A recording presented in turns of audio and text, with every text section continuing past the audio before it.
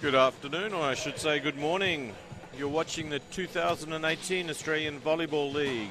We have the reserve grade men, down from Queensland, the Buccaneers, playing hosts the Canberra Cobras this morning. Just in the final stages of warm-up, and we'll see the first serve in a few minutes' time.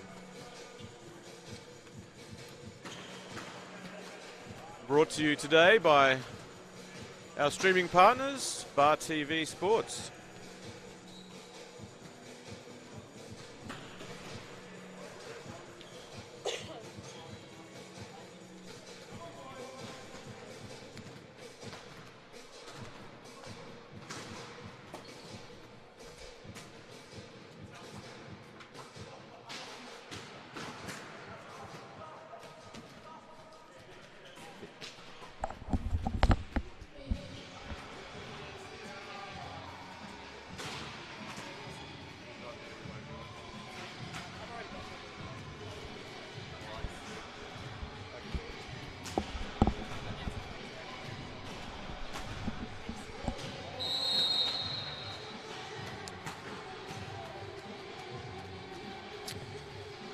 The referee has called the teams to the side.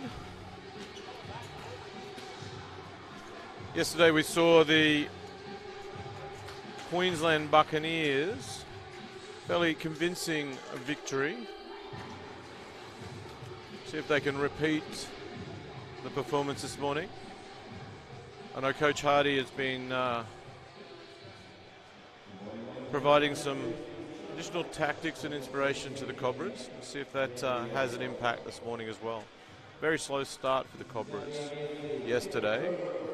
Have done that on the first day of a couple of the away rounds, but managed to come back and play well. So we'll see what they can do today. Buccaneers looking at maintaining their solid performance from yesterday.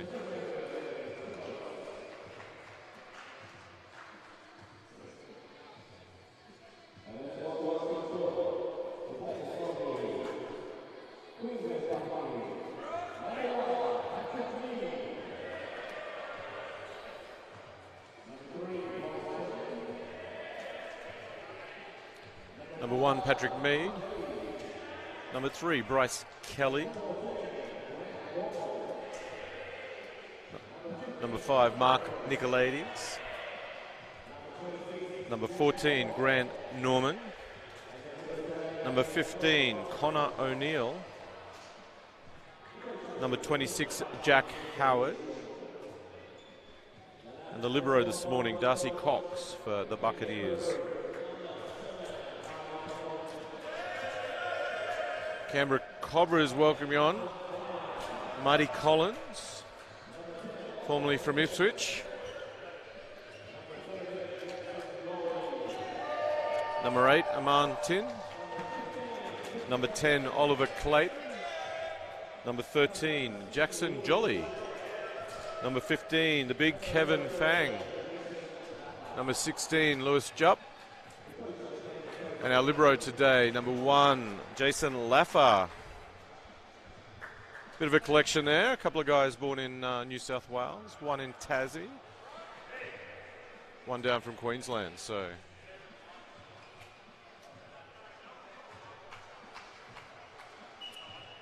Marty Collins used to play with some of these guys in the local league, so knows them quite well.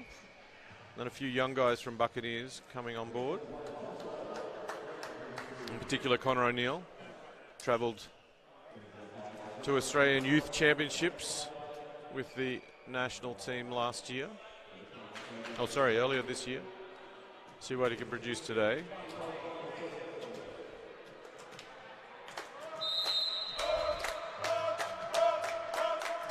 First serve for Cobras by Marty Collins. Testing out Cox as libero. So, clinical side out there by the Buccaneers. Pat Mead to serve for Buccaneers.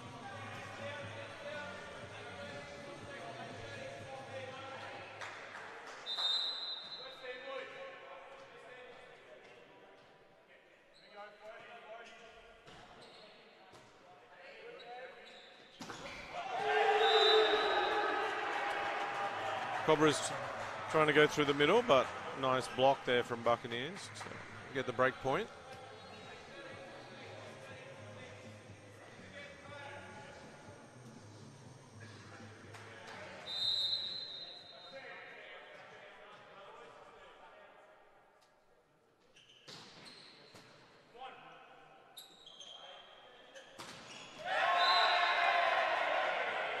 Lewis Jupp shut down as well.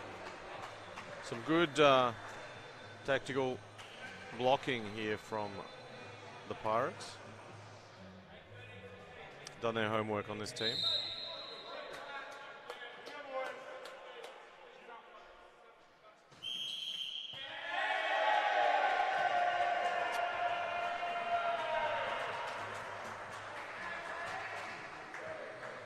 Interesting call. A couple of millimeters past. Normally that wouldn't be called at international level, but our referees not allowing anything today.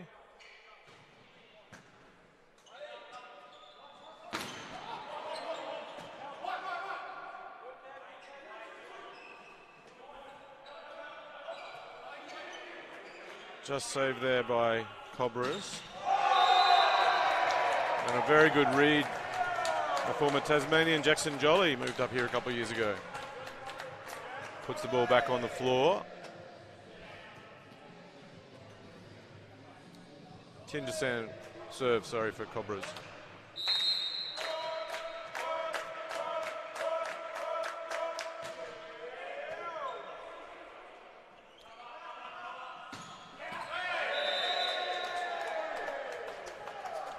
Just long there from Nicolaides.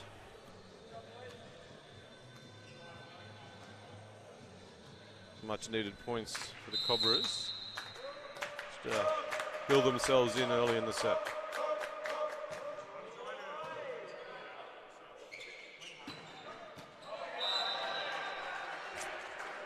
A little confusion in backcourt. Gives an easy point to Buccaneers. Nice margin at this stage of the set, 5 points to 2.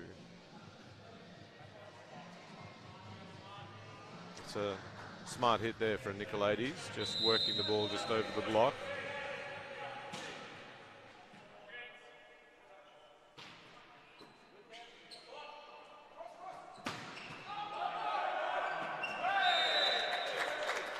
A nice swing there from Jupp, brings up the point. Started with a good first contact there by Fang, giving Cobras and setter Marty Collins all attacking options.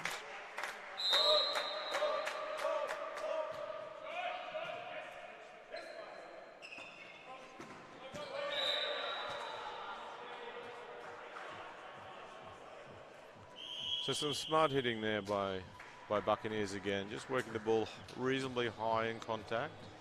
Not putting too much on it yet, but just working into good space. And Cobras maybe just need to do a little more in defense there, pick some of these balls up, a little tighter in block.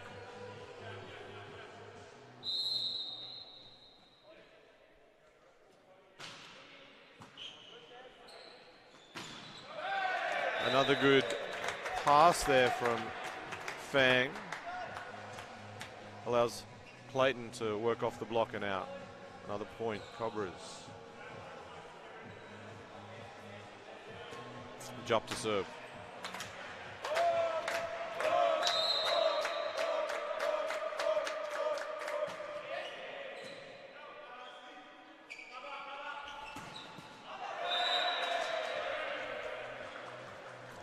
A higher ball gives Ivers plenty of time to swing down the line.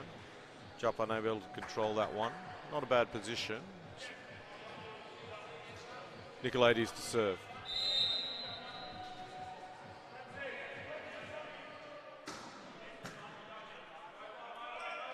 Again, a nice serve from Tin. Some little miscommunication on what that attack was. Not finding the quick there.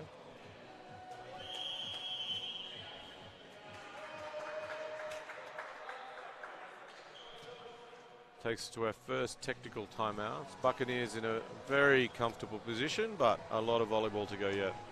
8 points to 4. Got a great day again of volleyball. 3 games yesterday, backed up by 3 games today. We have the reserve men live now, followed by the senior women playing at 11 on this Remembrance Day weekend. And then a great match coming up at 1. With these teams looking to keep or stay on top of the ladder, this game could be a decider. Pirates with the upper hand, having won 2 out of the last 3 battles. Their 2 home games. They beat the Heat last weekend. Heat managed to take 1 back yesterday with a 3-0 win. Important game for both teams to set themselves up with only 1 round to go in the tournament. Fighting it out for that minor premiership.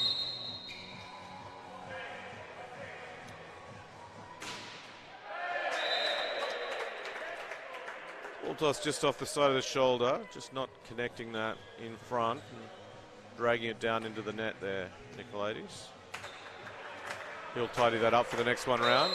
Normally a nice topspin server. Good idea there from Fang, but just sends it wide. Just a little rush on serve. These guys testing each other out.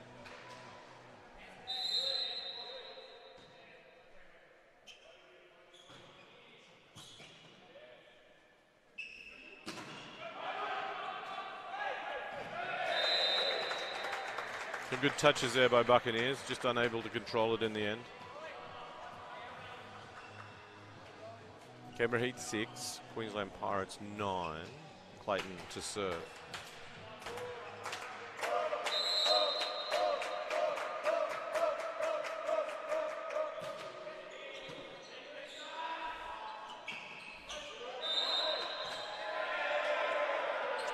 Net touch call there on our Cobra's middle blocker.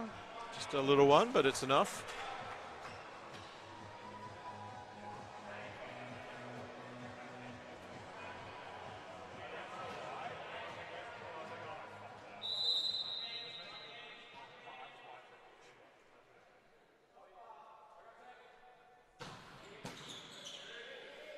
It's good hide on that pass there from Fang.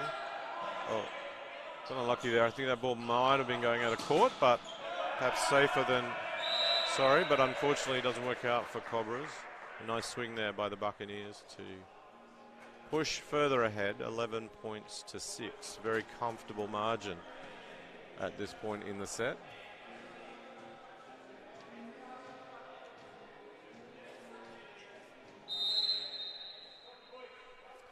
Ivers to serve.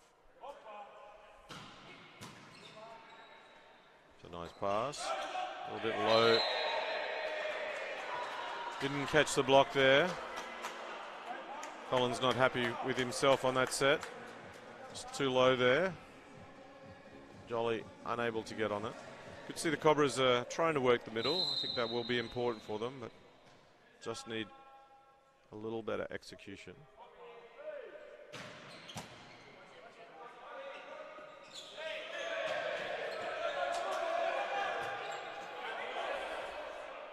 Good save there by Collins. Jump reading the push. Nice hit by Tim. And Jolly managing to finish that with the block.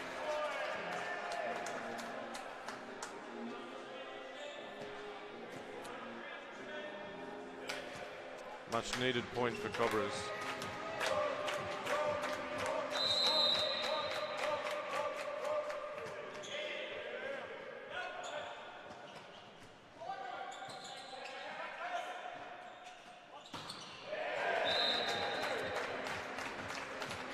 Jupp probably getting under that ball a little bit too much, but he still managed to work it off the hands.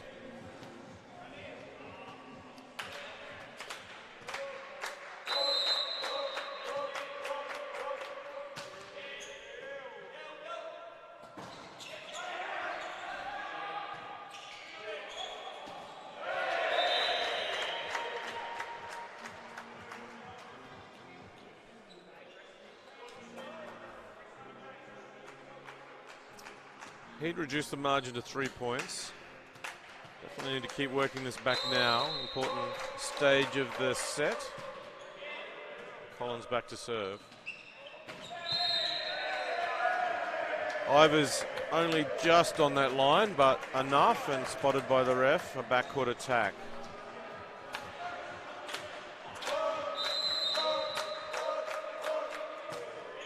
Nice set though by Buccaneers.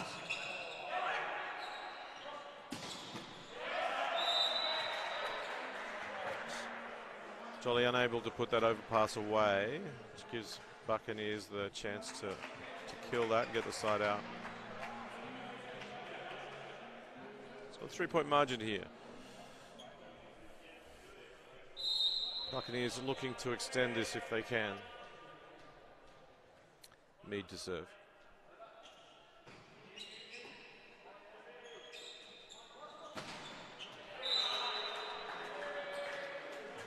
Nice tidy block there on Jupp. Maybe be able to find the seam there a little more that was open, but he'll keep working that. Been swinging pretty well this set. Just getting into the groove. A number of these players on both teams coming through exam periods at the moment. It was interesting juggling work and school life with volleyball in Australia.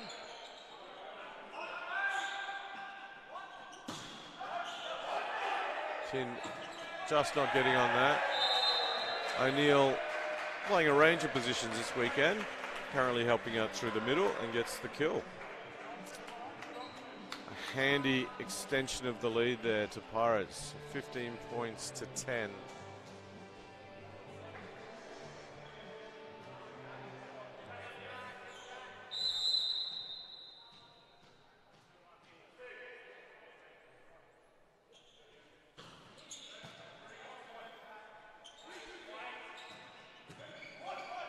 Jupp outside the block. Nice swing by Nicolaides. Laffer maintains it. And enough there on that hit from Tin to get the point for Heat to keep themselves in this set.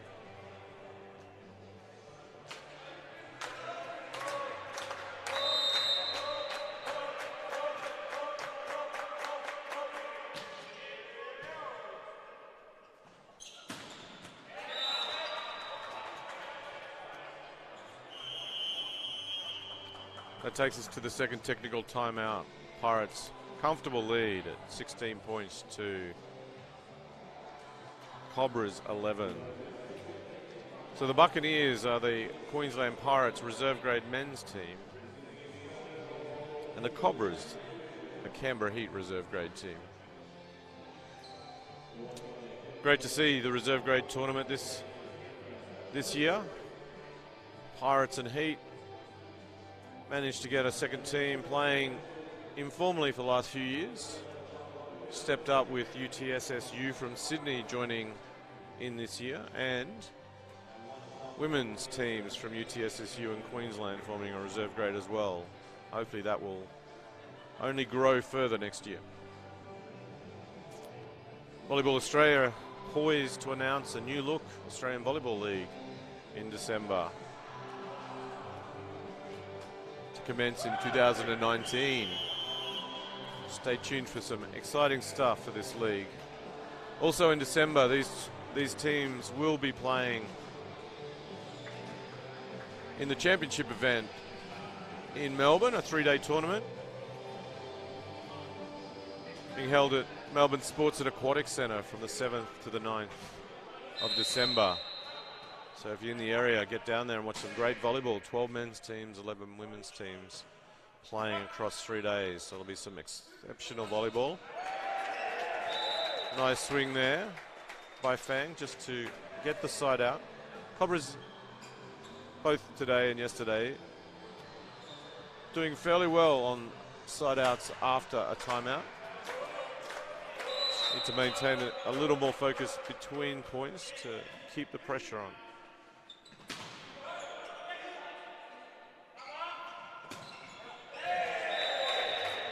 Uncharacteristic error there from Queensland. set going a bit wide. Nicolaides unable to put that into court.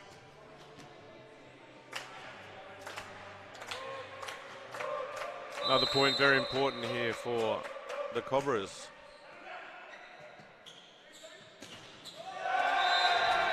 And that block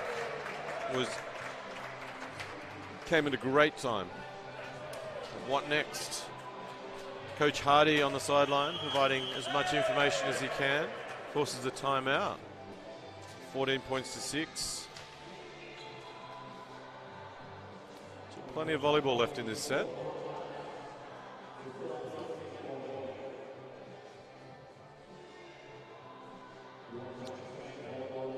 Coach Ben Hardy, dual Olympian, former assistant coach of the national men's team, has coached under 23s for Australia. Great to have him involved with the Canberra Heat club, in particularly working with our younger players. Also coached under 15 girls from ACT at the recent Australian Volleyball Championships.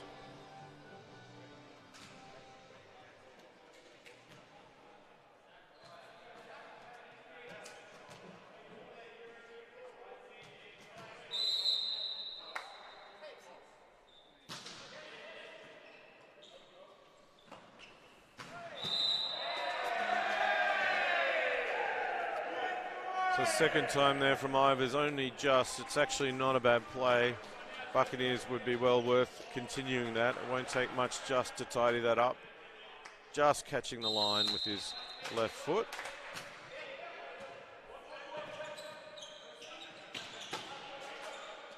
Good defense there from Collins. Unfortunately, just not adjusting onto that shorter set, off the tape and out.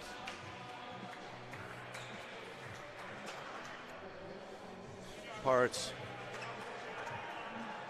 / Buccaneers maintaining a 2-point margin.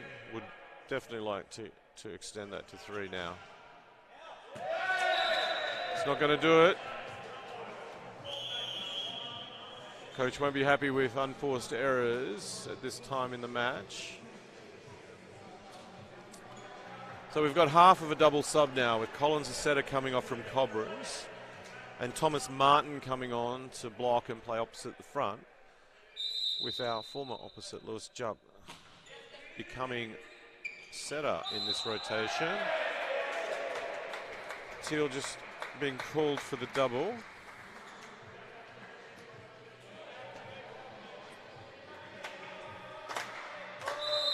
It's a double contact, which is fine on the first contact over the net, but once the ball's in play, it needs to be cleaner than that. Nicolaides back to serve. Buccaneers definitely not panicking here, maintaining composure. They'll still have the lead.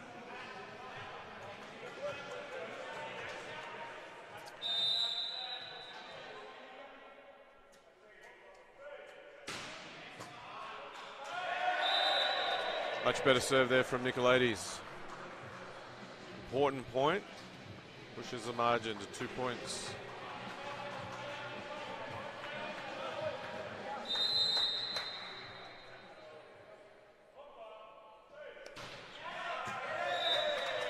Couldn't maintain it. Nicolaides generally looking for that cross-court top spin serve. Really trying to work it down the left-hand side of the Cobras court. That time just working across the ball and pushing it long.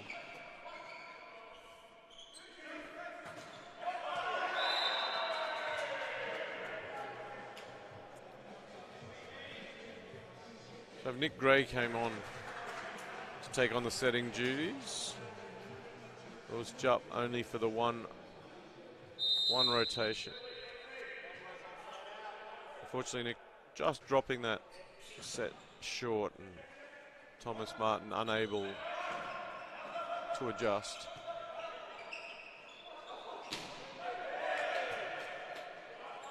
Oh. Never like to see players go down. Just Good commitment, 2 players going for the ball.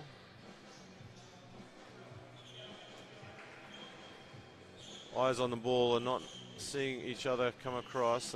That's not good. Might have to have a sub here from Queensland.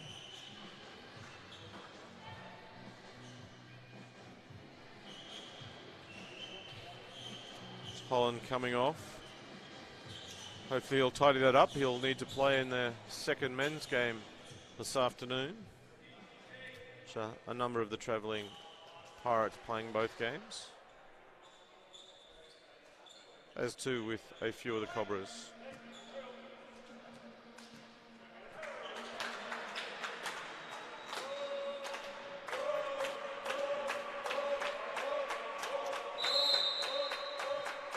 Cobras looking to equalise the scores at this critical part of the match. Nice serve there by Clayton.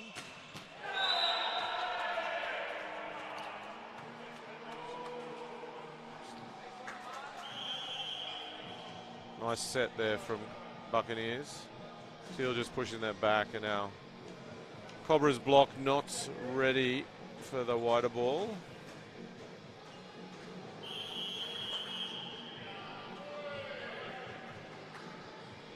Kelly to serve.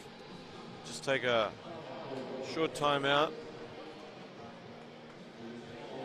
Coach Hardy just wanting to give Kelly a little bit of time to think about his serve.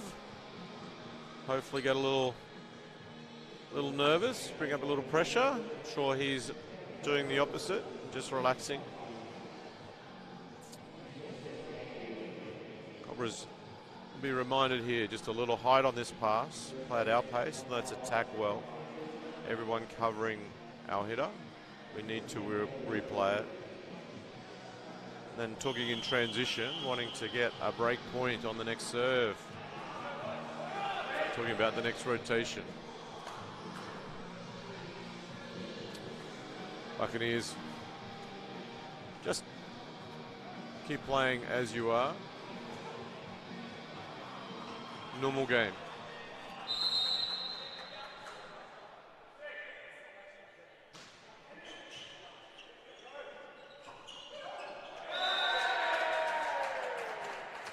One-handed set there by Dad, Nick Gray.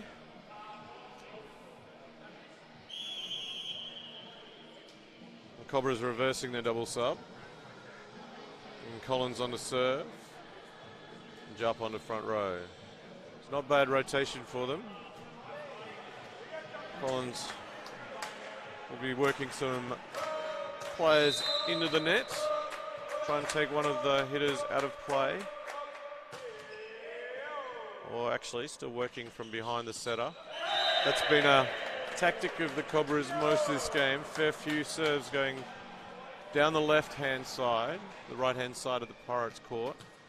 Just means the ball coming over the head of the setter, just slightly more difficult. Just mixing it up there. It's a nice swing. Keeps the Pirates in front, 22-21. Anyone's game. A little stronger block there from Tindy, would have had that. Pushed over, take the angle away.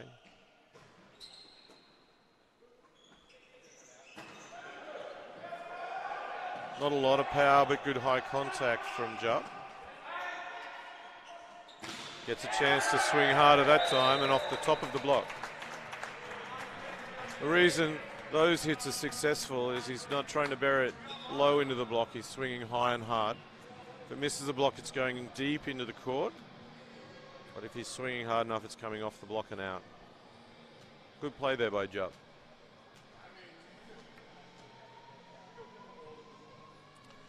All tied up here at 22 all. Buccaneers taking their time with wiping up some sweat here in Canberra, the Australian Institute of Sport. Better than a timeout, you could say. Just giving Cobras something to think about before the serve.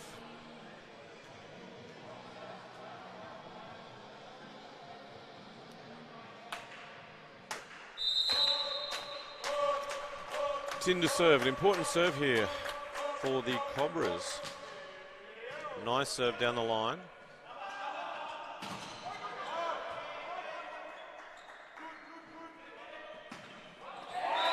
It's a great play there.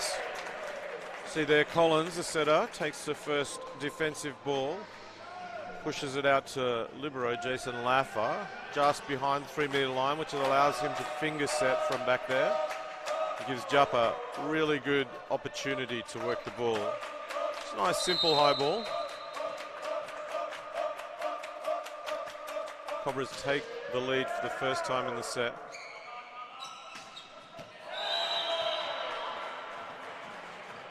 Just a little untidy on block. And we're even again. 23 all. O'Neill to serve. This has been a good rotation for the Buccaneers. Cobras looking to side out straight away.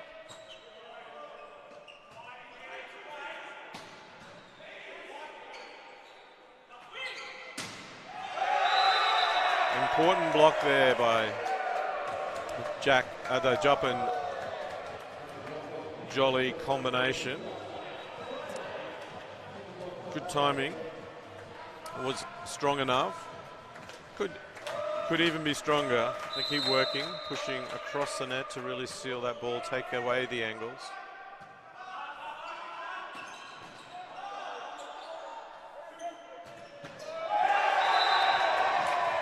And great hit there by Fang to give Cobras the first set.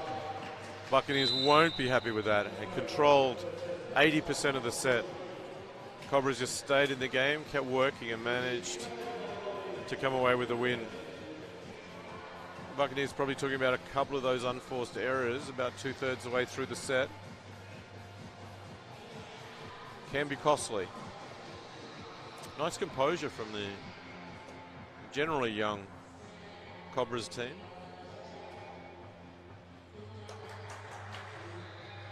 A couple of 14-year-olds on the squad today. Recently playing in the under-17s team for ACT. Both will be playing at Schools Cup in Melbourne in the Lynham school team. Australian Volleyball Schools Cup, one of the best sporting events in the world. 5,000 to 6,000 athletes, school-aged athletes playing volleyball over a week in Melbourne at Melbourne Sports and Aquatic Centre. Time to occur after the Championship Series. It's held the 7th to 9th. It'll kick off with the opening ceremony on the 9th of December and play through that week. Brings a lot of people, a lot of money into Melbourne. One of the best sporting events in the Southern Hemisphere for sure.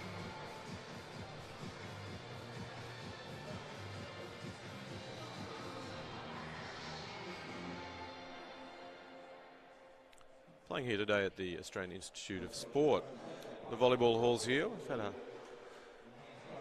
Volleyball Australia program here for many, many years. The home of our senior volleyaroos when they're in Australia. Many of our senior players playing professionally in club teams across Europe and South America in particular. Very, very good money in a number of those teams, and we've got some very good players in the world. Australia consistently in the top 15 in the world in the last 15 or so years. All on the back of the program here in Canberra and a number of other great academies and programs and state programs building athletes through the pathway. The Australian Institute of Sport Centre of Excellence players are actually up in Sydney this weekend, playing some friendlies against a few locals up there, preparing themselves for the championship event in December. Young athletes from across the country.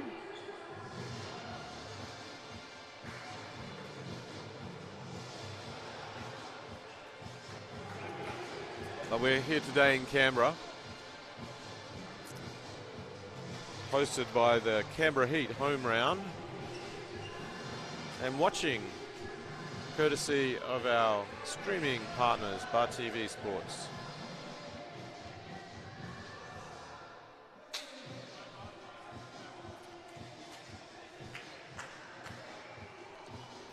So a much better start from Canberra Heat today. And their reserve men's team, the Cobras.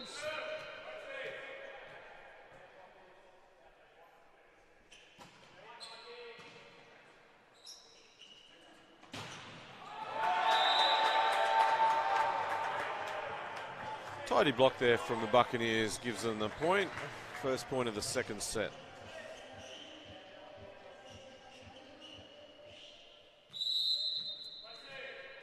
Kelly to serve.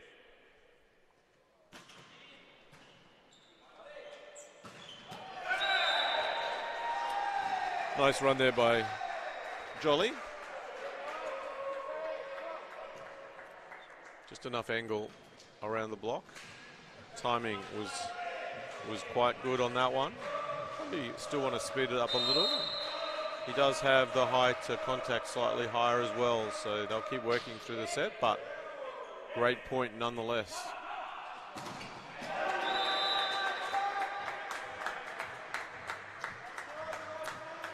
Buccaneers just working that off the block.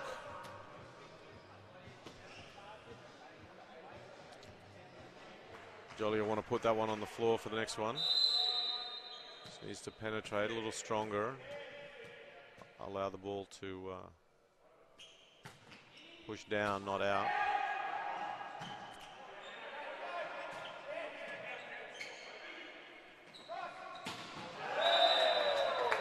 Great turn down the line. Norman playing well. Let's see what he does for the rest of the set.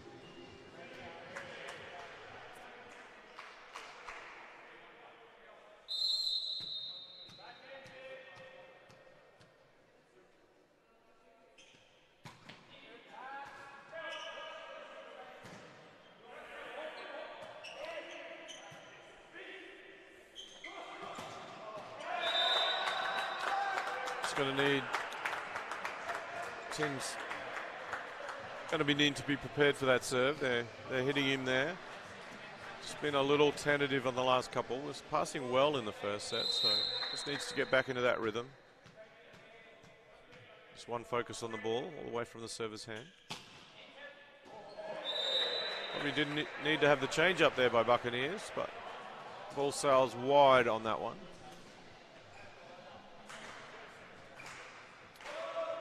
Similar position to last set at this stage.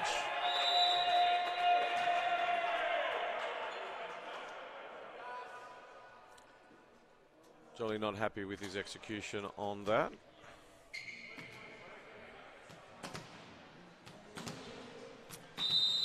Assistant coach Andre Bourgeot just providing him a little bit of guidance on block penetration in particular, position and timing.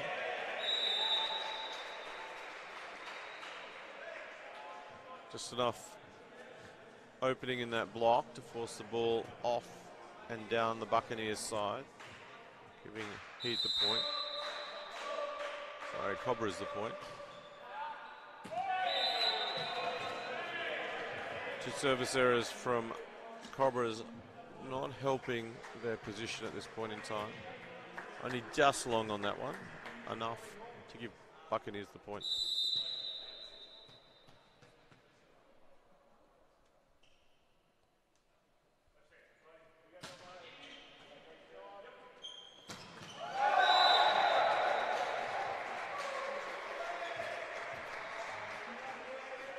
Nice fast play there by Cobras.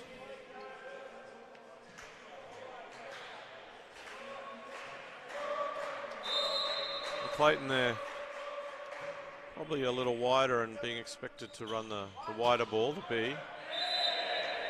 But stepped in for the A quick, the closer ball.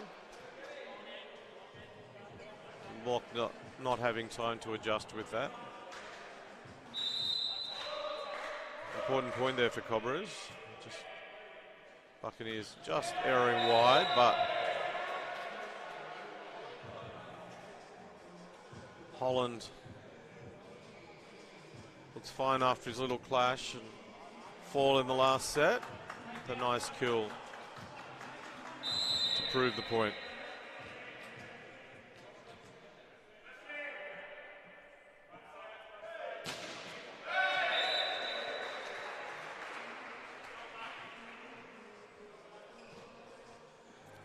Point for point game. It's great volleyball.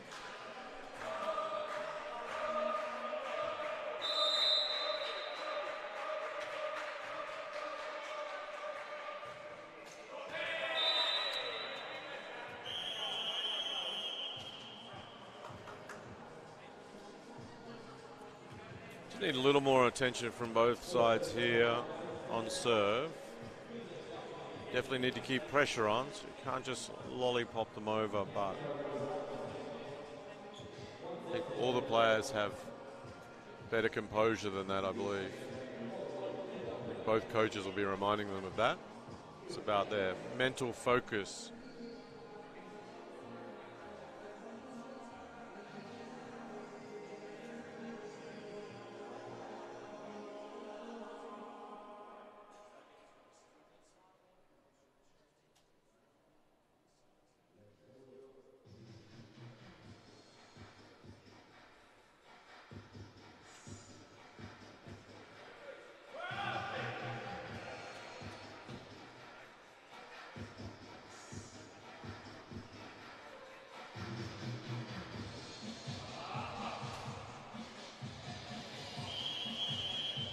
So that's our first technical timeout done. Anyone's game at the moment.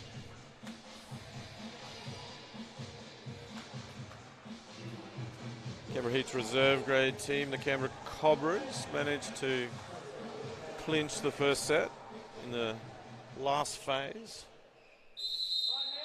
Buccaneers had controlled it for the majority of the first set, as they are at the moment.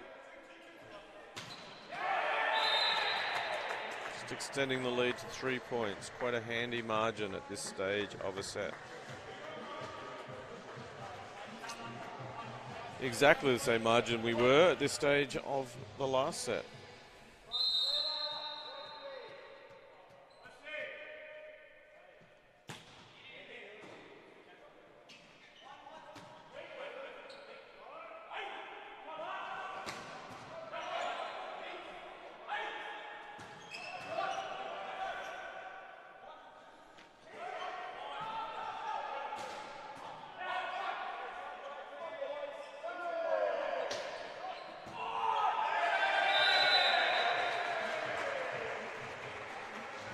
Error there from Buccaneers. A couple of opportunities for both teams. The Cobras come up with the point.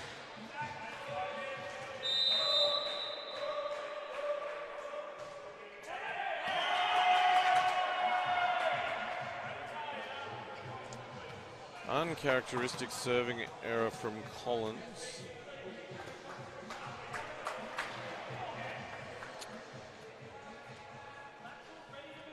Great to see somebody of Collins' ilk still playing the game, helping out these young guys. Been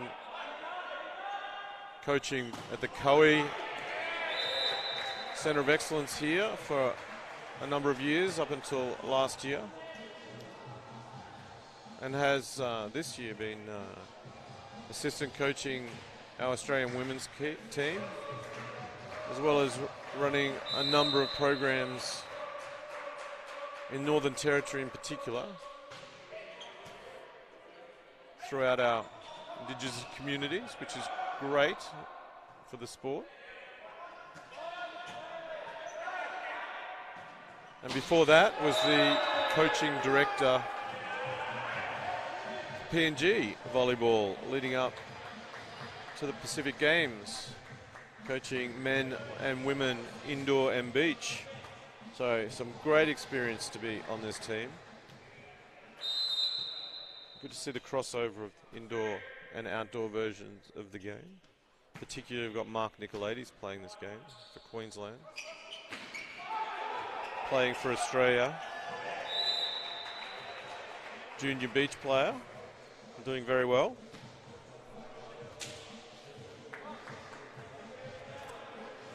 Teamed up with James Tacken, who was here at the Centre of Excellence up until earlier this year and is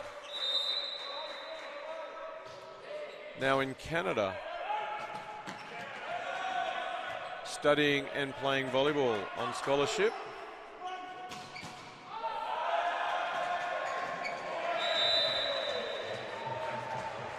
Important point there for Cobras. Large number of Australian athletes currently overseas. Younger athletes studying in Canada and the US in particular. And our senior players and developing players playing professionally in Europe and South America.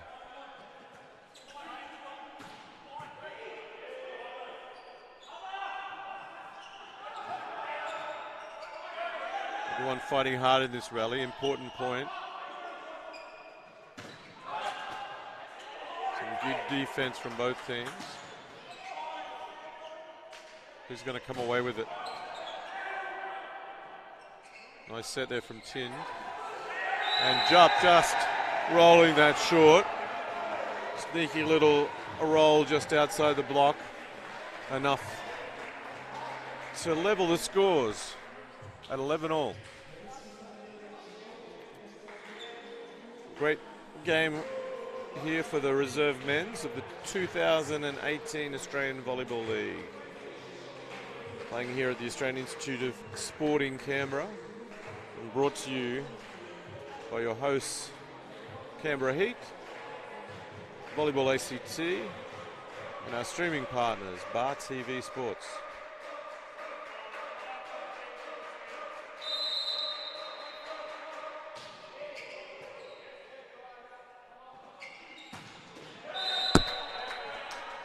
Nice swing there.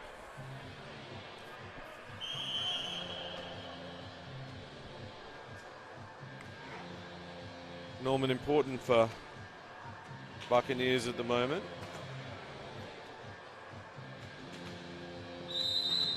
Again, a good rotation if O'Neill can maintain his hard flat float serve.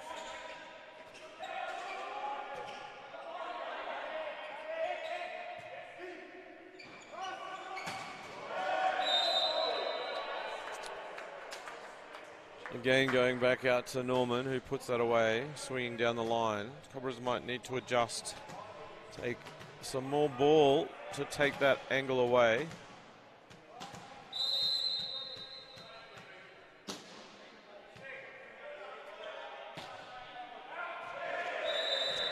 Just rush that serve there, O'Neill.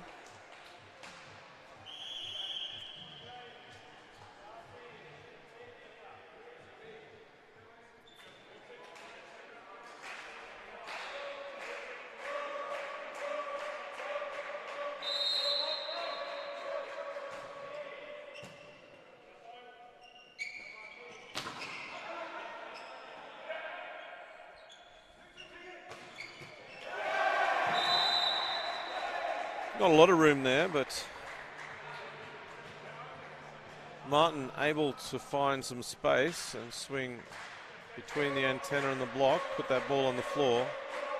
13-all, anyone's game. Jump to serve.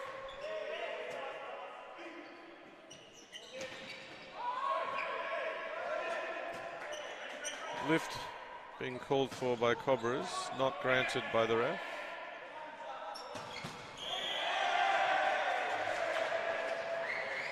Either way, Cobras point and take the lead. First time in the set, 14 points to Buccaneers 13.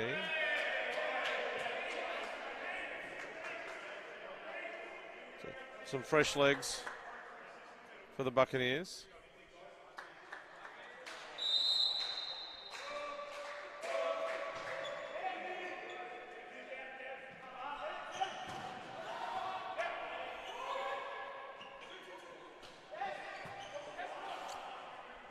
Out to Pierce again. Just not able to control that one.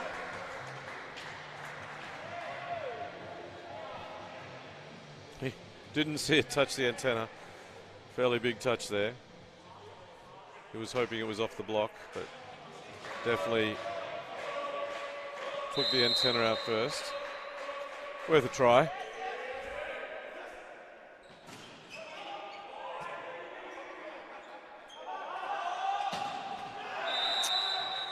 Cobra's not adjusting to the shorter set there.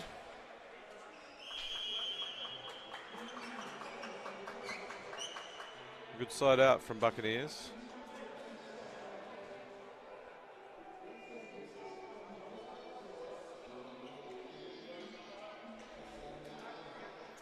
This is volleyball, point for point. Team working hard. And both teams have got a little more aggression in attack if they want to bring it out. You can see Buccaneers working two main serving tactics at the moment. Earlier on, trying to hit Tind down the left, and then working that right-hand line, taking a bit of risk. If you can execute, that pays off very well. Fortunately, a few errors, which just gives the Cobras a 2-point margin at the second technical timeout. Can they maintain it for this last phase?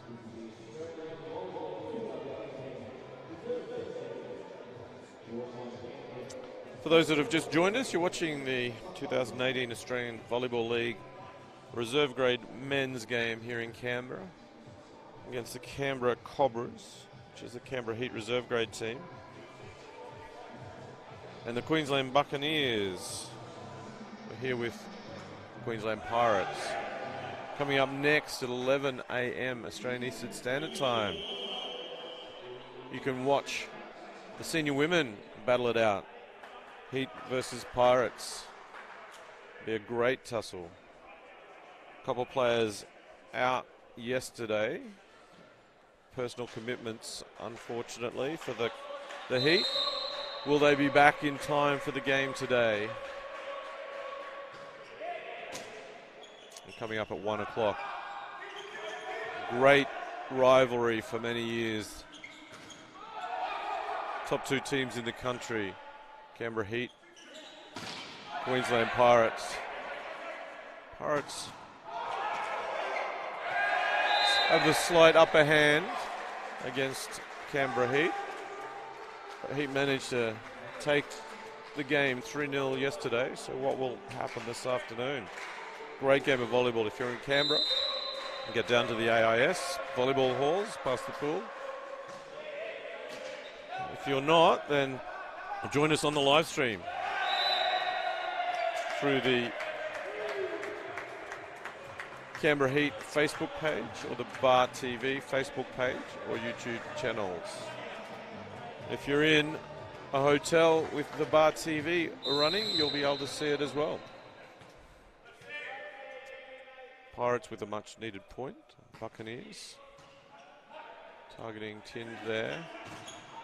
Good swing from Aman Tind, just not getting it on the floor. And excellent defense there from Jason Laffer. Just allows nice, easy attack from backcourt. The backcourt pipe there from Fang, putting it on the floor.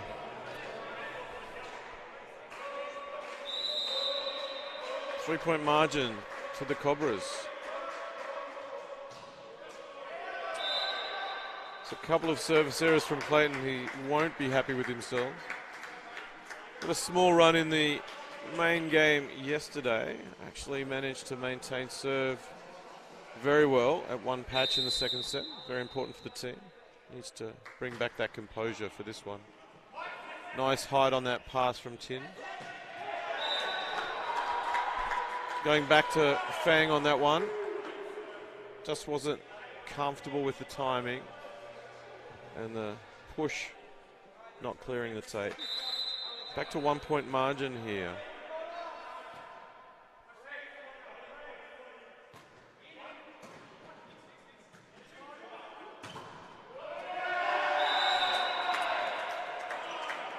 Nice block there.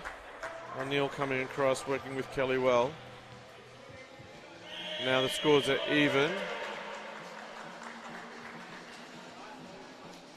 Coach Hardy just taking the chance for a timeout, settle the ship. It's a really good run from Buccaneers. Anyone's game again. Really good volleyball.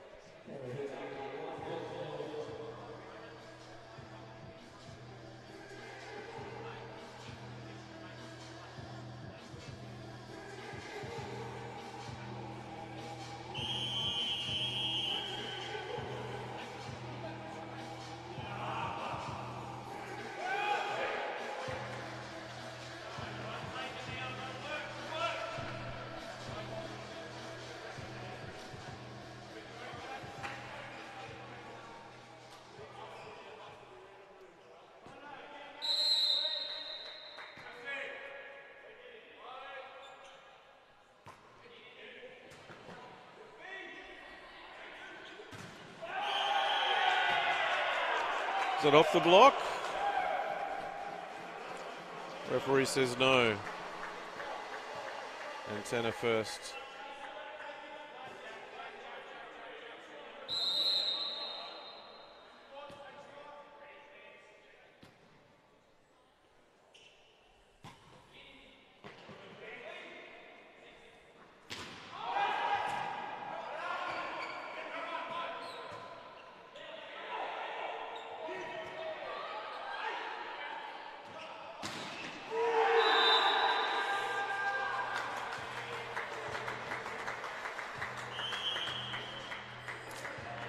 Buccaneers extend the lead. Very important time in the match. Leading 20 points to 18. Some great pressure after the technical timeout. Come back even. And now take the lead again. Learned some lessons from the last set. Youngster Gus Lyon on court for Cobras now. Great to see him playing.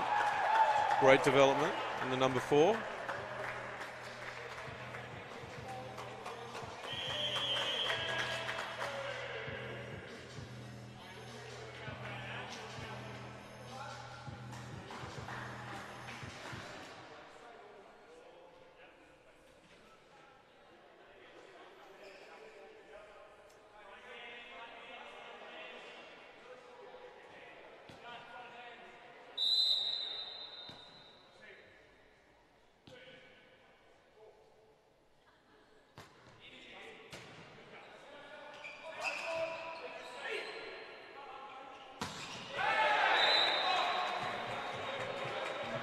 Looking for that line again from back row this time. Norman just not getting around it. Probably would have preferred that set a little further forward so he could stay behind it. Ended up pulling that into the tape. Important passage here for both teams. He's going to come out on top.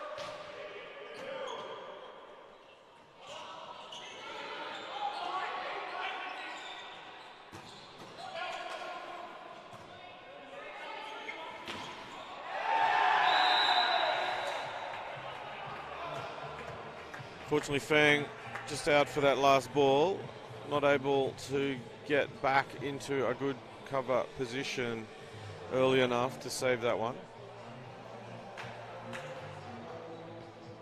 Probably regretting not working a little harder on that, but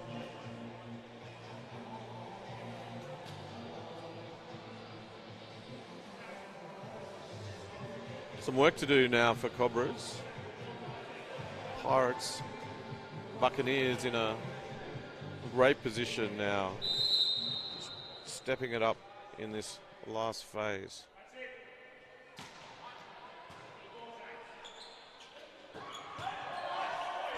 Good time to work the quick. The set is pushed off center. Enough great composure there from Buccaneers.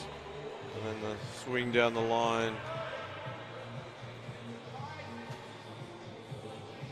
Very smart play there.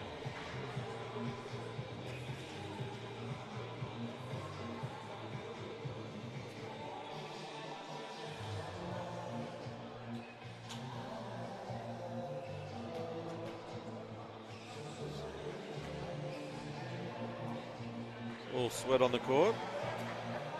Cleaned up.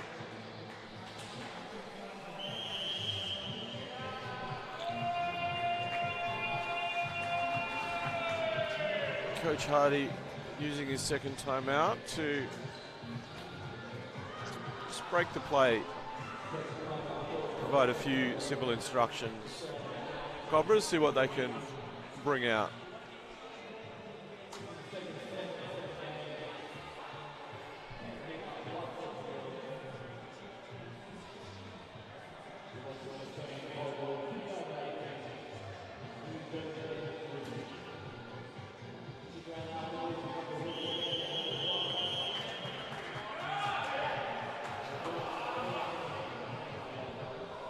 Generally, the refereeing has been pretty good today.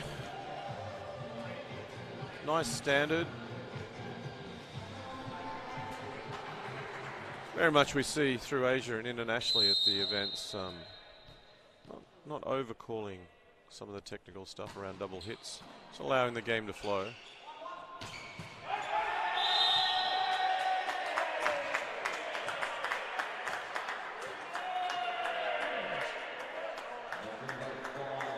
Some question on whether that did catch the antenna, but whether it was just the top of the tape, but looks like it did in the replay. Referee Jake Passia right on the ball on that one.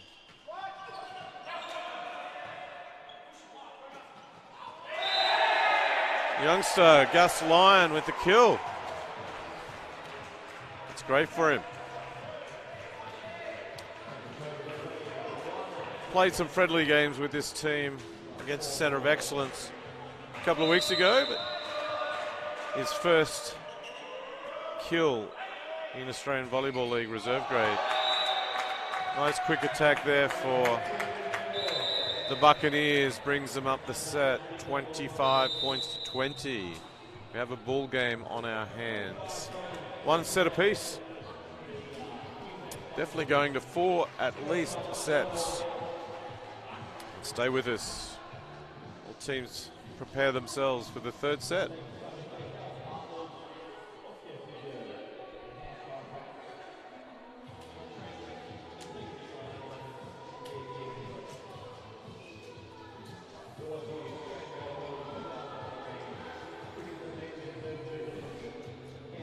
Queensland Pirates program and the Buccaneers benefiting from a very successful Queensland Academy of Sport Volleyball Australia program in Brisbane. Now expanding out to some regional areas as well. On top of some great support from our schooling system with some volleyball programs within schools. Definitely pays dividends. A high percentage of national team players coming from Queensland.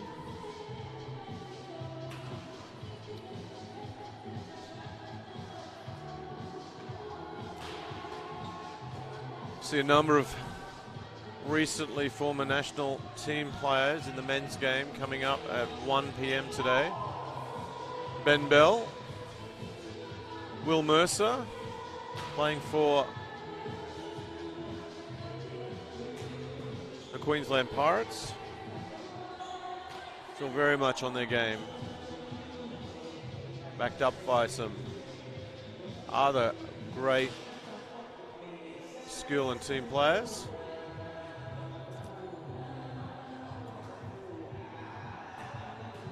The new libero, starting libero this year, recently joined them, Jack Halley. Played very well last weekend at home. Has played for Canberra Heat for 2 seasons, and most recently travelled to Myanmar with Canberra Heat for the Asian Clubs Championships. Now, friend off the court, rival on the court. Be great tussle this afternoon between the two teams.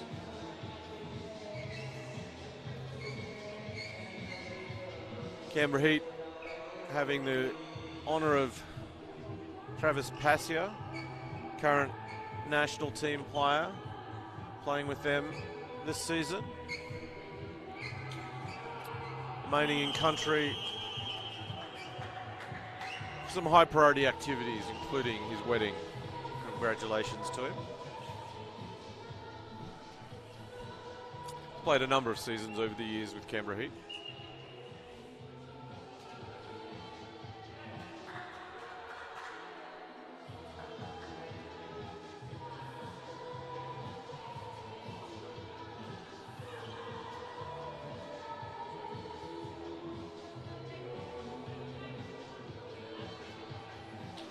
Going to this third set.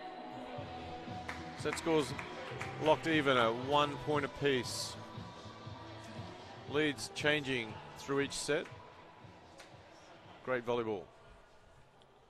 Both teams have got a little more in the tank. We'll see if they can step up or who steps up first.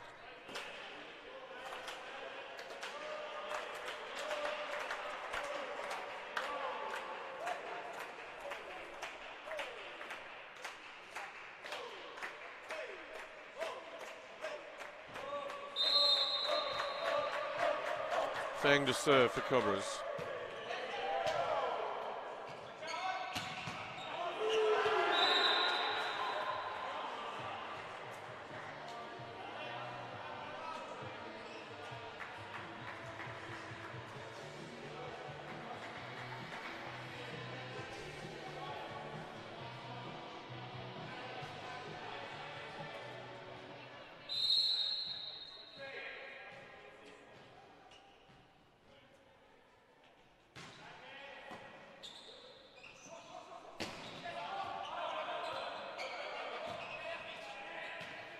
Saved by Cobras. Unfortunately, swing out there by Buccaneers. Need to keep swinging though. It's only just out. Ah, overruled. Collins asking about the elbow from the Buccaneers in the net as well. Not sure what was called then. Ball clearly out of court and called by the linesman. Maybe there was a Heat net touch found in amongst that.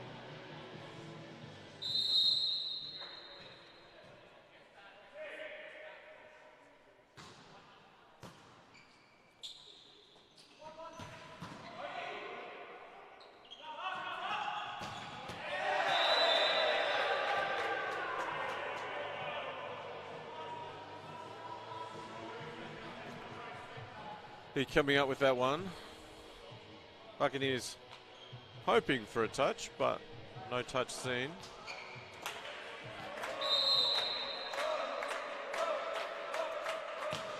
Canberra Cobras, the Canberra Heat reserve grade men's team.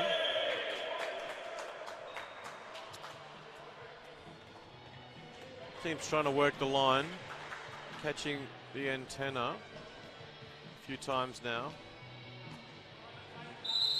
All sets.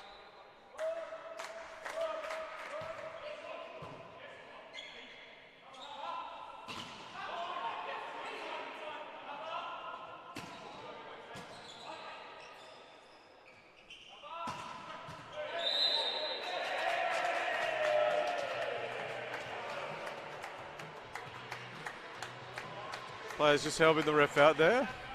Make sure they see these net touches. It's their advantage.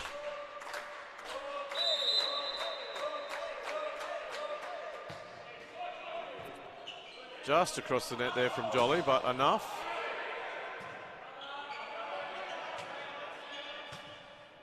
Good height. And off the block and out. Nice handy lead for the Cobras. That said, we've seen leads change very rapidly in the previous two sets. Just an overcorrection there on Jolly. Last one just a touch low, just made it across the tape, and probably thinking about that as the ball goes out the back.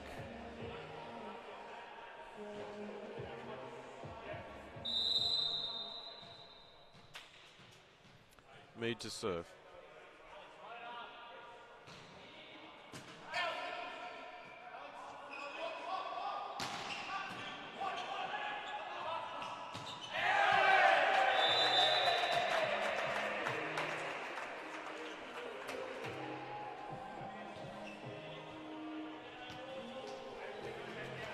It's good blocking pressure there.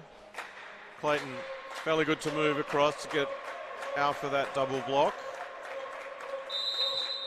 Forcing a little extra from Buccaneers, which draws the error.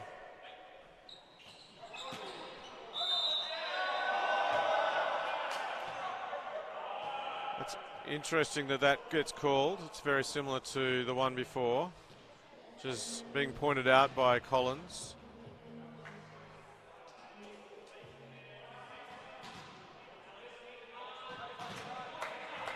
Always difficult for referees interpreting calls, handling. Players always willing to help them out though, and coaches.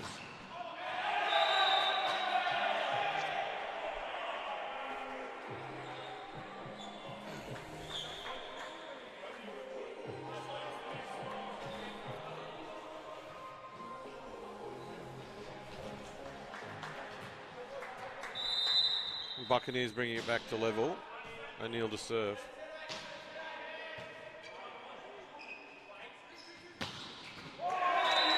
Nice back row attack there from Jupp.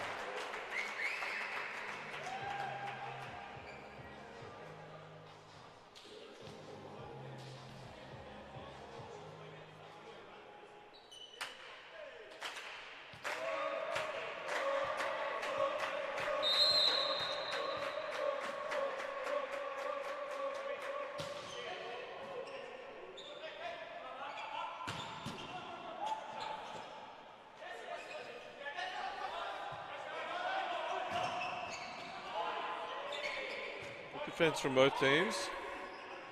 Who'll make the most of it?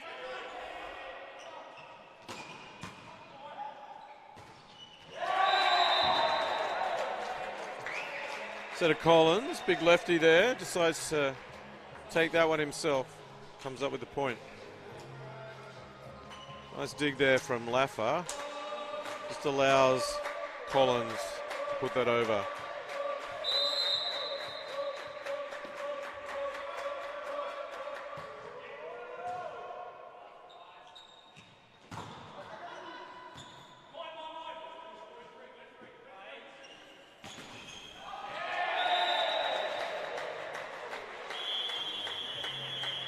That takes us to a first technical timeout.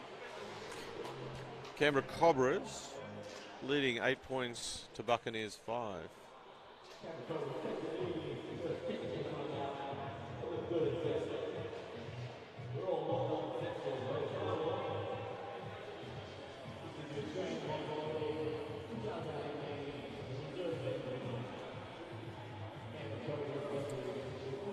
Coming up after this game, we have our senior women.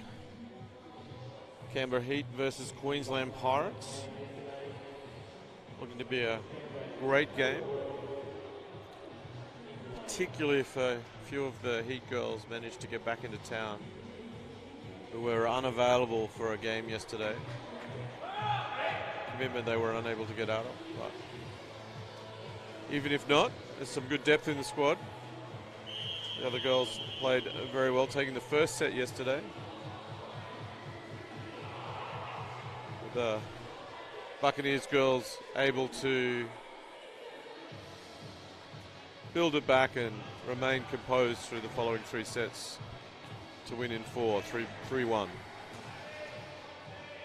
Can the Heat girls reverse that today?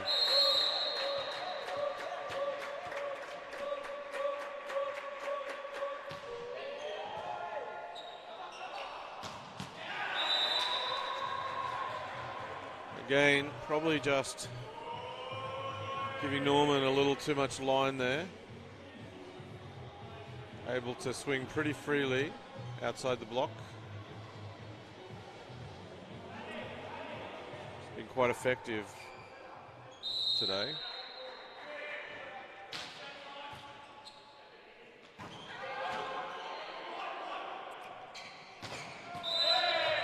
unusual from Collins. Normally doesn't swing twice, but trying to catch them off guard. Enough. And Buccaneers with the error. The reverse of the scores in the first two set at this stage. Queensland Pirates 6, the Buccaneers 6 to the Canberra Cobras 9.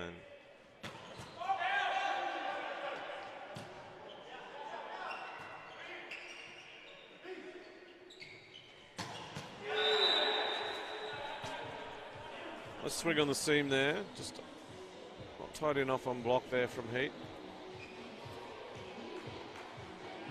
Shall I say Cobras, the Canberra Heat reserve grade men's team.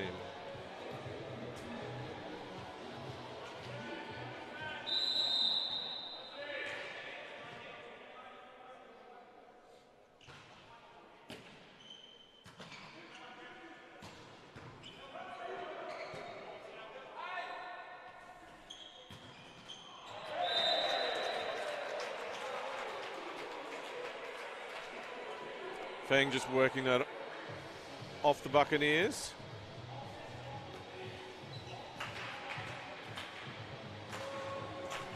Maintaining a 3-point margin. Buccaneers definitely know how to bring this back though. And plenty in the set to go.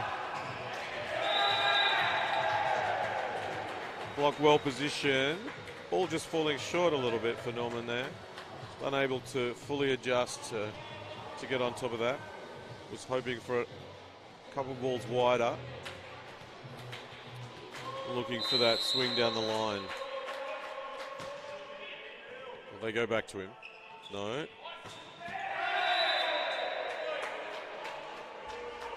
Collins well on the line defending.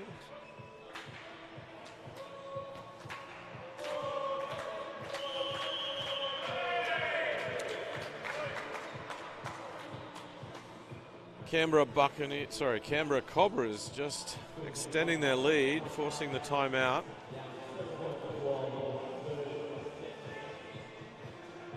Some great play, but not a time to be complacent.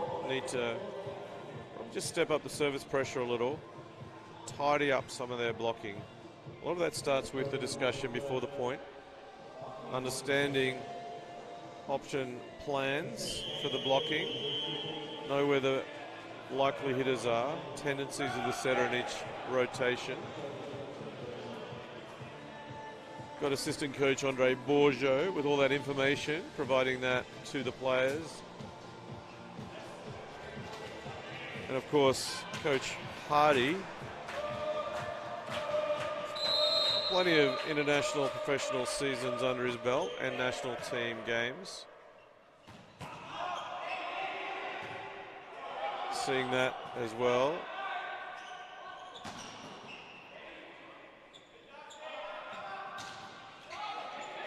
Touch there by Fang. Fortunately, sloppy on the block there.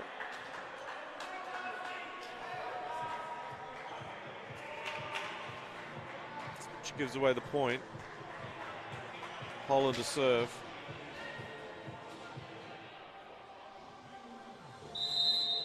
Only just.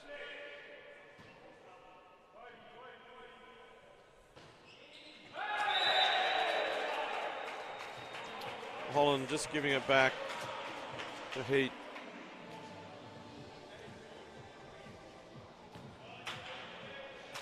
Four-point margin. Canberra Cobras.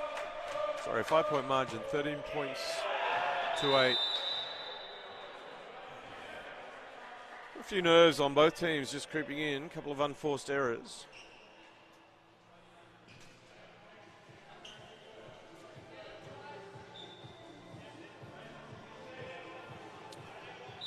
Kelly's serve is going to be looking for down the line to Tind.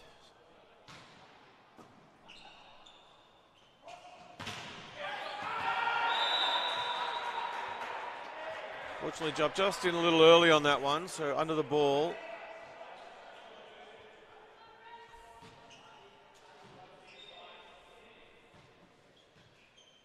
Buccaneers reduce the margin to 3.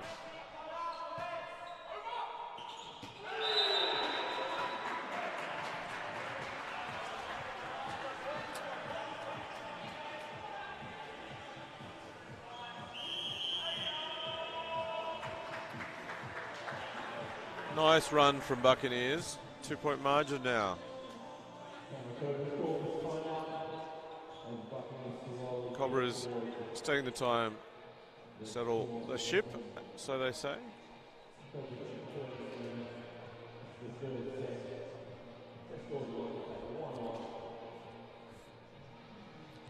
Refresh your heads, refocus. Buccaneers with the benefit of a nice run to build on. See if they can maintain this momentum. Next serve and next point will be important for both teams.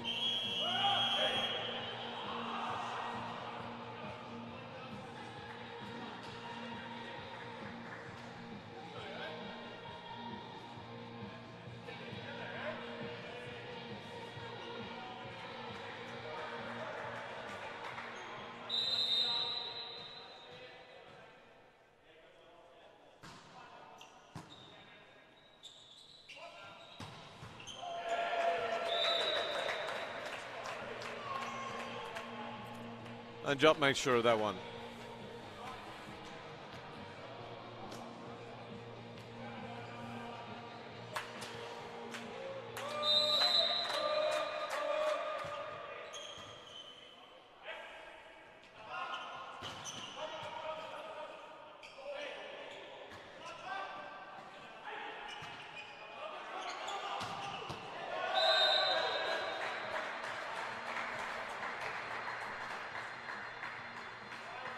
Norman adjusts well on that one. Swings well straight down to the deep into court.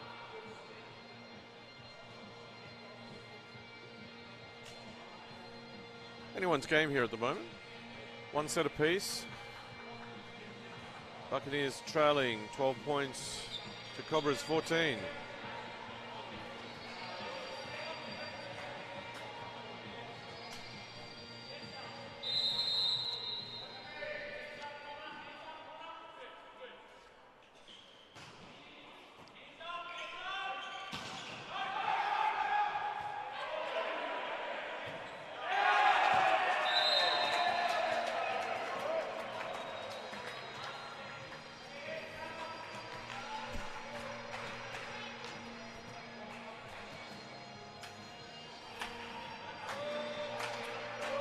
Both teams remaining composed now. Seeing less unforced errors from both teams, which is good.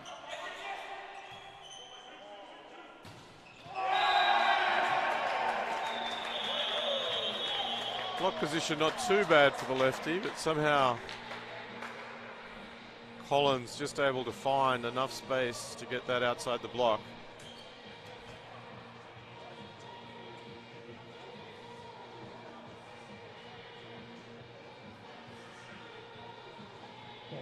And a nice margin at the second technical timeout. 16 points to Buccaneers 12.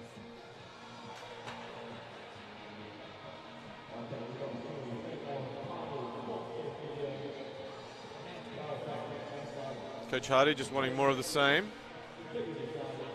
Nice and tidy. Good preparation before each point.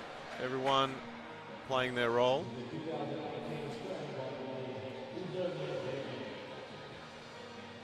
Assistant coach for the Buccaneers, Frog Marshall, is providing some words of inspiration to the troops on this Remembrance Day,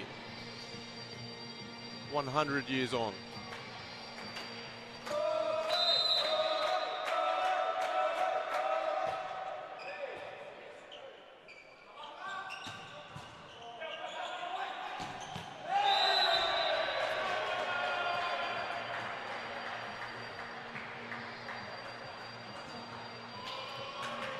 And O'Neill to serve.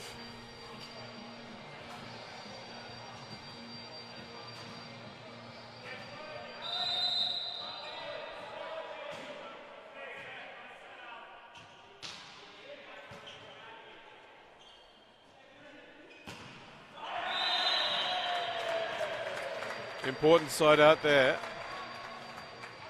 And the Cobras maintain their margin. 17 points to 13. The last set, this is where the Buccaneers just took control a little. Hardy will be aware of this and just making his team focus on the point in front of them.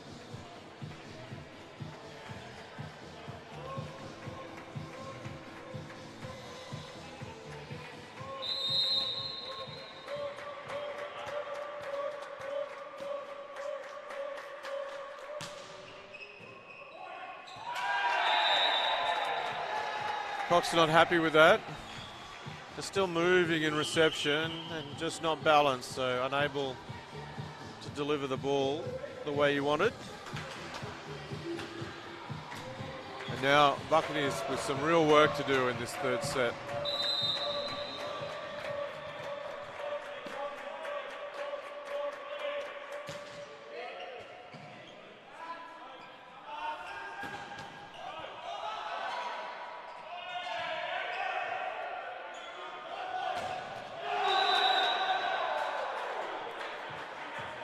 Worked off the blocker now.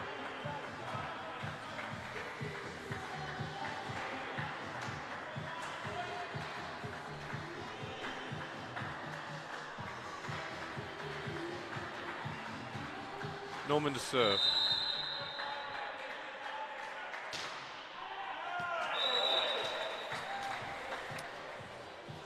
Not what they wanted.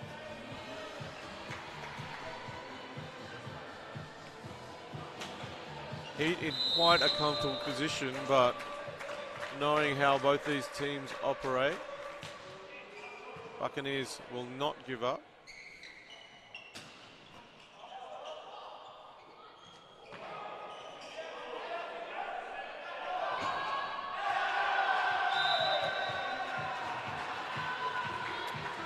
A little bit of scrappy play there from the Cobras. They won't be happy with that. They want to tidy that up in this next one. And a side out. Pearce, we're keen to make sure this serve is in good position. Probably looking for straight down the line. Oh no. Targeting Tind is the plan by the looks. See where it goes. Cobras a comfortable lead, but Buccaneers really wanting to close this margin.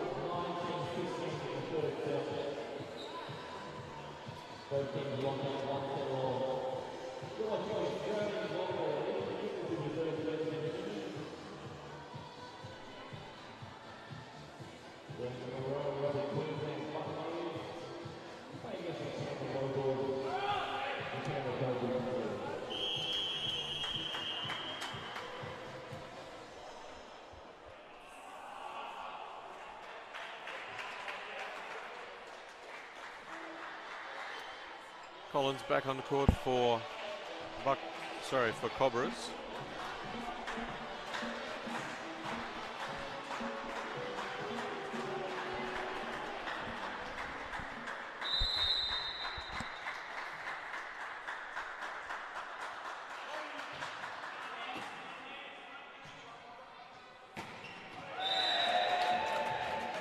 Good swing there from Fang. Important point for the Cobras, not what the Buccaneers were after. A couple of service errors meant Buccaneers just taking a bit off it to make sure the ball goes in, but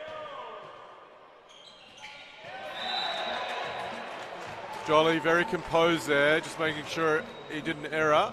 Just roll the ball back into a good part of court. Didn't need to bounce it. Doesn't matter what speed it touches the floor, still a point.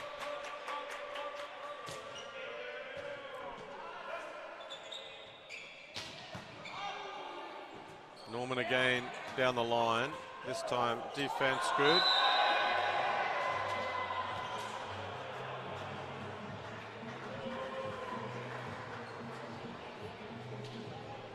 Fortunately not coming off for Jolly on that occasion.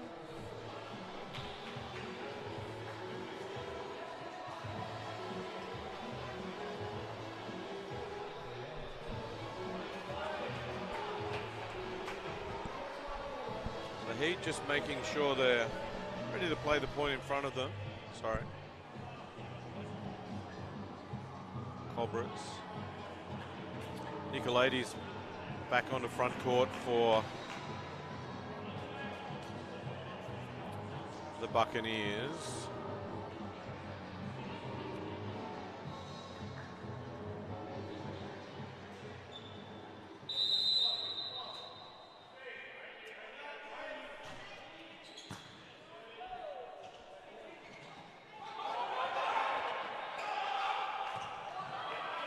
Smart roll from Fang, but Buccaneers good enough to get that up.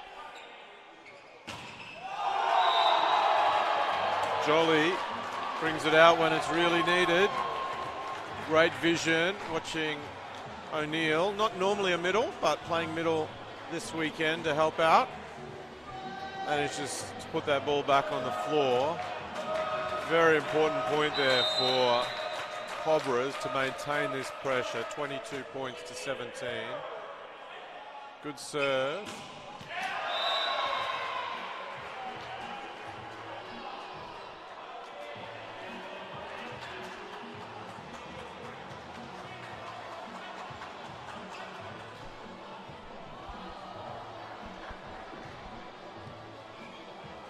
Nicolaides a little bit hot and cold with his serving today.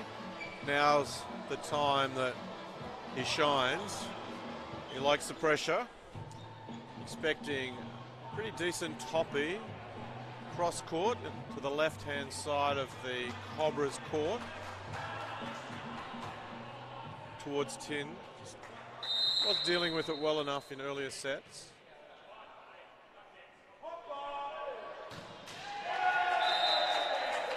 Again, tried to turn that one the other side of court, similar to how the erred previously. He won't be happy with that. He'll keep working on it.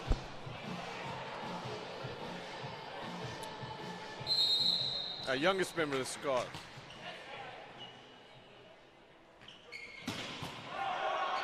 On court at this point in time. Number 6, Jack Darren. He was on for the block and he's off again. Welcome to first grade. Smiling about it. He's been on court now. Good opportunity for him to be around the team, inside the game, see what's happening, listen to the coach, the other team players. More happening than just the 6 players on court. Nice adjustment there. Norman been swinging predominantly line all match. That ball a little short. Only option to swing cross. The block just not adjusting on the Cobras side. Something they need to tidy up. 3-point margin. Coach Hardy will be very nervous at this point in time. That will help a lot. Mead very not happy with that. Normally very consistent, uncharacteristic.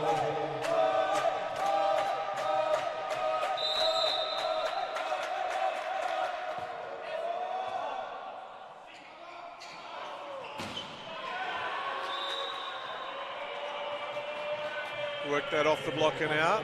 O'Neill to serve. No pressure here, of course.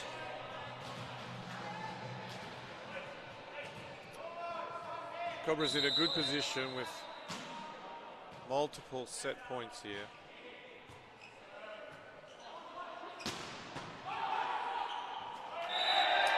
And they only need that one.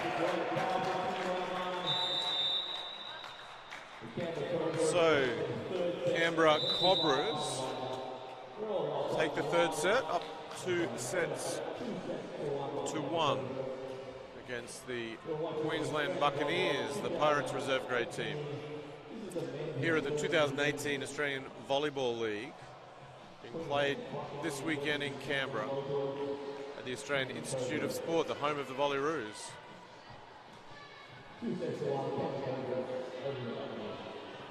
Buccaneers with a little work to do if they want a must-win set, if they want to stay in this and take it to a fifth. Playing reasonably well.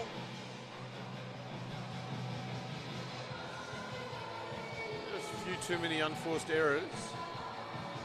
A few too many in the middle of the set from the Cobras as well, but managed to get themselves out of that.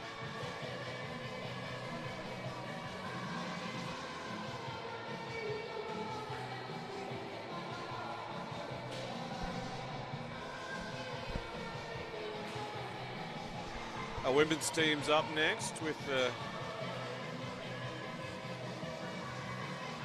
teams having a chat, preparing themselves for the game, just reminding themselves of the scouting and tactics that they've put in place. See who can execute them better than the other team on the day.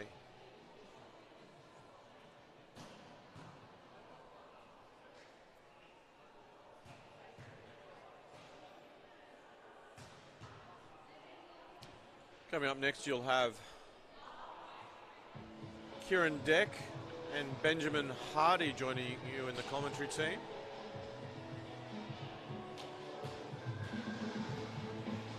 This is Les Young. I'll take a break and rest up, ready to coach the Canberra Heat men. Second game today. Third game, shall I say.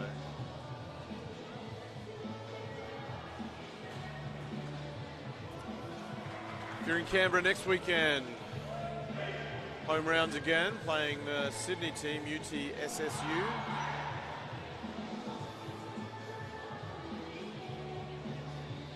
Had some good success on winning 7 of the games against 7 out of 7 in the last away games against UTSSU with the Canberra Heat in Sydney a number of weeks back. But some really close tussles. A reserve man taking it to 5 every time and only just getting across the line.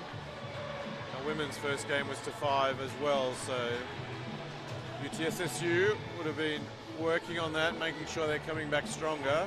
So looking forward to those games next weekend if you're in Canberra. See you at the Australian Institute of Sport volleyball halls. So you can enter past the pool. Live streaming again next weekend from Bar TV Sports.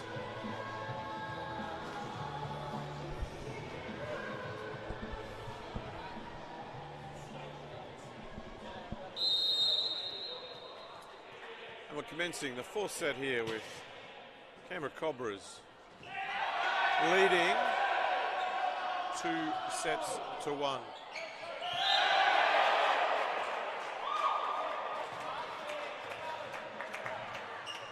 Not the best looking volleyball, keeping the ball alive. Just drawing the error there from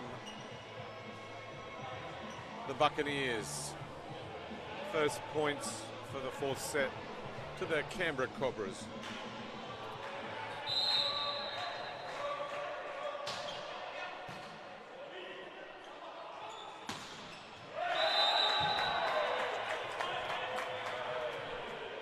Turning down the line's been working for the Buccaneers and they're persisting. Nice turn there, deep into court. Got a lot of power on it, but doesn't need to be if it's well positioned like that.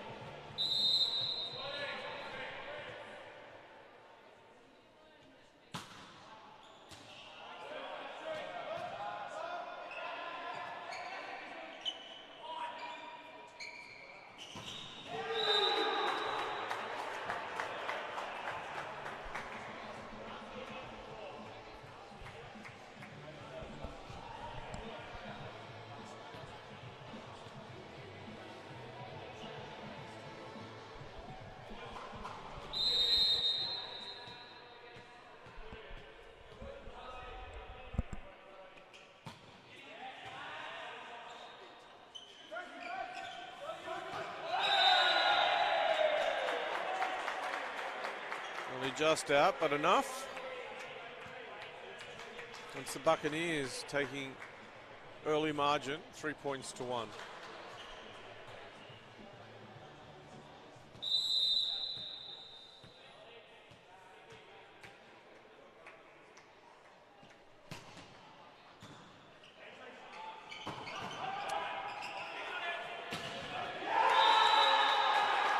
Unfortunately, nice attack with a high contact there from Clayton, but great defense from Buccaneers allows them to come away with the point. Good defense always inspires a team, builds a team. Great part of the game.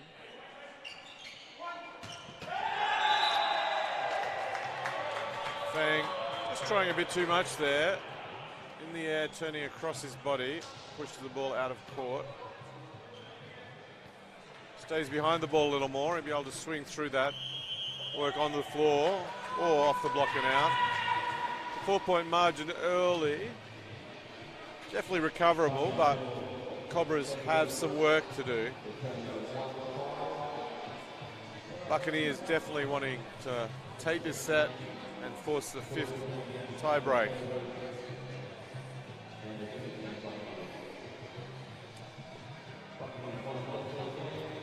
Don't forget, coming up very soon after this match, we will have our Canberra Heat women versus the versus the Pirates women. A great game coming to you from Australian Institute of Sport in Canberra, part of the 2018 Australian Volleyball League. Volleyball Australia due to announce a new look extended league in 2019. Sport is ready to take off in Australia. Some phenomenal players playing overseas. Some great international matches being played here over the period. It's a great little play there from Cobras, smart playing. A little tip over the block. Buccaneers doing well to keep it up, and then finished off well by Jupp to give Cobras the point. Just double checking the server. Jupp back to serve. Stayed in that rotation for a little bit there, the Heat. The Cobras. Nice feed by Cox. No touch there on the block. Into the bottom of the tape. 4 hits. Much more respectable score from the Cobras' point of view. But a great start by Buccaneers. Side out here will keep them in a good position.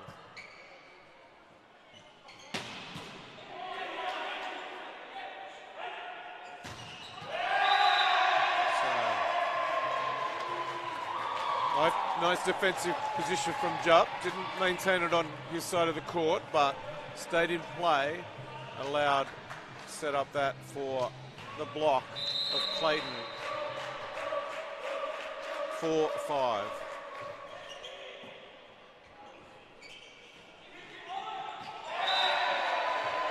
Fingertips there by Marty Collins there, number 7. Redhead from Ipswich originally. Great to see his experience on court with some of these young guys.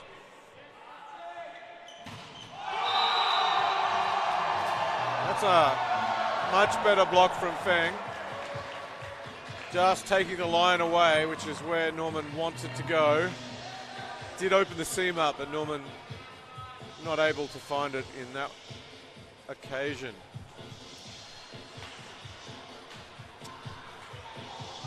The Canberra Cobras now in front. Massive turnaround after the timeout from Coach Hardy.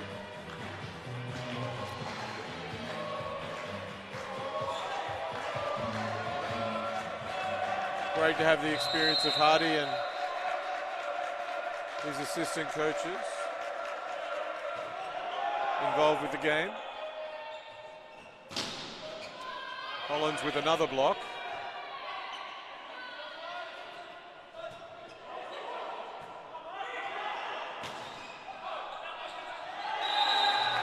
Some good play there, just unable to be controlled in the end by the Cobras, and we're locked together now at 6-all.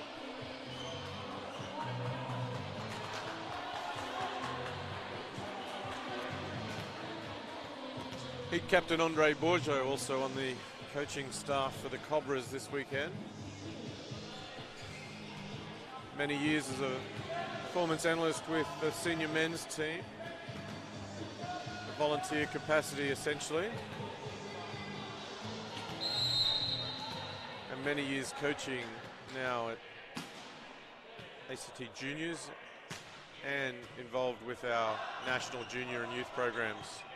Most recently travelling as an assistant coach to Iran with the Oz Youth Boys playing in Asian Youth Championships. Interesting enough, the guy on the ground there, number 15, Connor O'Neill, was in that team.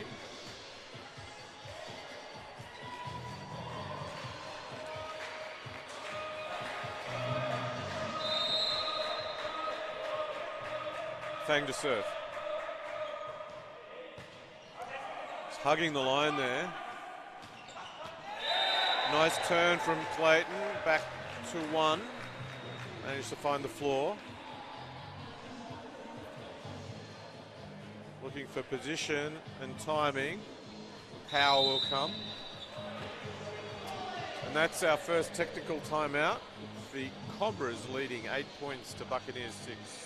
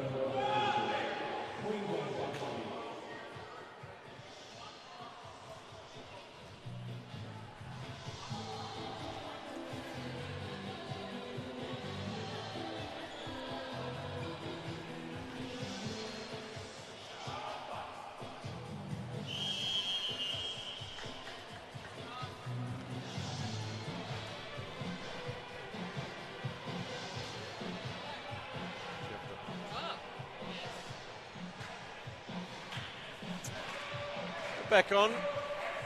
Fang to serve. Cobras will be wanting to maintain this margin or extend this margin. Good option there by Buccaneers. Just wide, a quick ball, but unable to execute.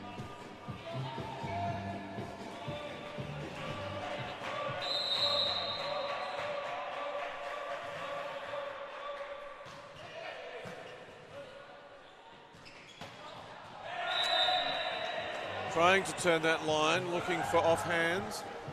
The ball goes wide from Norman.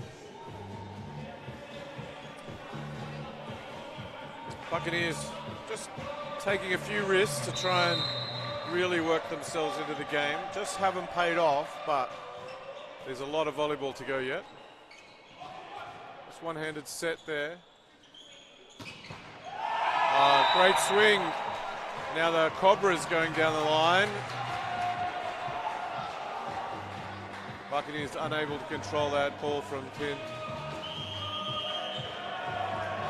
And the Buccaneers with the timeout. Handy little margin from the Canberra Cobras. 11 points to Buccaneers 6. Still a lot of ball game to go. Great thing about these two teams is they never give up. They keep fighting to the end.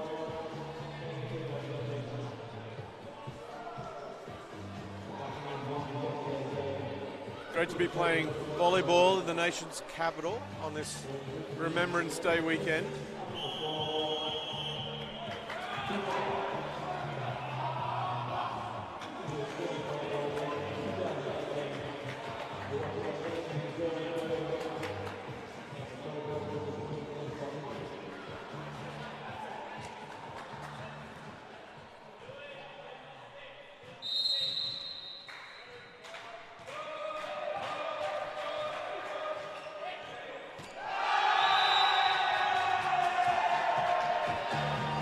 little confusion there.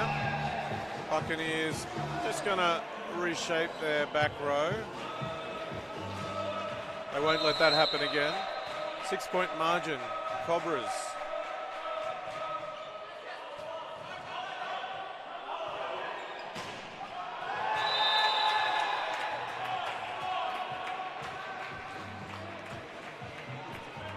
Much needed side out there from Buccaneers. Cobras will be looking to side this straight back and maintain this pressure.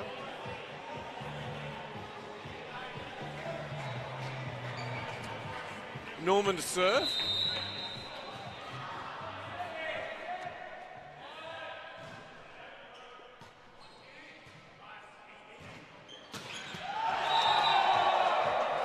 Nice run there from Clayton. Turning back to 1 again, finding the floor once again. Happy with himself, needs to refocus on the serve now. Had some good serving runs this weekend and a couple of patches without the same focus.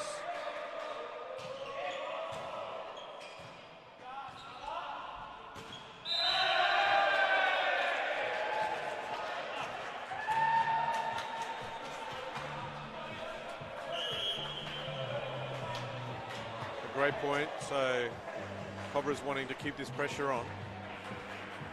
7-point margin of this part of the set is very, very good, but you can't relax in this game. Clayton to serve again.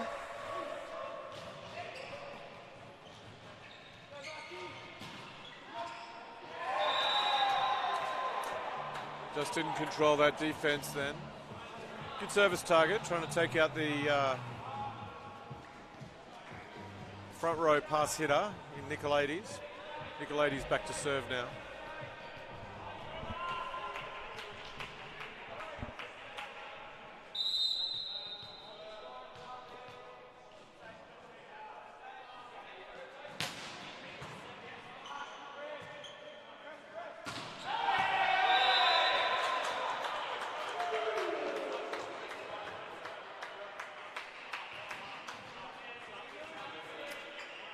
Captain Collins trying to sell the touch to no avail. Swing out the back.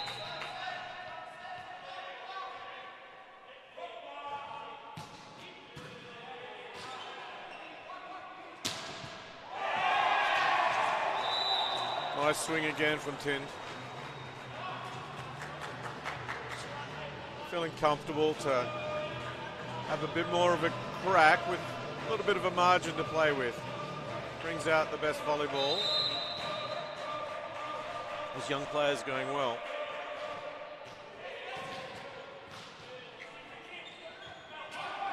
Good cover by Collins. Going across on the first ball. And smart little roll by Jupp. Mixing up the solid attack with tips and rolls. Keeps the opposition on their toes. That brings up the second technical timeout.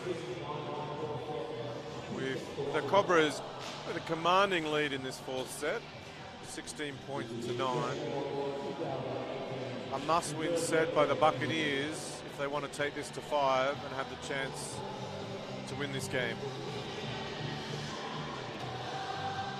The ladies team's warming up on the second court, so they'll be ready to come on to finish, warm up and go straight into the next game as soon as this game is finished.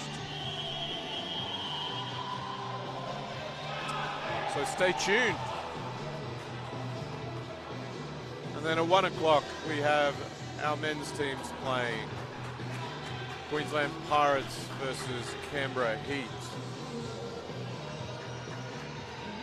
Played the grand final of the Australian Volleyball League against each other more often than not in the last 6 years, last 8 years. Good defense from Lafar. Buccaneers worked high off the block. Oh, smart hit. A little wide on the set, but Jupp working it. Nice cross-court angle. Unable to be controlled by Buccaneers. Collins to serve. Cobras up 17 points to Buccaneers 9.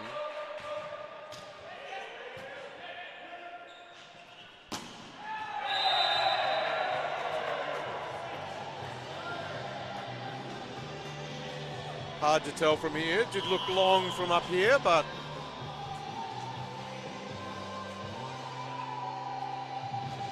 referee Hassia believing it skidded on the line.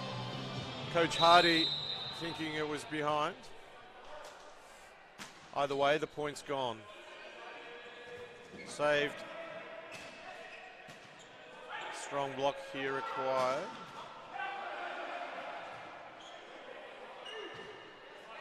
Buccaneers another chance.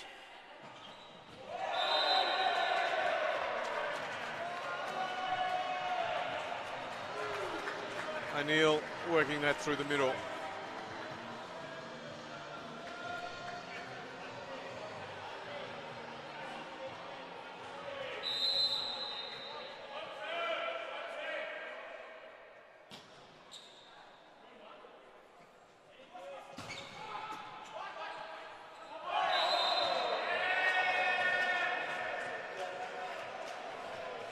Great effort there from Buccaneers. Unfortunately, just getting called on a handling error. 10 to serve. 18 points to 11.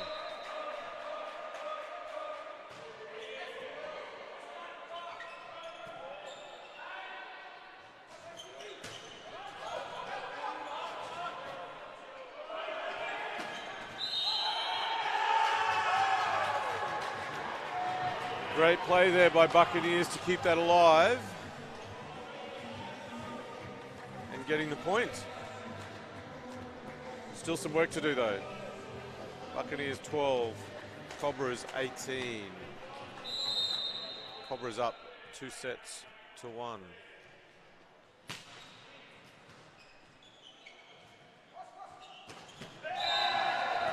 And Jupp again with the kill. Great contribution from Jupp today. Unable to travel with the team on the away rounds, but back in the squad.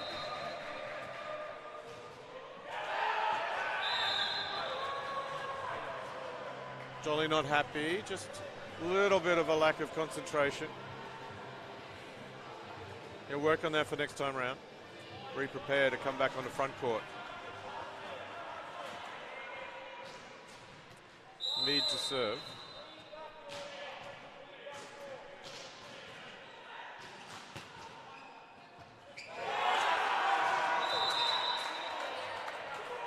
Nice serve. Laffer won't be happy. Just feet stuck to the floor a little bit. Slight movement, and he would have had that one. Plenty of time on it. Just refocus. He's fine. Playing pretty well this game. Nice defensive ups and putting some height on those second balls just to give the team time.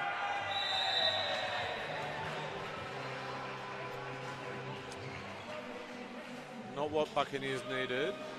Will Jupp capitalise on this on serve. Buccaneers 40.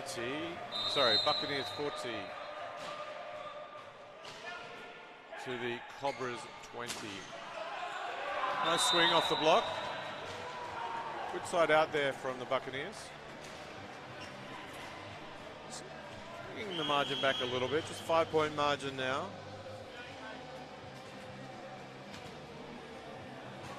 We'll need to step it up if they want to take this set. Definitely have it in them.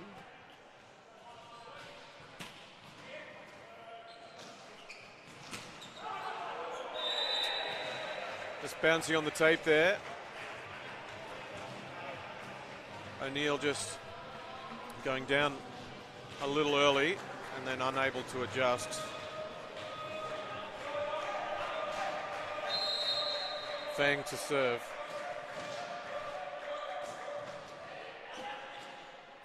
Nice feed. Clinical attack there from Norman, just working high off the Cobras block.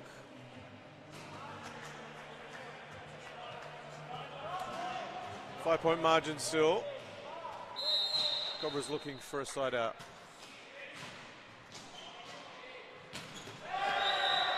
Good run, good timing. Unfortunately, well wide.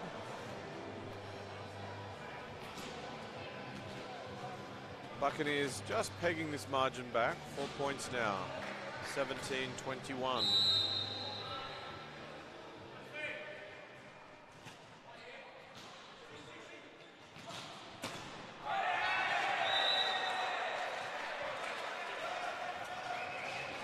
An important point there for Cobras, just to maintain this margin. 3 points away from taking the set potentially. Buccaneers are going to fight hard.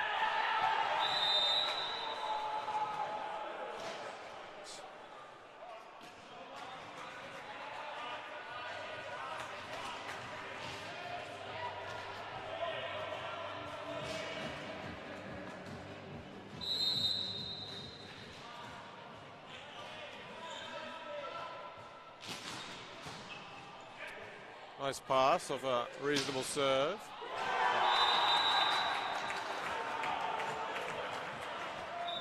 Finn just not adjusting onto that.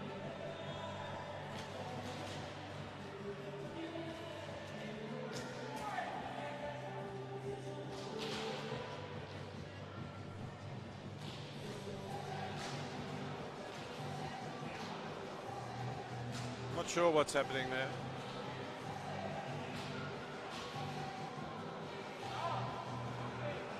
Oh, we're about to.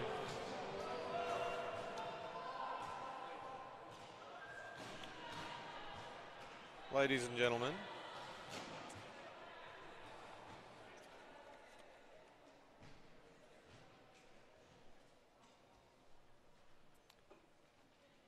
at 11 a.m.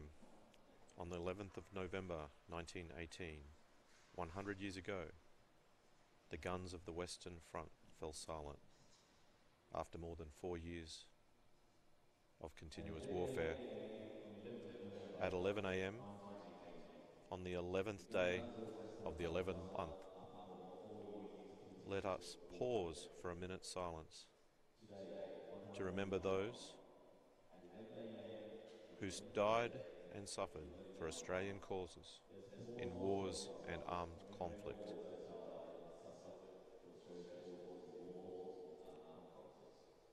They shall grow old, as we that are left grow old.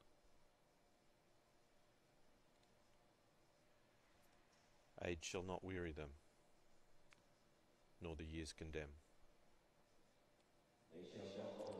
At the going down of the sun, and in the morning, we will remember them.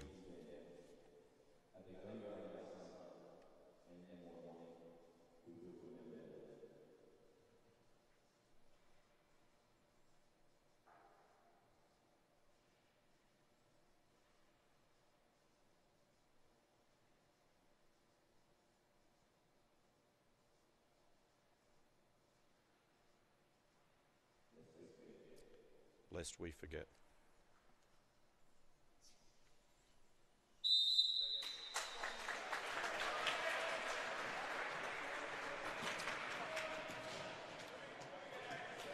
Now we resume our game in the fourth set. Canberra Heat hoping they can maintain the momentum in the lead of this fourth set. 22 points to 19. Cobras up 2 sets to Buccaneers 1. This 2018 Australian Volleyball League.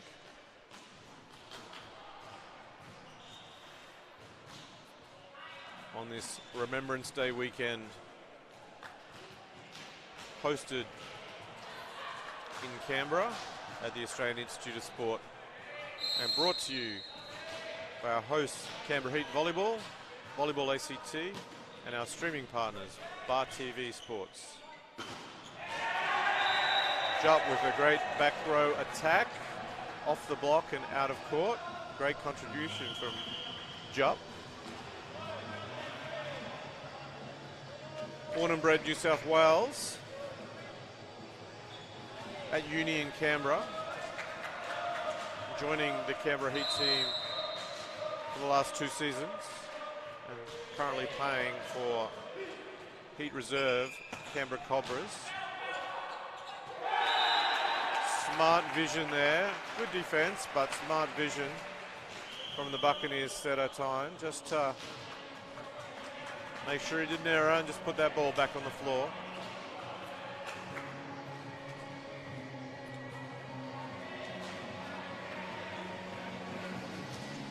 Only 3 points the margin, anyone's ball game. Buccaneers wanting to take this set to force the tie break.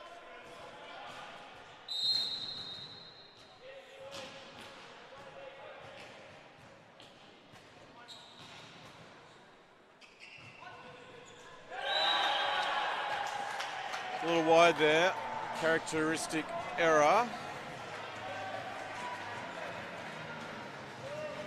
Pirates now, Buccaneers now with a bit of momentum after our pause for Remembrance Day here. Great tribute that all teams wanted to observe for our fallen.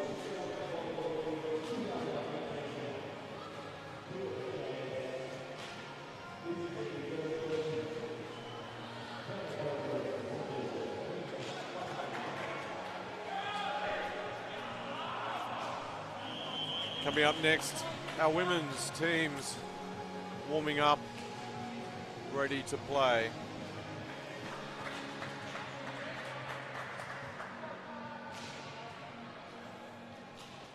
Will the Buccaneers take control of this set and take us to a 5th? Or will the Cobras maintain composure side out and win this? It's going to help a lot. Brings up match point. Multiple match points. Definitely not over, ladies and gentlemen. Tin to serve.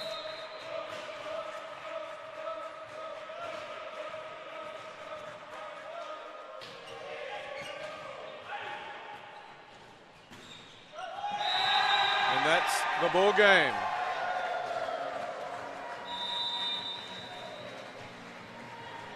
Canberra Cobras winning the 4th set and the match 3-1 against the Queensland Buccaneers. Great game today. Buccaneers taking the game yesterday.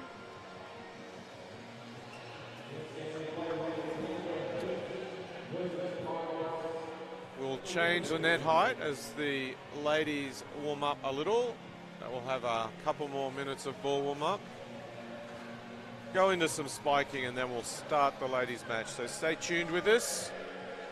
We'll switch now down onto the court to our host and commentator Kieran Deck as soon as the teams are ready for a couple of interviews post-match. Stay tuned.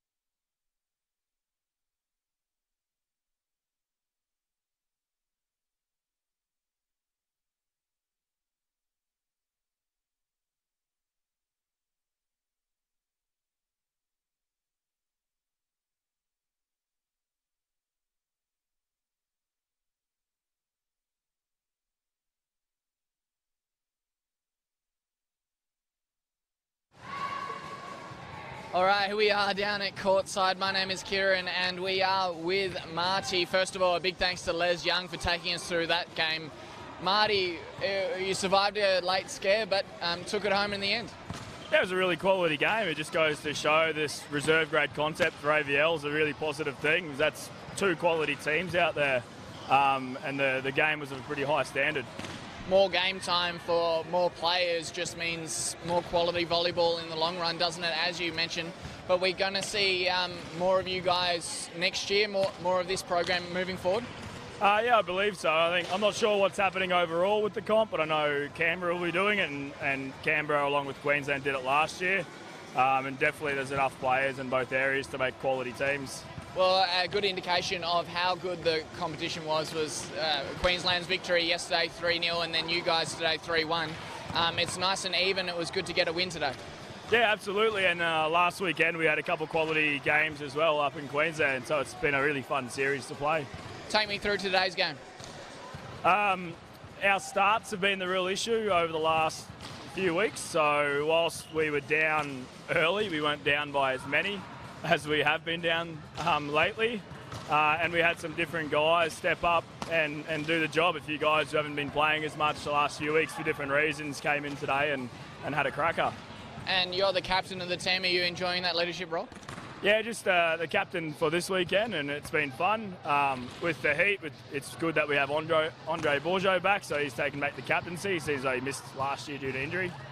Well, congratulations, mate, on the win today and on a fantastic weekend of competition. It's really good to see you in action and enjoy the victory. Thanks very much. Good job. Cheers, Marty. Ta. I got Bryce from the Queensland Pirates now. Bryce, we had a chat yesterday. You got a slightly different expression on your face today. Yeah, a bit different. Canberra really turned it on today. We couldn't do anything to break their side out, so we just struggled to have some points on serve, and took out some frustration on our side and made a couple too many errors, and just all added up for us today. So unfortunately, you didn't give up though. 25-21 when you were down. I think it was 17-11 at one point in that last set. Yeah, it's kind of been the culture of our group that we don't give up no matter the score. That we trust our process to worry about the scoreboard, and it did for a little bit towards the end, but we let it go too late for that comeback to happen. Well, quality opposition you faced, as you mentioned. You guys are a quality team as well. Do you have a word on the reserves program this year? Have you enjoyed it? Yeah, no, it's been good. It's given a lot of younger guys an opportunity to step up and play at the higher level, and hopefully it'll set the programs for Canberra and Queensland in a good focus for the next couple of years, to integrate the younger guys into the senior squads. And what now? Are you going to stick around and watch the other games? Yeah, mate, still 2 more games to go, so hopefully the girls can get up and the guys can fix up the result from yesterday. Well, congratulations on a wonderful trip to Canberra. Thanks for coming down and good to watch you play. Sweet, thank you. Cheers, guys. That's it for the reserves match. We get into the main match for the women's right now. They're going to have their mandatory warm-up, then they'll have the coin toss, and we'll get straight into it once they're all ready. So stay tuned on Bar TV.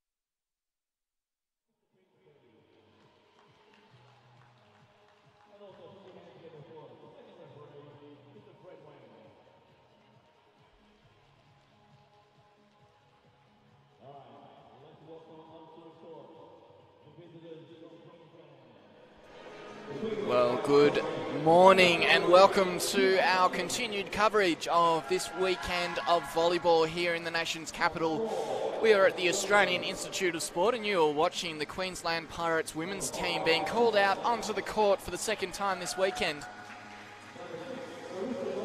They're here in Canberra to play the Canberra Heat. Yesterday they had a 3-1 victory. Canberra Heat took out the first set and then Queensland turned it on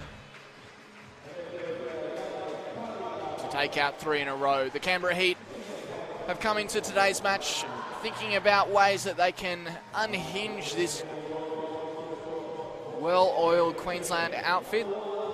Speaking to Coach Sue Jenkins before the start of the match, she was hoping that a couple of her players could fire today where they were a little bit patchy in parts yesterday. A few of their key players are out off at a wedding in Bowral. And it's no excuse though, says Sue Jenkins, because they are excited for the opportunity to play Queensland once again. They're backing up from yesterday's game, of course, but last weekend's faced Queensland up in the Sunshine State. My name is Kieran Deck, and you are watching live from the Australian Institute of Sport. And it's a pleasure to have your company once again. Yesterday's game had all sorts of twists and turns, and we're looking forward to seeing how the story unfolds today. To take you through it and to help guide you through the intricacies of volleyball is a volleyball legend himself, Ben Hardy, sitting next to me. He's just getting comfortable and having a look at the team list. I'll let you go over that in a sec, Ben. But first of all, good morning. Morning, Kieran. How are you going? Really well. How are you? Yeah, good. I'm looking forward again today to see how Canberra Heat react after yesterday. They started well, started in a positive fashion, and unfortunately in the last half of the match, the Queenslanders came over the top of them. So we'll see how they go. And they get the serve again. They won the toss and elected to serve. Georgia Niedermeyer, the skipper there with that pass. Setting it up now for Matisse Sipper-Bourgeot, one of those players who was a little bit hot and cold yesterday. One of the younger players in the team. Set back for line now. It comes back. And they tried to eke out a point off the referee, but... Yeah, good movement on the block there. Sip again, really good movement to her left, sealing that block. Gave Canberra Heat nowhere to go. An old rivalry, these two teams. Niedermeyer now the skipper setting up for line, and she had a good piece of it. The Pirates couldn't get the pass off, so it was a one-touch turnover.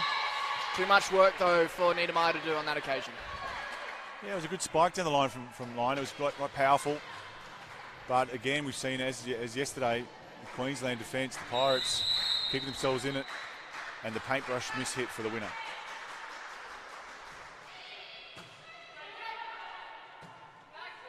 Up for Bourgeot.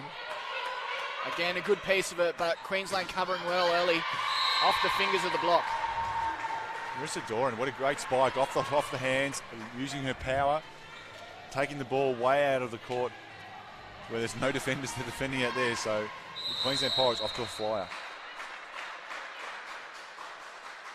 This is the sort of start we saw from the Canberra Heat yesterday after they took out the first set. They're going to want to stem the flow here and now. 4 touches, no good. That one just a bit wide.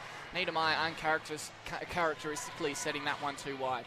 Yeah, again, the Canberra Heat struggling with the serve, their reception, putting the ball off the net. Niedermeyer trying to force that ball out of position 2, and unfortunately a couple of metres outside the antenna. In-skip serving for Queensland, up for line again. The block is there. Into the antenna. You'll see the antennas on the outside of the court. The ball must pass between them from one team to the other, and she tried to squeeze the gap. Unfortunately, the Canberra Heat down to the 5-love or 0-5 start. Yeah, Ben, I would imagine that Sue Jenkins probably didn't want to use the timeout this early, but she probably had no choice. Yeah, of course. Yeah, we've got the 2 technical timeouts, of course, Kieran, at 8 and 16. And if you want to save them to the more important, I guess, if you like, moments of the match towards the end of the sets. But, of course, when you're down 5-0, you've got to try and stem that flow and give a little bit of time for your players to get into the match. And we've seen today the Pirates have started extremely well, error-free, And right now, it's up to the Canberra Heat to react. Absolutely. It continues on with Kara Inskip, that lady there on your screen.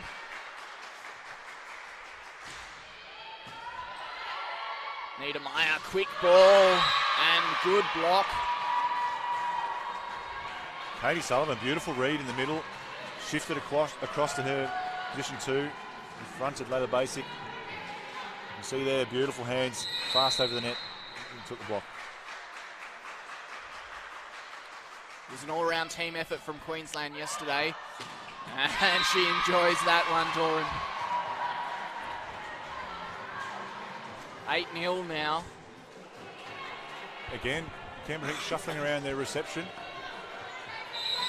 Struggling a little bit to keep the ball inside the 3-metre line and giving their setter an opportunity to pass or to set the ball. So a mistake is how they turn it over, so Canberra Heat really under the pump early on. The technical timeout will come next if the Queensland Pirates win this point.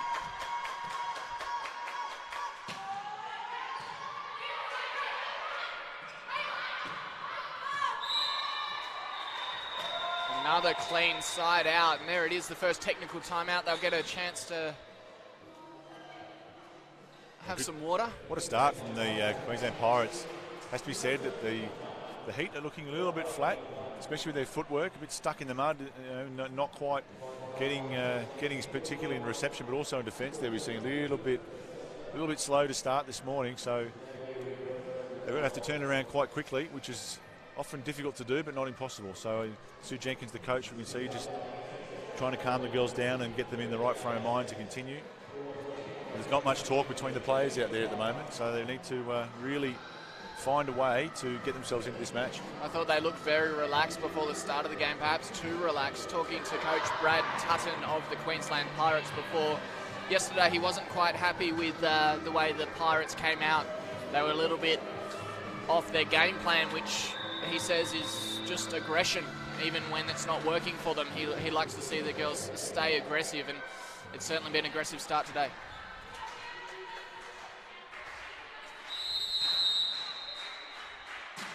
The skipper, Marissa Doran now. That one touches the roof. Aggressive slap with the ball before the serve. Marissa Doran changes up a little bit from her jump serve to the float serve. And that one really just high and curling into the corner. The T-Sipper Bourgeot struggling to control it.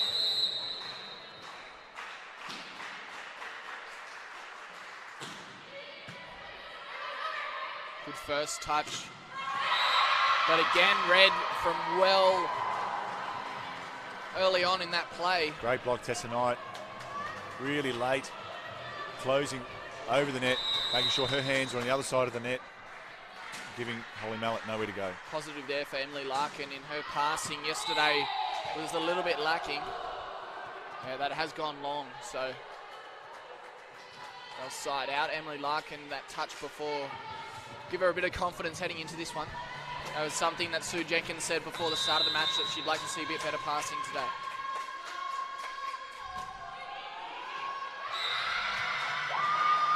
Good serve from Basic. Yeah, big good confidence boost for the girls.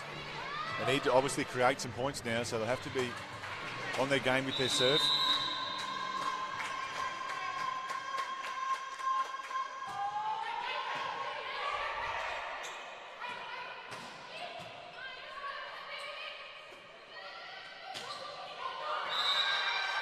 Yeah, a lot better again. Niedermeyer had plenty of time to set that one, so again off the pass. Yeah, it was a tough ball actually, really quite high. I think it came out a bit stuck in the fingers a little bit, a bit low.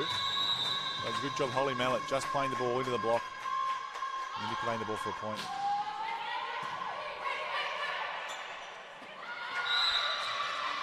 And so just like that, we see a couple of errors creep into the Queensland game. 5 points to the difference now.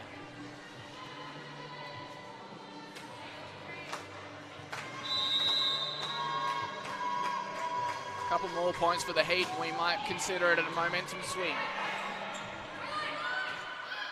Niedermeyer was in position.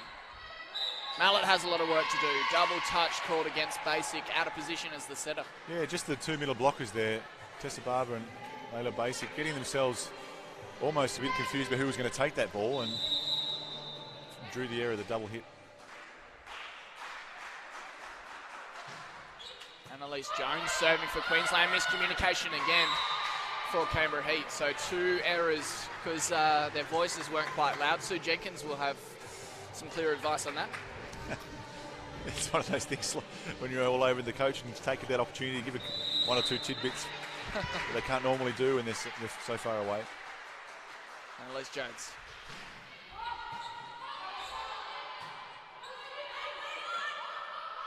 Oh, she found some space. Oh, it's Just gone long. a little bit long. There was a gap there to shoot for. They've settled again, the Pirates. They had that little space there where you had that inkling that the Canberra Heat were getting back into it. But their serve has been so dominant in this game. Back out to 8 points now. Niedermeyer, big jump set, and it's set well. Mallet had heaps to work with. Emily Larkin, beautiful pass. Right on the setter's head. Niedermeyer, the lovely ball outside. And Mallet putting it away. Marinda Line serving for the Canberra Heat. Yeah, equally as good from the Pirates. Sullivan. Yeah, just I think you see the alignment of Tessa Barber just out of alignment, so allowing Sullivan to get inside her in the free shot. Just followed her too far across, you see, allowing her that free straight shot. And too hot for Emily Larkin in defence.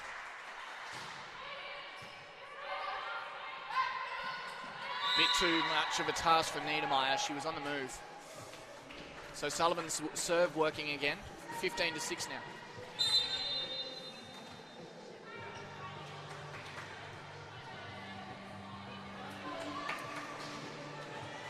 Grace, the line coming in.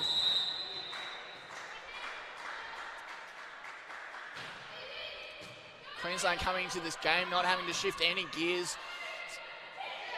Plenty of power in it, and that deft touch just shows the breadth of their abilities. Yeah, it was a good serve. I mean, I think actually it was a very good bump set from the Canberra Heat, giving the hitter an opportunity to play the ball at the block. But the secondary efforts, I mean, it's not just up to the hitter to score the points. You've got to have support from your teammates. You play the ball into the top of the block and you expect somebody to be underneath it, especially when you've got so much time. So really their teamwork at the moment is not quite working for the Canberra Heat. Those little extra, like they call them 1%ers, aren't quite there. So they have to work hard. Volleyball's a tough game. You have to be on it in every position you're in because the point's not finished until the referee blows their whistle. 10 points the difference at the second technical timeout. It's not the position they would have hoped for in the first set after putting down 3 sets yesterday evening. Ben, Queensland's looking clinical. Yeah, very good start from Queensland. I think they serve well, they blocked very well. They're putting the Canberra Heat under a lot of pressure with their block and defence. If they can keep that up, the Canberra Heat's going to have to come up another level. One player we saw a lot of yesterday is Tian Smith. She dominated for a large part of that third and fourth set. Bourgeot gets the first touch, and Mallet, the attacking weapon for Canberra Heat. She's been pretty effective so far. Barber now off the fingers. In position is Doran. And there's Tian Smith getting one of her first points. Yeah, as you said there, Kieran, just Holly Mallet a little bit off the block with her right hand. She was in the right position. She just pushed over the net. Maybe timing a little bit later, she might have even taken that block. And here's Katie Sullivan again.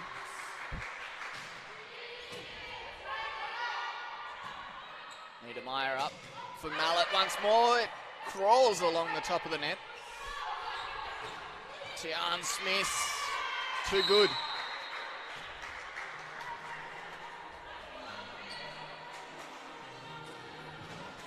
So they get the foot on the throat of the Canberra Heat now. Queensland Pirates, they look like they didn't stop playing after the momentum they gained in those final 3 sets yesterday.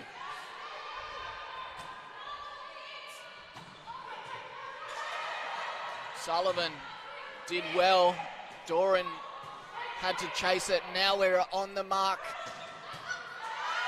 The skipper got a huge piece of it, and Hargreaves, she got low, but probably just a little bit out of position to take that one. Well, the Canberra Heat have got to do something with their reception right now. They're just giving too many opportunities for the Queensland Pirates to set up their block and defence, and we see their counter-attack.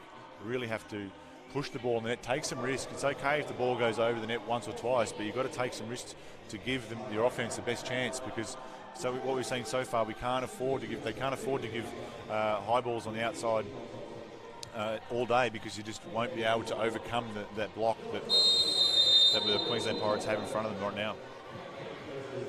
Yeah, we haven't seen any single player stand out so far for the Queensland Pirates, and they've been very capable of scrambling for those points where the Canberra Heat do mount an attack, so the pressure is fully on the home side at the moment. Yeah, it's on the back of this good serve, and the Canberra Heat struggling a little bit with their reception to put the ball in some sort of good position for Niedermeyer to be able to set it. Sullivan working with her old teammate since under 17s, Barber, and Niedermeyer there. Getting a touch on the net, perhaps? Or just out? No, net touch, I think, was either one of them, Niedermeyer or Barber. Yep. 5 points to go to take this one out, the Queensland Pirates. Aggressive serving continues, and eventually it'll come unstuck. Sullivan just sending it long, but she won't be too unhappy about that. That's a good run.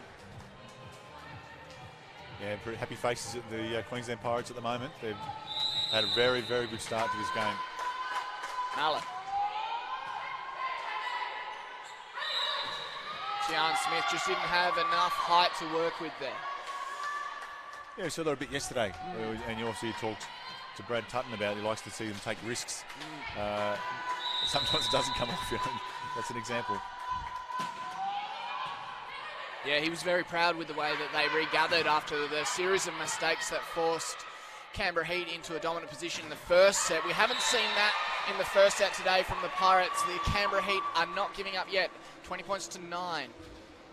Yeah, Brad Tutton calling a timeout. I mean, it's at 20 to 9. I think you're looking at trying to build momentum again for the next set. I mean, you don't want to capitulate and just lose a run of points and the set be over. Be in there as long as you can.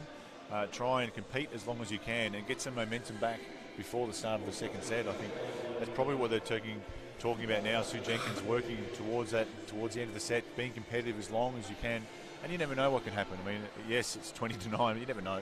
But it's almost a certainty that Queensland will win this first set. So you've got to try and get yourself into that situation where you are on par, ready for the next set. Yeah, when it starts at 0-all once again. So Brad Tutton using a timeout there just to try to stem that momentum. It's slowly being built up by the Canberra Heat. Holly Mallet back on serve. Not a good pass, and a spectacular dive from Kylie Garlick, but doesn't get there. So 20 points to 10. Back down to 10 points the difference. As you say, this is kind of a done deal for the Queensland Pirates, but as any competitor would say, they'll never give up. Set back, tipped over, and there's a gap. So Knight finding the kill from that middle position.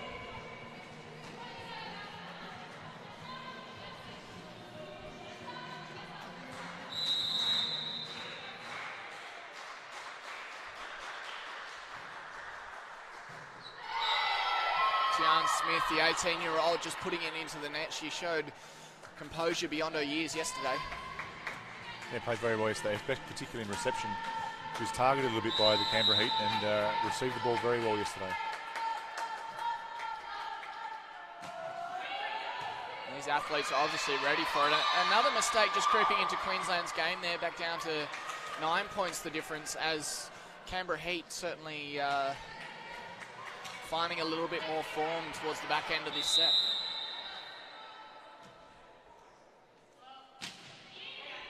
They'll be happy to be out of that single-digit range. Good touch.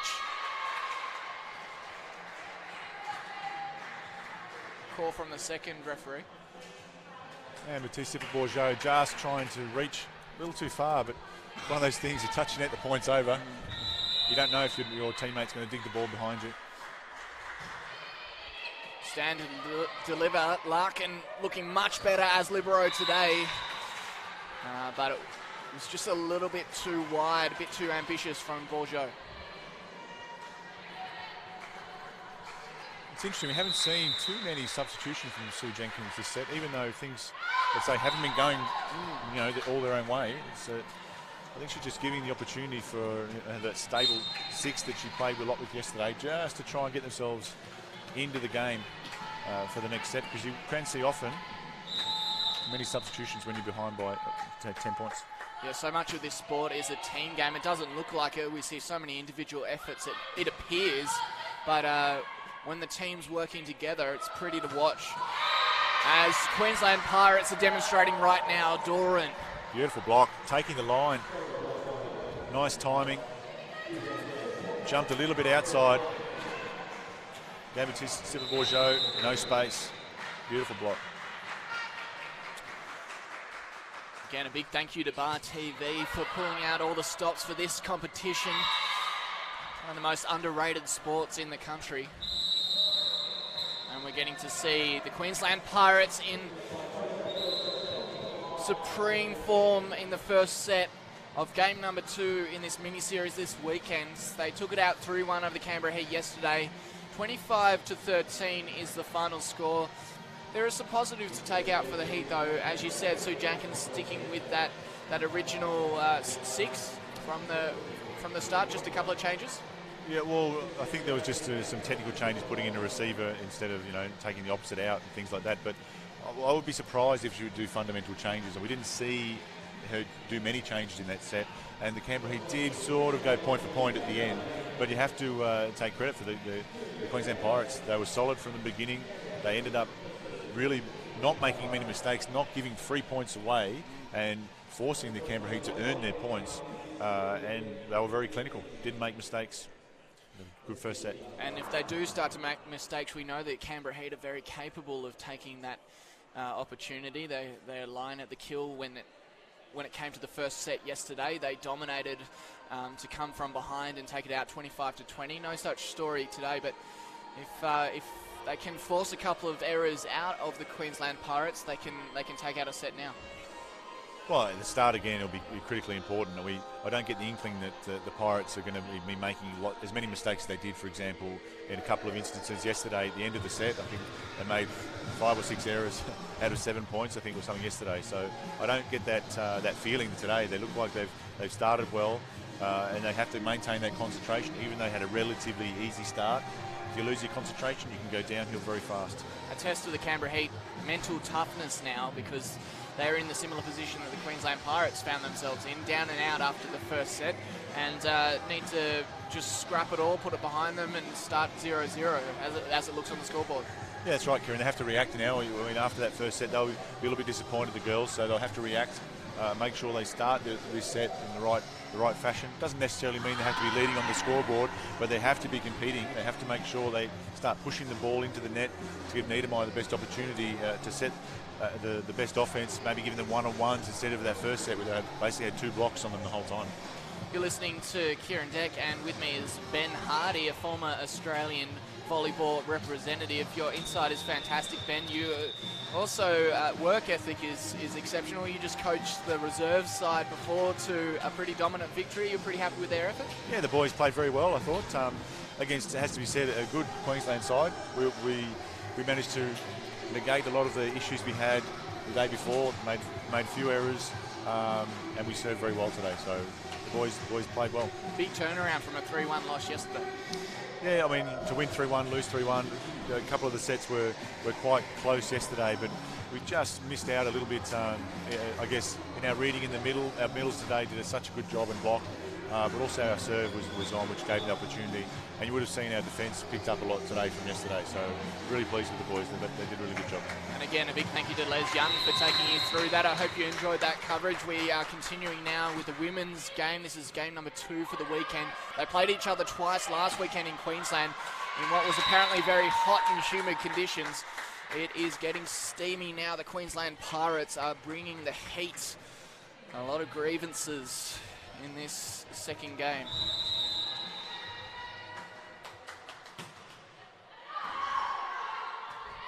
Plenty of work for Holly Mallett to do, and she is up to the task. Georgia Niedermeyer setting quite wide there, Ben. Yeah, it was on a bad set. I think the serve is a good serve. And managed to scramble well. The Canberra Heat get a hittable ball out to Mallett. They obviously started better than they did last set. So.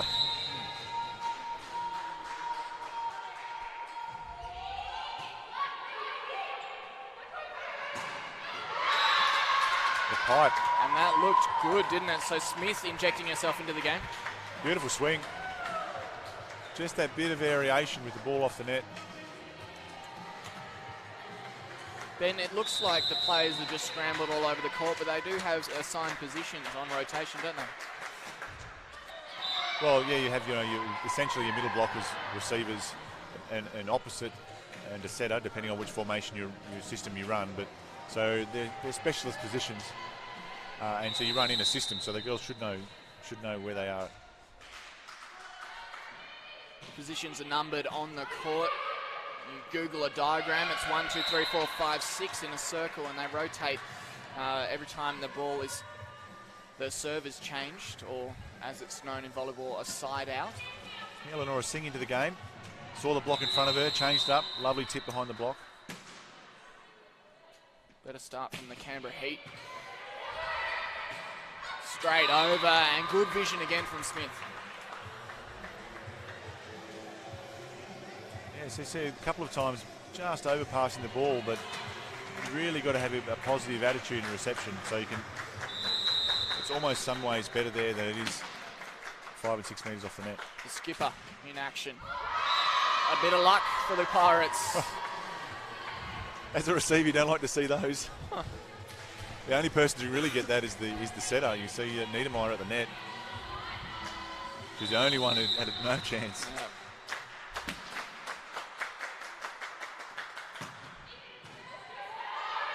Well done from Larkin. Niedermeyer had to play on the net and tried to get it off the fingers, and she was successful.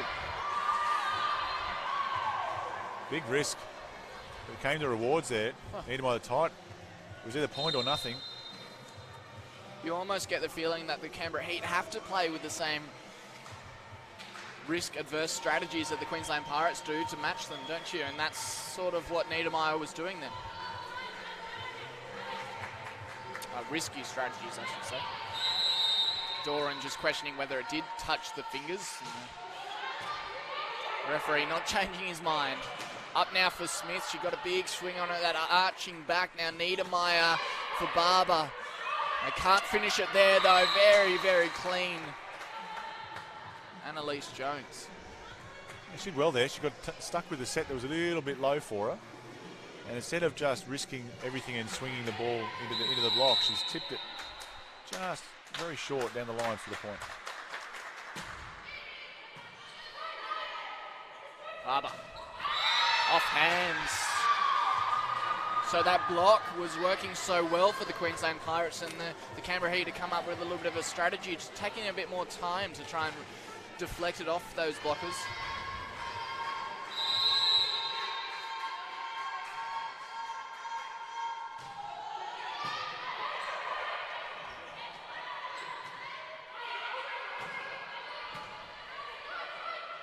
Barber, cool head on the first touch. Well done again from Doran. Double touch is the ruling. Again, risky. Tessa Knight likes to throw the ball around. And the Canberra Heat really have started much better. We talked about that before, Kieran, how they had to start this set much better than the last. Now they're in the match. Here's Barber.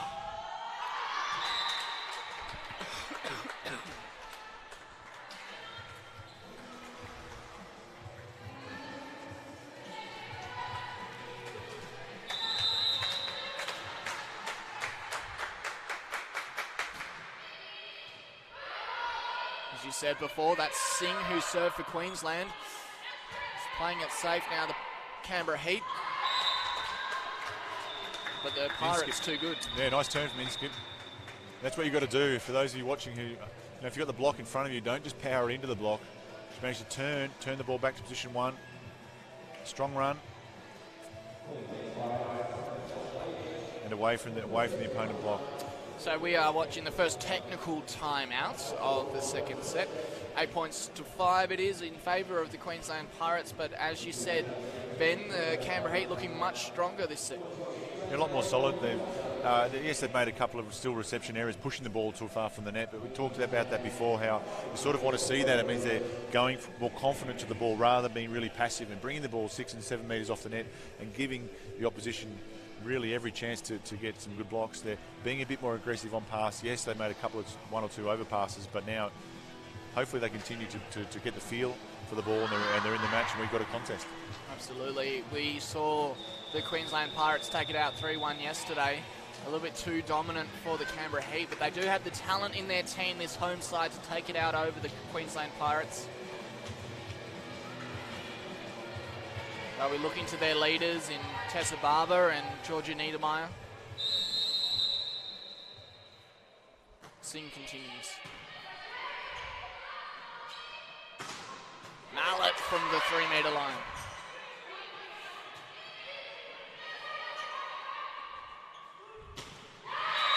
She'll be disappointed with that because the first touch was good from line.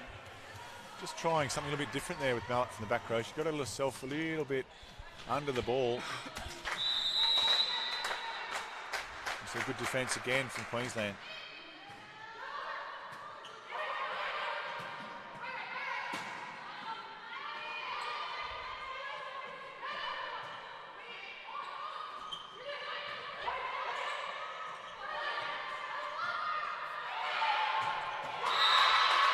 All at the net that point. Finally, someone was able to get a swing on it. It was Inskip. Toughly fought. Queensland getting the upper hand on most of those long rallies.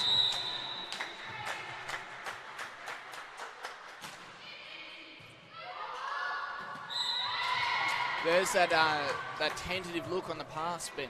Well, they're struggling a little bit with their formation. They're trying to work out a way that they can help each other out. But they've got to sort it out soon, otherwise it'll make a lot of difficulty.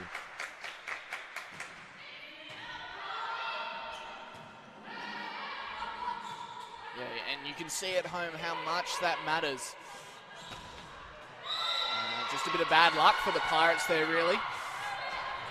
Coming off the net, might have made the line. Niedermeyer will get the serve. Niedermeyer served well yesterday. We certainly need a couple of runs now, the Canberra Heat.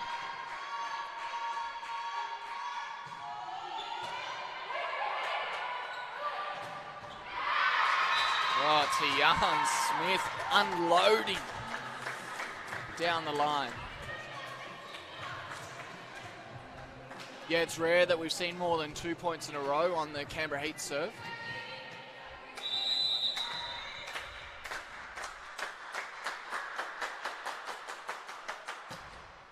Smith's making a bit of a mistake, but again, that attacking mindset is what they try for. A couple of changes here as we see Kylie Garlick coming on the libero change and Mears in the 15 for the Pirates.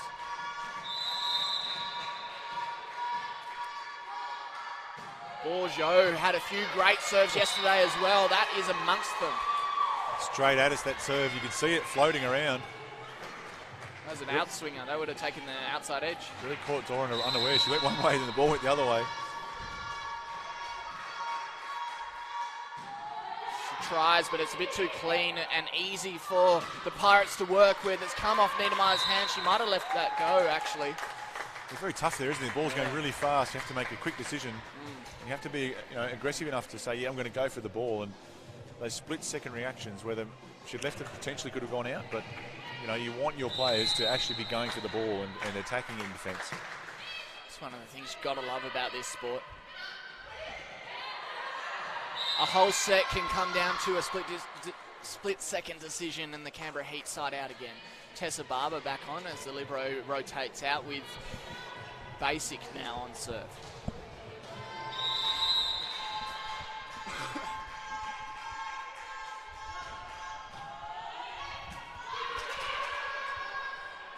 More great athleticism on display, but good composure from Holly Mallet down low, and she finishes it off with a big power swing.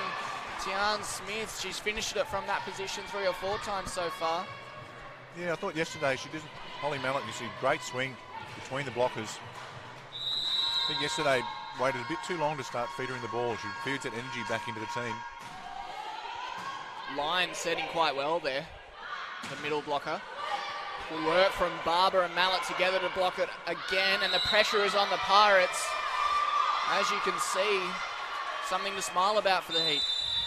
First time in the match, I think we've seen the Canberra Heat on top. They are a little bit behind still on the scoreboard, but they've had a little bit of momentum swing, starting to do some good things in the last 4 or 5 points. To Brad Tutton, he notices that and calls a timeout just to try and stop the momentum, settle his girls down. They've made a couple of mistakes now, which they hadn't made in the first set. They do feel like they've been forced errors, though, for the first time in the game. The Canberra Heat looking a bit more well-oiled, things coming together, and maybe that effort from Sue Jenkins to keep them on the court together is starting to pay off, making those mistakes now, and then they're going to head into that form that's required to, make this a contest. Yeah, Sue's an experienced coach. I mean, she knows that, okay, doesn't necessarily mean they're not going to play or start the next set poorly, and she gave them the opportunity to get into the match, find a bit of rhythm, and started essentially the same lineup in the next set.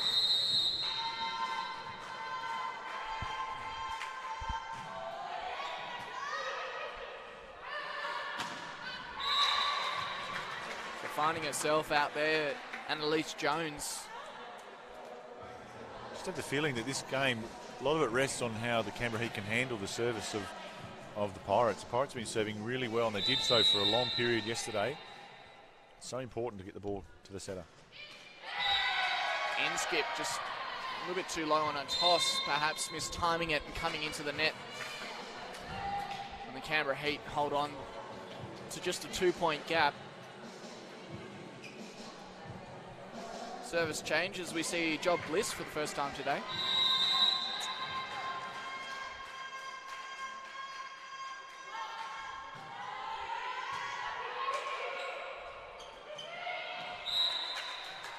Again, Singh, not quite finding it, the rhythm with Knight there, but she's smart enough to just tipping the ball right behind the block, and there's no defender there. You really have to read it well as a defender to be able to defend those and get in the right position.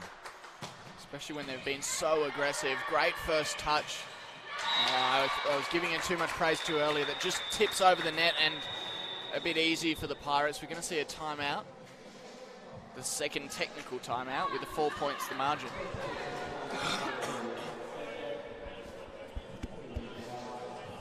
Yeah.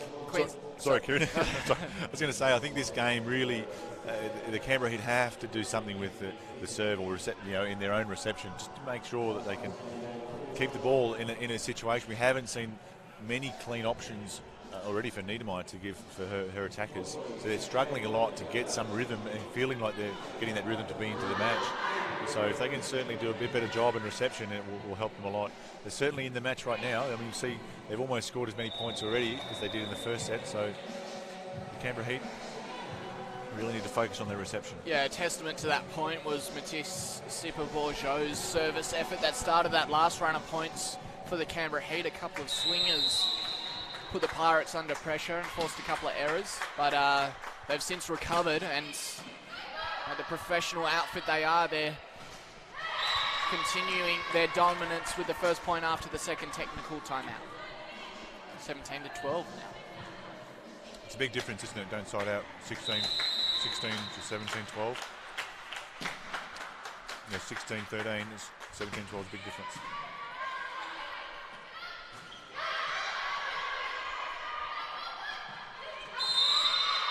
Net touch is the call. You see Mallet there, back-to-back errors.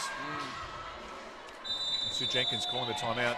It's really didn't need that at that point. I think the first one, we've seen that a little bit of her today, risking a lot when sometimes you just have to take it a step back and say, okay, the ball's not perfect for me to kill directly. I'm going to put it in a difficult position for the opposition. And that's not always easy because you've got in your mindset, I'm aggressive, I want to go and kill the ball, I want to be there and give it as much as I can, but the ball doesn't quite find you in the right spot. You've got to have enough nous, I guess, to just say, okay, it's not quite ready for me, and I'm going to do something else with it. Well, and speaking of nous, we've got Marissa Doran on the other end of the court serving quite cleverly. She doesn't have the biggest serve on the court, but she's one of the most consistent service games in the Queensland outfit. Well, Puts a lot of pressure on the Canberra Heat. Generally speaking, the girls serve very well. I mean, they serve float serves very well, and not that many of them do actual jump serves. So it's a little bit more unusual. And her rotation, you see a bit left to right if you're receiving right to left on screen. Makes it a little bit tricky to receive. Barber has a bit to stretch for, and she gets it. Right in the corner. Pretty to watch. Normally you see her running those slides, those, one-legged takeoffs. But we see here, stepping out in position 4, over the top, in the corner. That was a tricky shot on the inside of the candy cane. Garlic in the stands. No dice for the Pirates. 2 points after the timeout have worked for Sue Jenkins. Mallet on serve still. They've got a little sniff now, the Canberra Heat. There's still a bit of a gap, but they've got a little bit of momentum.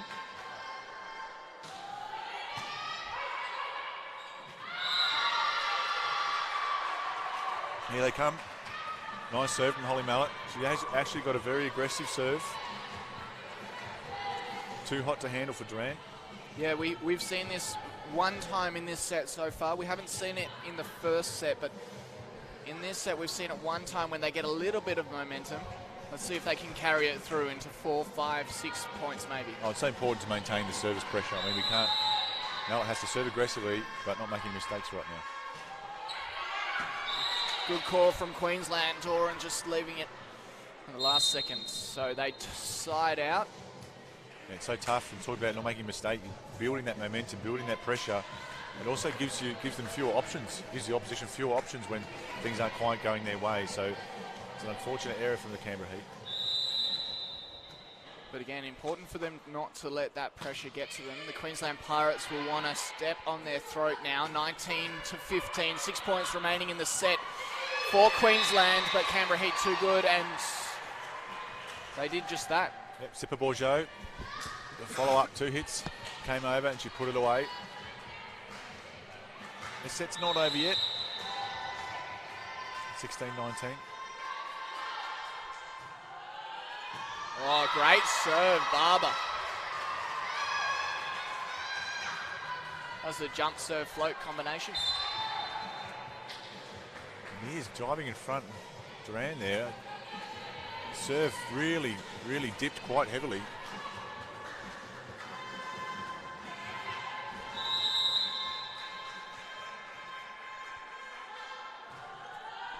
Trying to go over the top of Smith, but no option there. Smith did really well on the first touch. Niedermeyer combining with Bourgeot.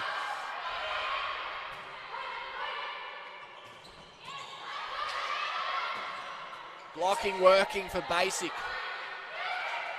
What a rally. Excellent stuff. One of the longest we've seen so far. Bourgeot.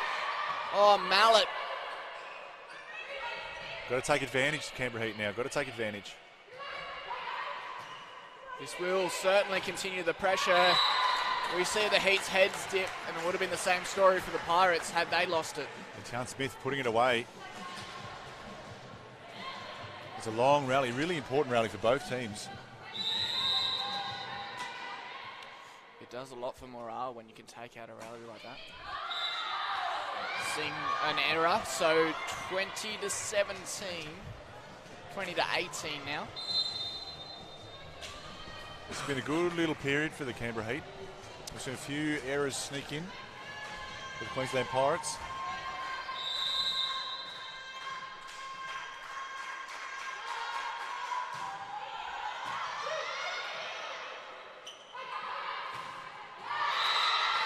And long.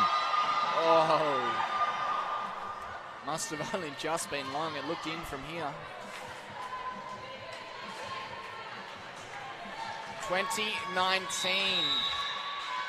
Well, they've closed down what was a 5-point gap. Can the Canberra Heat take top position? There it is. So Georgia Niedermeyer coming into service position right at a critical time.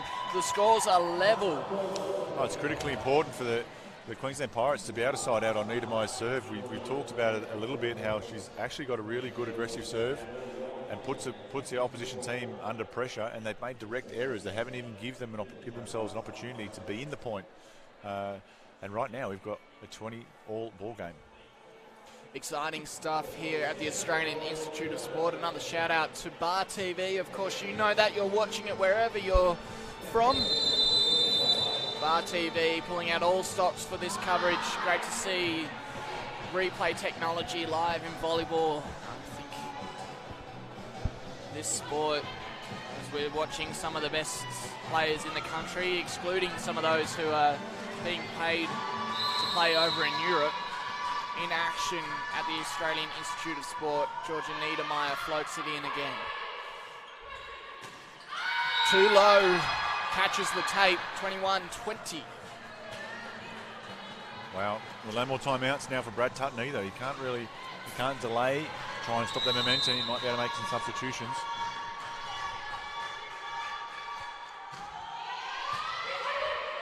Down the throat of Smith. She doesn't have a lot to work with. And Niedermeyer over the top. Under the net. There it is. 22-20. Smith.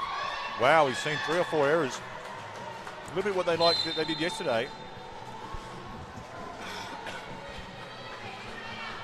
Brad Tutton's going back to reversing the substitution, so that the double sub didn't really work well for them there. Yeah, a couple of unforced errors. He has to put his setup on the front court. That's what happens when one team comes together. Puts a bit of pressure on them. Tian Smith being targeted by Niedermeyer in service at the moment. Bourgeot threads the needle. And Larkin, critical free ball there. Nice dig. Beautiful set. Matisse Bourgeot is now finding a rhythm on the outside. We saw this yesterday from Georgia Niedermeyer, the skipper. She had 2 or 3 great service runs, and 2 of those were in the first set that they won. They look on track to take out set 2.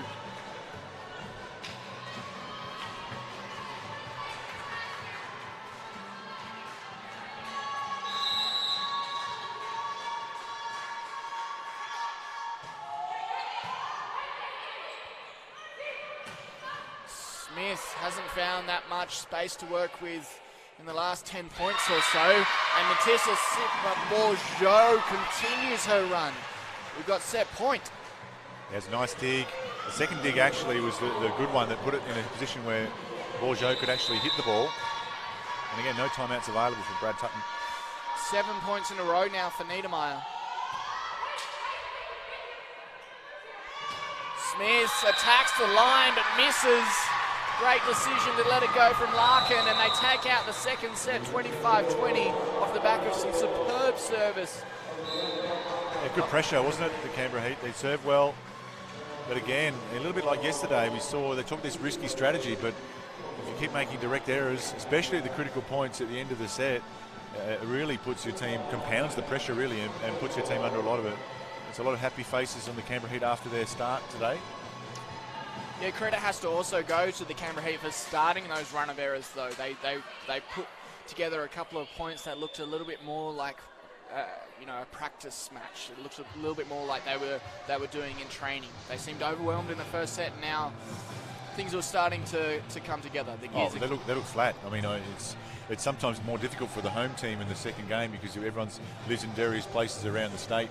Whereas when you travel, you're in the hotel together and you come together and you're more united, I guess, as a team. So they really struggled in the first set to find some rhythm on the back of what was a very good Pirates team. I mean, they started to serve really well, gave them no errors, put them under a lot of pressure, and as we saw at the end there in the second set, they started to make some errors, and the Canberra Heat capitalised. So the Pirates find themselves in a very similar position they found themselves yesterday. The coach talked about, Brad Tutton talked about the way that his team is capable of all gelling together when they're under pressure. They're going to have to do the same now. Yeah, I would say it's slightly different because they started the game yesterday in that fashion that we saw at the end of that set. Really, it was a bit rushed and a few too many errors. But then they actually played very good volleyball for the rest of the match. Whereas today they started well, and the second set they sort of see that creep into their game at the end on the back of what was some excellent play from the Canberra Heat. You can't take anything away. It's not just based on what the Pirates do. The Heat served very well. They defended well. We saw Sipper Bourgeot 3 out of 3 kills at the end there, and they started to take the game, put the game into their own hands. So Sue Jenkins are really happy about how they came back into the game, particularly seeing they were behind also in the second set. Sipper Bourgeot finding a way around the blockers in that last set as well. Yeah, great job. She's manipulating the ball around, and like I say, taking some risk. Yes, you've got to find the gaps, but you also have to take some risk, and she did such a good job of that. We also saw their reception. We talked a little bit about the start of that set, pushing a couple of balls over the net, which was okay because the first set they really received quite poorly. Gave Niedermeyer more opportunities to play the ball around, and Canberra Heat finished it off. Credit should go to Canberra Heat's libero too, M. Larkin, who's had a wonderful run today so far of first touches. Yeah, a couple of good digs. I still think she's struggling a little bit with her reception, but we saw in that set she actually picked up a little bit. And tactically, I think Queensland Pirates went away a little bit. They went to Mallet a few times and tried to see how to put her under pressure. I think she got a couple of critical digs, M. Larkin, and she'll be looking to do a bit more of the same. Liberos often missed out, they don't get a chance to hit the ball and score the point, but they are so critical in the modern game of volleyball. Like a wicketkeeper in cricket. Their serve is too big. Smith's had a lot to do. Can this go in? Good scrambling play for the Pirates. That's why the Canberra Heat like to start with Niedermeyer serving. Sorry, Matisse Sipper Bourgeot in this case. Yeah, she served well in the last set. Let's see if she can continue. Oh, that was pretty. We were in the perfect position for that. Just cleared the tape. Couldn't quite see there. As Inskip got in the way and decided to put her hands up and try and defend it. Really on that low flat pass, just late decision. Yeah, just needs to get out of the way and let the receivers receive it. Again, you see, that's what we just talked about. You can't be sticking your hands up with a really hard flat serve. It's too hard to control. Smith not happy with getting the ball in the nose.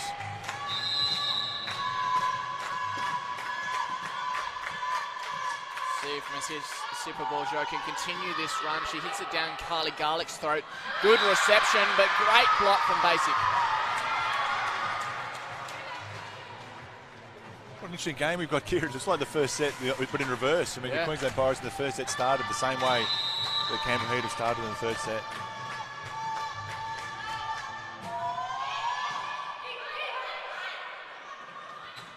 Doran trying to wrestle this back out of the Canberra Heat's hands, and the skipper steps up. Yeah, settling side out there. Need to settle it down, slow it down in now Queensland.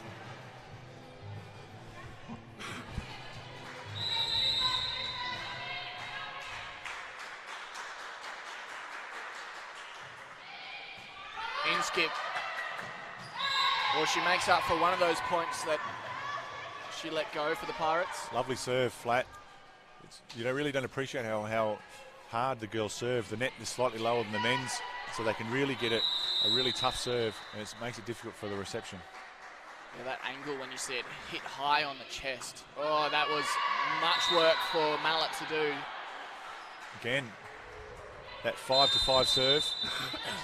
Sue Jenkins is going to talk to her girls, particularly about reception, I would think. They're really not moving their feet. You look at them and they're standing still and thinking they can do everything with their arms, but when the ball is moving so far away from you, you have to adjust also with your feet. And she's talking about that now, getting back and pushing with her arms. What's the theory on that in volleyball? Are you trying to take a step just to get yourself moving as that serve's coming in? What's your mindset as a receiver?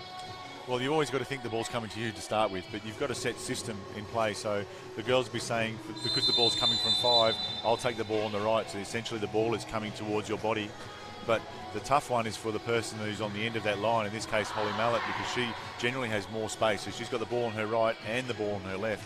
So we'll see how the girls will manipulate. They have changed a little bit their lineup, so they're all manipulating a little bit out towards position 5, so they don't have as much room between each other. We'll see if Insit tries to get down the line. You expect her to continue at mallet, but she recovers well. Here she go. Can she kill it? Yes, she can.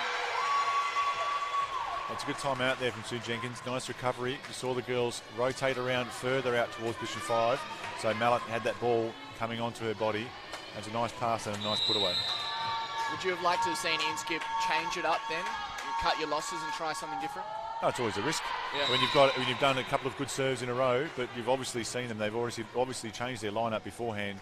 So that is a time when you can either decide to keep going, sticking with your guns, or change the ball, in that case, potentially down the line where there's less receivers. Unfortunately for the Heat, a mistake there. Let's see if Queensland Pirates can get a run. Their mistakes continue, though. It seems like they haven't dropped the memory of the last set. 6 points to 4 now. Oh, lovely float from line. Great serve. Just skimming the tape and also floating slightly out towards the line. You see the rotation. You've got the setter running from deep in 5, so that's their target. They go for Tian Smith again, who has been a bit of a target. And she sides out for her team this occasion. See the ball just clipping the tape. Niedermeyer just pushing over the net, had an opportunity to get a block there, but too good. Smith on the inside.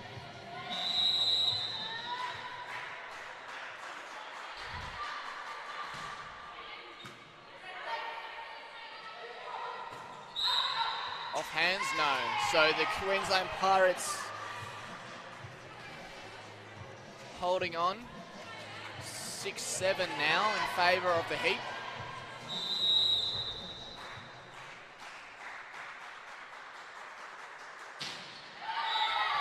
And a mistake will take the Heat into a 2-point lead at the first technical timeout. Much better form from the Heat, and the Pirates just not shaking the last 6 or 7 points of that last set yet.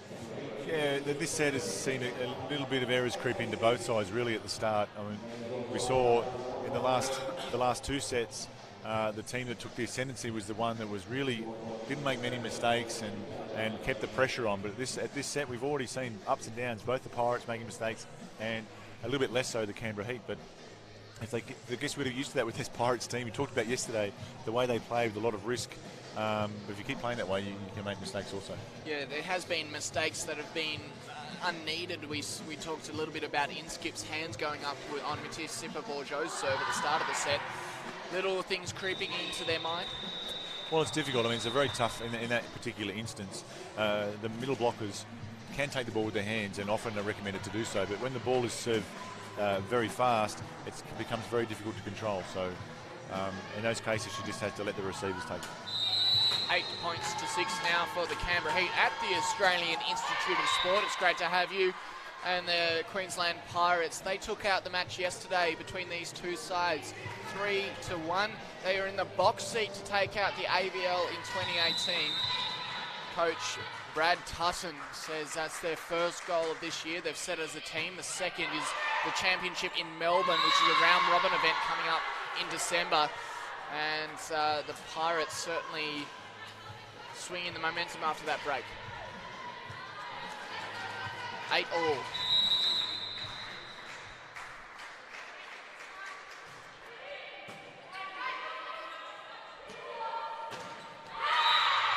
So no way through for Sipa-Bourgeau. It's a good read. Skip again there. Made the decision to go out to Bourgeau, even though we know that Barber and Niedermeyer have that good relationship with the slide behind.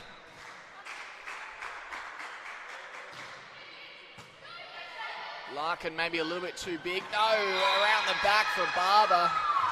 Almost didn't have to talk. She just knew where she was. Yeah, so in that case, I think just getting a little bit stuck. Was it Smith?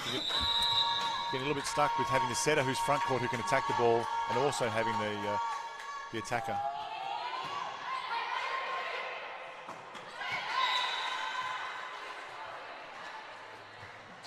Lovely pass again there from Smith. They can't keep serving the ball straight to her body, and she receives very well the ball straight in her body. Nice and high, good put away. Interesting to see what Smith can do here. She's been damaging on serve.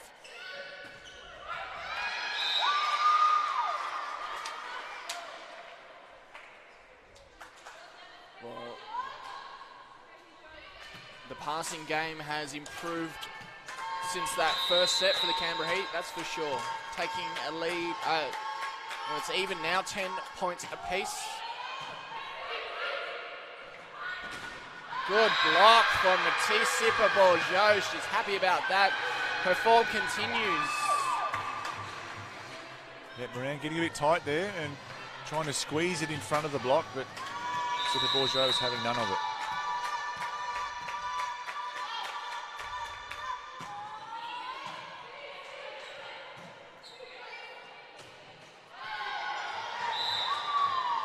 Again, in that case, got to bank the ball, put the ball in. You know, really to score the point there, it's going to be extremely difficult. 6-7 metres off the net. Make sure the ball's in, and you can have another opportunity to try and score in another way. A little bit too aggressive as Niedermeyer takes it.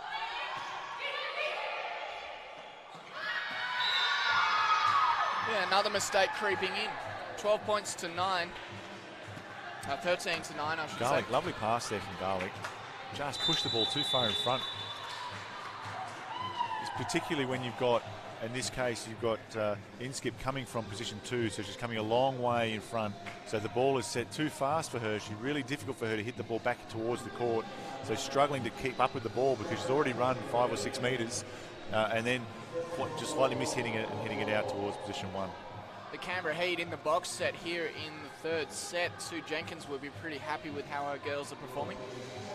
Yeah, momentum's really changed. They still can make a few less errors, I think, the Canberra Heat.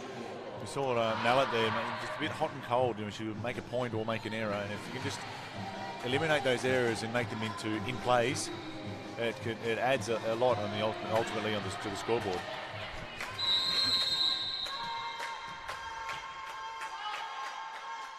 Niedermeyer continues.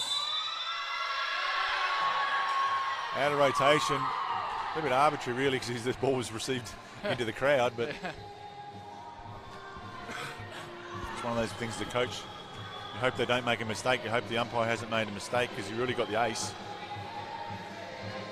And Marissa Duran there's shaking her head, still calling out rotation. We're going to have a moment to have a chat about it. Also a bit of a momentum breaker here too. I mean, the Canberra Heat doesn't want this little break in play. Yeah, especially considering that, as you said, that pass went out of bounds. Yep, confirmed.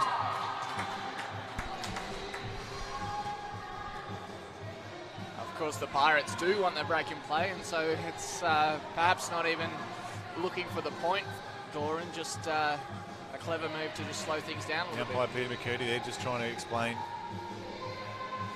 how it's been interpreted to him by the second referee, where they were standing when the ball was served.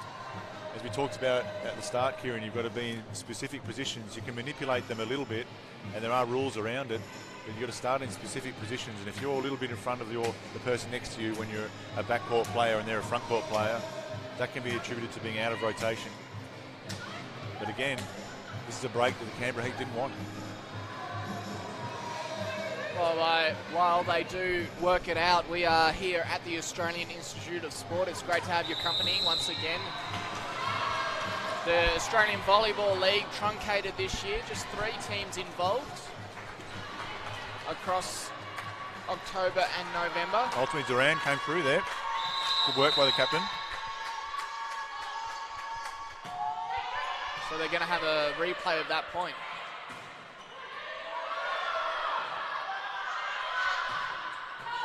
And Duran fired up after that conversation too. Yeah, and Sue Jenkins just feeling the pressure, not only after that was an ace, which was called a replay, and now they've actually lost that point that they would have won, and you had that time delay, essentially ruining a bit of their momentum. Larkin does well, but Niedermeyer had to move to set that one, and Sipper-Bourgeau, well, there was no way through that block. Too much time to read it. Tessa Knight now. A little bit better from Larkin, and Sipa Bourgeot also reads the block nicely. So Doran reached for that one out of bounds. I think she read that there was a finger on it. Yeah. Coming through Again, the block. you committed yourself, and it's always hard to make that last second or last split-second decision. And from our angle, a bit hard to see if it was going in or out, but in any case, spike the ball out, you lose the point.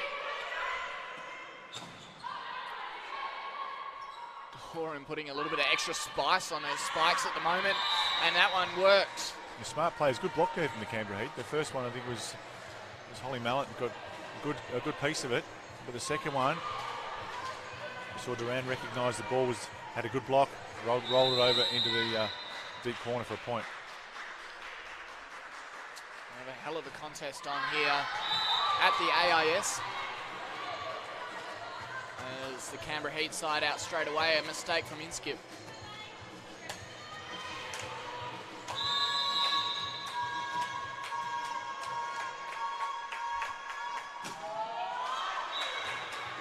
Two mistakes in a row as a little bit of complacency comes into the game, both sides.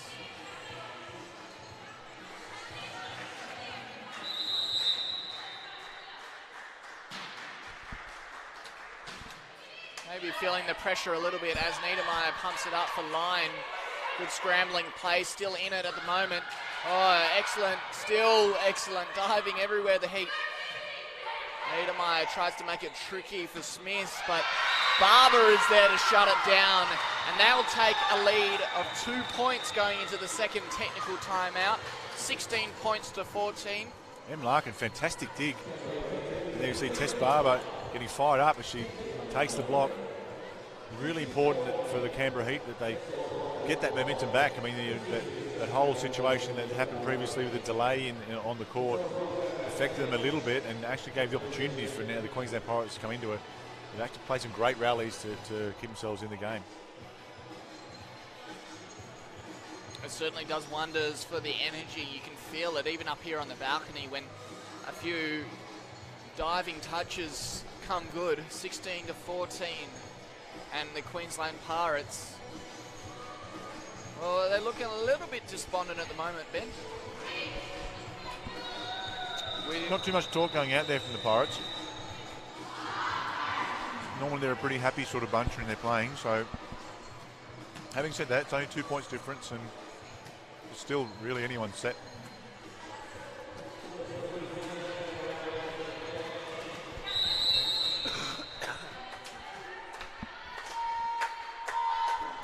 Line. Oh, tried for that floater down, targeting Tian Smith again, but just a little bit low. Yeah, it's those ones after the timeout. You really got to make sure you serve the ball in. Yes, you've got to serve it aggressively, but you've got to maintain that as much pressure as you can on the opposition. Well, the service errors continue. A little bit of the life has been sucked out of this game at the moment as we see both teams feeling it. It is kind of the middle of the game if it does go to 5 sets. So 17 to 15 with the Canberra Heat in pole position right now. Hargraves put a bit of mustard behind that, but Smith goes one better. Yeah, lovely swing down the line. Nice set. A little bit less risk. A nice ball to Smith, who put it cleanly away down the line.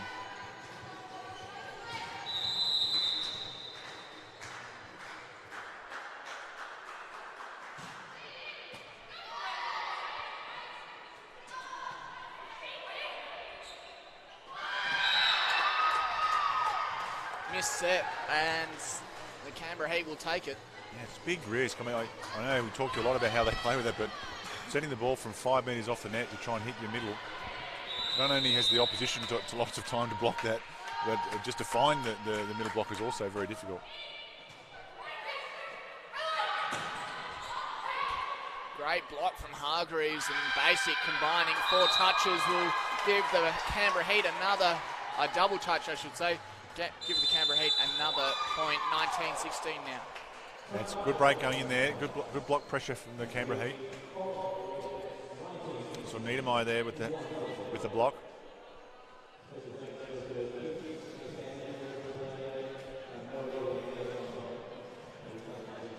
Well, it almost felt like we were going to see a quick 3 sets from the Queensland Pirates after that dominant display in the first set. The Canberra Heat have really rallied. They've turned it around well. They've played some solid volleyball. I think they've got another level they can go to as well. They've really now, it's a critical point of the set. You've got that 20 up, 20 to 25, and they really now have to keep their foot down and focused on each point. Because they know there's a lot of talent in the Queensland Pirates team, and they can turn it around very quickly as well. Tessa Barber. That's a little bit better from Queensland. So we've seen a couple of sets go wide and spike straight into the blocks. Queensland have been better than this so far as well. Yeah, they can't make too many mistakes now, Queensland. There's just not enough points left in the set.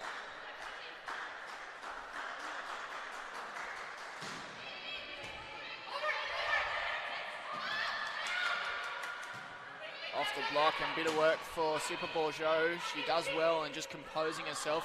Keep them in the match. Well done. Good stretch. Now Bourgeot off hands. Still in it. Hargreaves. Great rally. Oh, clever from the captain. Setter on setter. Knight with the swing. Spiking out of position 4. Every rally is so critical now for the Queensland Pirates. And they're getting better and better. It feels like all these players are remembering their training, coming into their own at the moment. The skill level has increased.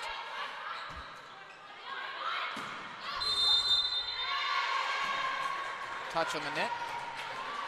Yeah, it's one of those things, isn't it? You want your blockers to be aggressive, but like then you've got to dig afterwards as well. So you've got to take that, especially now, be disciplined. Don't make those block mistakes.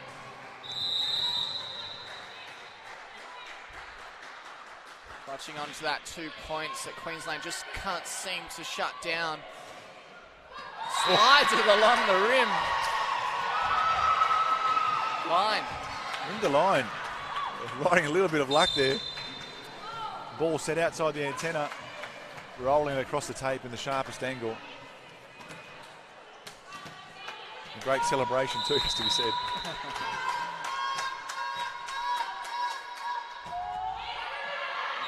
You can hear the subs of the Canberra Heat getting up for this critical point in the match. A service error is not too damaging when you're 2 points up at this stage. Yeah, you still want to have the pressure on though, Kieran. You know, you still want to give yourself opportunities to score the points, but I guess Super Bourgeot is one of those who takes a lot of risk on a serve. Line, heaps of work to do. Going to have to just hand it over to the Pirates. Let's see what they can do with it. Oh, nothing, because Basic is very clever with her block. Sullivan there got rid of his set into what they call the phone booth. Nowhere to go. Basic right there to put the ball away.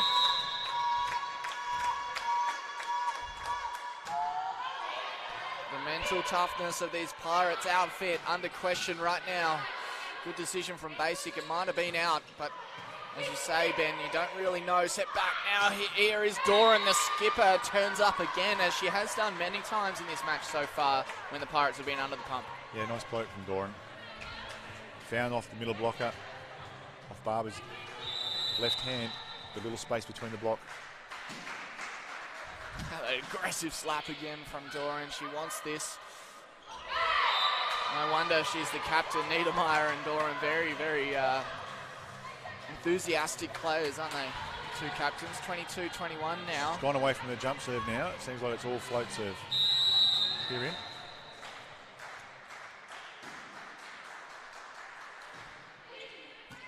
Critical set this. Oh, good work from Mallet. She looked like she was going big, but tricked him. sure. That Niedermeyer's set came out a little low, and she did really well to get inside and actually get a good piece of it.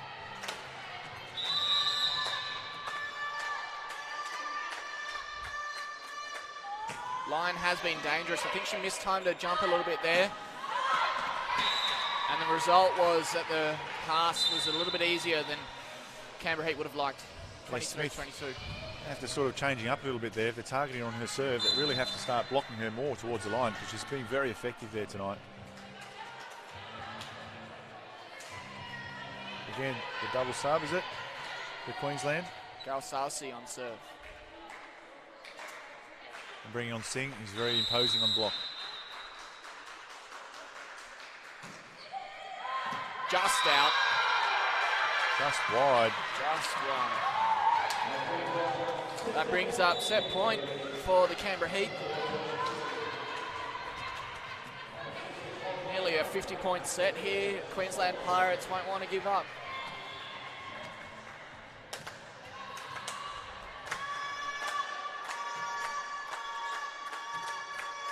Well past the hour mark now.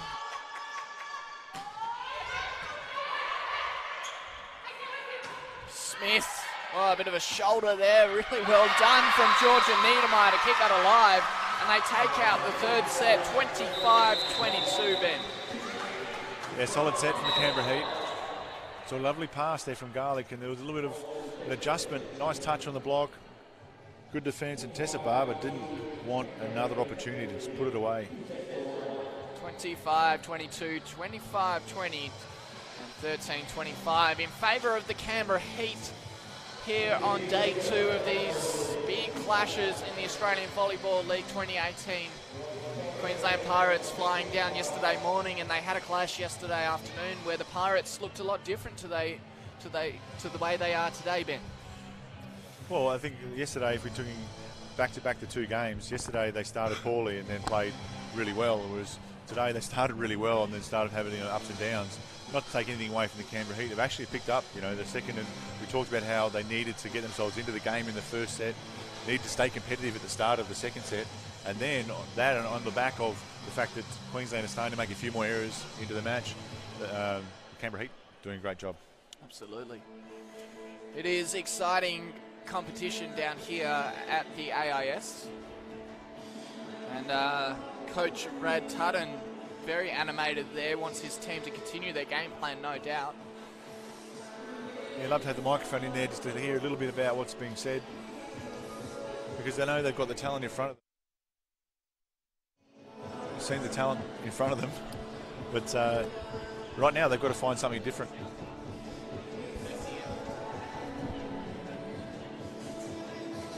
Got to find a way to get themselves back into the match.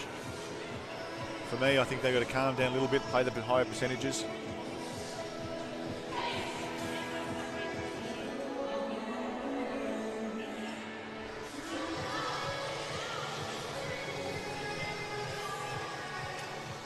Sorry, Ben, just checking on our microphones. We have seen the Queensland Pirates gelled together with dominance, and there's so much of this sport is attitude, isn't it? You can see them just a few high 10s to slap themselves back into this match. Yeah, just to reset, I mean, the Canberra Heat now have really received much better than they have the whole match in the last period. So they've got to either let a little bit more on their serve to push them off the net, or they've got to find other ways now to beat them, because in the first set they were doing very well on their serve and block, defence and counter attack, but now the Canberra Heat is starting to receive much better. They've got to find other ways to score points.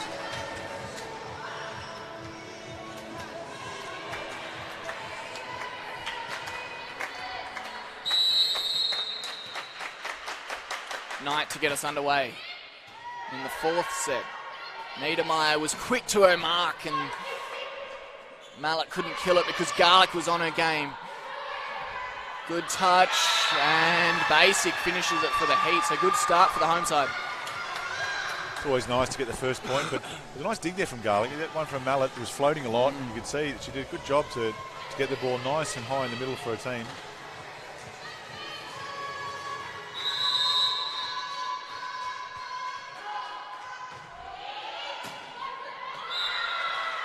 Smith would have liked to have that one again. Well, Smith coming from the beach, not so familiar with the ball in the hand, so got herself a little bit of trouble there with the ball above her head.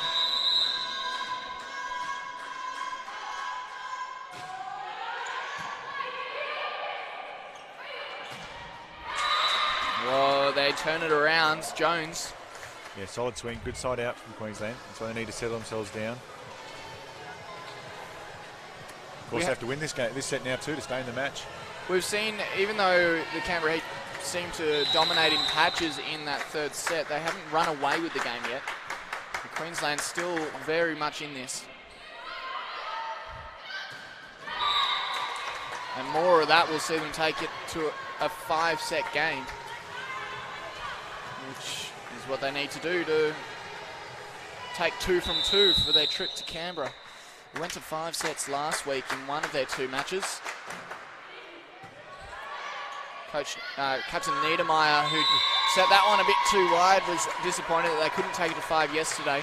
Just having one of those patches at the moment, Niedermeyer, just forcing, well, that one there, setting it way outside the antenna and quite tight to the net. The one before with Tessa Barber, not quite finding her. Just a couple of balls that she struggled with. In-skip's been good.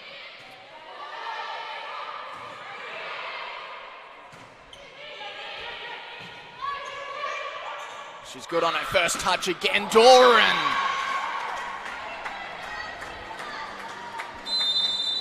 Knight there with the long ball out to the antenna. Doran finding the space down the line. And again, we've had a relatively early timeout by the Canberra Heat, trying to settle them down, get them refocused. Sue Jenkins not liking the way that the start of the set's been going for her team. Yeah, well, it started. They got those first 2 points in a row, and then Queensland back with 4 points. They've looked a lot more like they did in the first set. Yeah, well, 2 of those points, I mean, direct errors. It's not really nice when you make direct errors. So obviously Sue Jenkins feeling that she had to call that there just to settle the girls down, to maintain that consistency that they showed in this. They gave them the wins in the second and third set.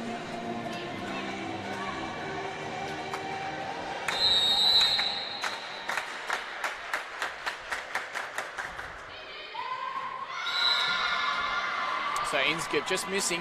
Yeah, well left for Em Larkin there. She's being targeted a lot tonight, and she did a great job of judging it. The ball was just going long. See what Lyon can do.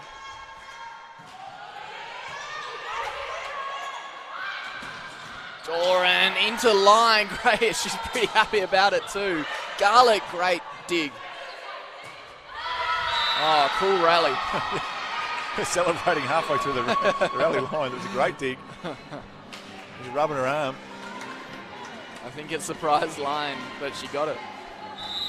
It was a big wind up from the skipper, Doran.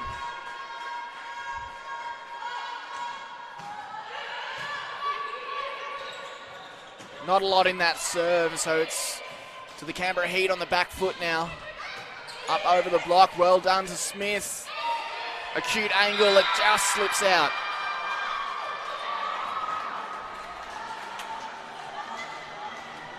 We've got an entertaining game right now, haven't we, Kieran? Both teams struggling here. They really know Canberra Heat really want to win this match and really pushing hard, but also the Pirates. They need to win this set to stay in the match. Doran. She has another cracker. This time gets it, but really focused. No celebration from her. She's solid. She really wants it right now. She's been solid in the attack for the last little period, even at the end of the last set, which they lost. Let's see if she'll go back to her jump serve.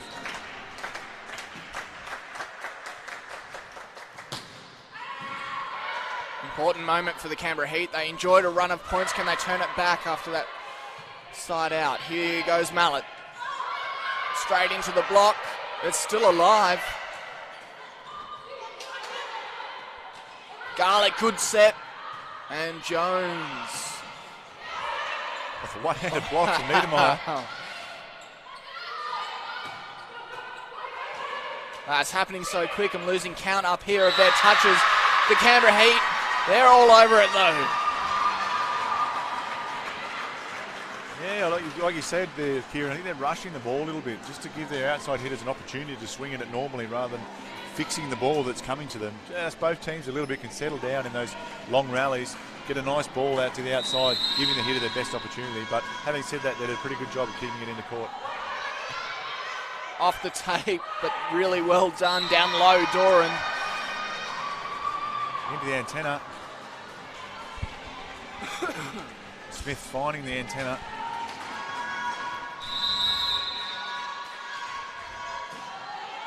So Mallet continues. The energy is increased in this room. The Canberra Heat can sniff a victory, but Doran says not yet. Holding on, 6-7. Doran's critical for the Queensland Pirates right now. She's been very good in attack, controlling everything that's on the court. Doing a good job leading her team.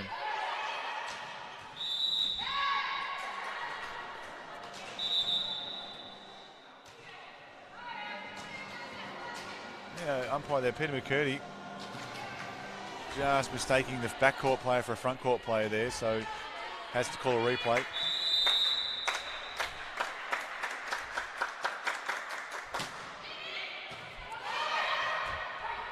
Well done Larkin to get low, but she would have liked that again. Didn't keep it on her side, and so plenty of time for Queensland to set up that finish from Smith. Yeah, good swing. A little bit not clean. It wasn't quite spinning perfectly. And too hot for M. Larkin to handle. You often see those shots which have an acute angle earn a point. The degree of difficulty goes up though as Tessa Barber puts her hands on her face. Oh, hang on. They're calling net touch. A net touch against Queensland. So from the hands to the face to the hands in the air. Yeah, not too happy about it, but from our vantage point, Brad Tutton still gesticulating with the umpire, the referee. But you know what? Often when they decide something, they stick with it. 8 points to 7 in favour of the home side going into the first technical timeout. That is pretty much as tight as it can be in the first exchange. Pretty much, I think it is. Wait, it is. Yeah. Oh, we've got a good tight match on our hands, and that's good. We saw a little bit of, one-way traffic for a while there with the Queensland team being so dominant. And now we've got a case where they're really fighting for their existence in this match. Where has it changed for them? Because they certainly looked dominant. The Canberra Heat looked like they were on their heels for that first set. Oh, there's a couple of things. I think their serve hasn't been as effective as it was. As the Canberra Heat's playing much better now. And they're making more errors than they did. You know, giving 3 points away is. I haven't got the statistics in front of me, but I think that's one of the three of the major changes. Good first dig from Smith. She's had lots of practice of that as the service game from Canberra Heat targets her. She's a fighter. A nice, lovely pass again, putting the ball away. It's always nice when you get to receive the ball and spike the ball in the same rally. Kind of like a take that. Floated over from Sullivan. Niedermeyer and Bourgeot. Oh, great dig from Larkin. Oh, I reckon. Haven't seen a lot of that today, but the girls are throwing their bodies around at the moment. Good skills on display there. We saw Knight and Inskip combining with that running quick set. And then a fantastic dig from M. Larkin in defence. Love those one-handers. Sneaky from Matisse Super Bourgeot too. A little bit of curve on it. Good communication in the end from Queensland to work that one out. As Mallet swings. Smith again. Oh, Mallet keeps it alive. But it should have been Queensland's, and it was. Knight winning the push. Very difficult to beat the setters at the net with that one-on-one pushes. They just seem to be that crafty.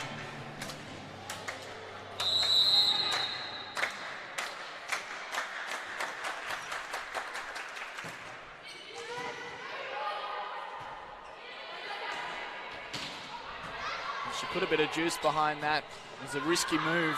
Paid off in the end for the Canberra Heat. Mallet It's a really nice serve from Smith there, putting Sipper Bourgeot under a lot of pressure and not really giving her an opportunity to attack. They couldn't take advantage there, Queensland.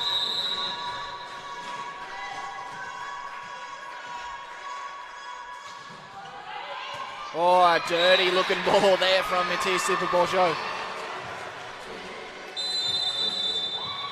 Smith there got in a little bit of trouble with her footwork. As I like to call it, just walking the tightrope with her balance.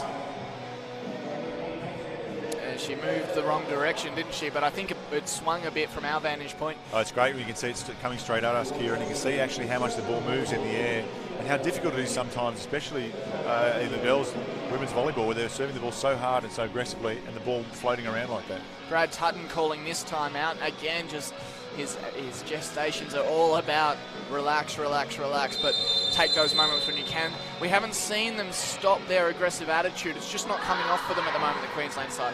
Well, that's obviously the way they play. I mean, we have to get used to it up here. And it's just that they're taking those risks and they come off and it's spectacular, but also with that risk comes some mistakes. So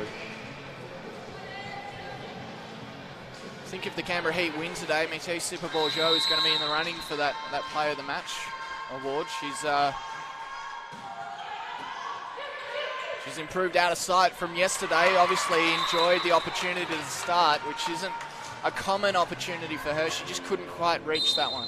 Yeah, Knight and Inskip combining well. They've had a good relationship with the setter and the middle attackers. Have to have that relationship in volleyball, and it seems to be working really well for them.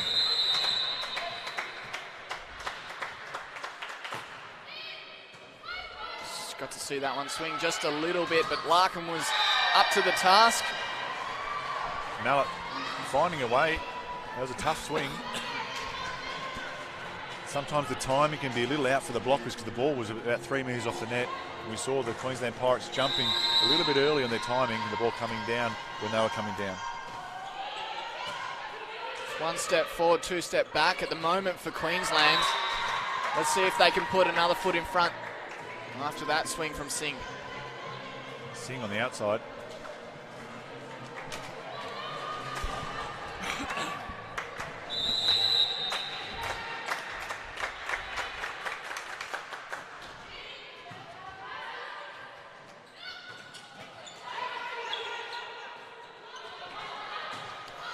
Doran, well done, Niedermeyer. Her dig was good to get there, but it just had a little bit too much juice on it, and Singh finished it.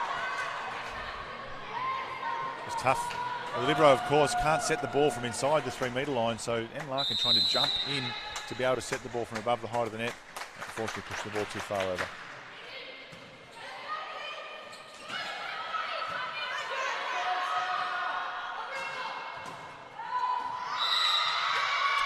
Good shot. Singh has really injected herself here in the last few points. A couple of great points. See Niedermeyer talking to the umpire referee there. She's saying they touch the ball while I'm setting, so you're not actually allowed to do that. If you're setting the ball, being a backcourt player, and the other team touches the ball, as long as it's not going over the net, it should be the setter's point.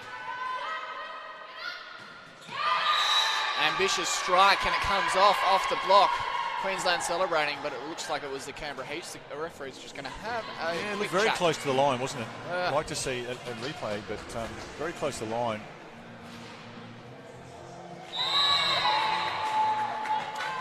And it didn't touch the block. There you go. And it went out. And out, yep.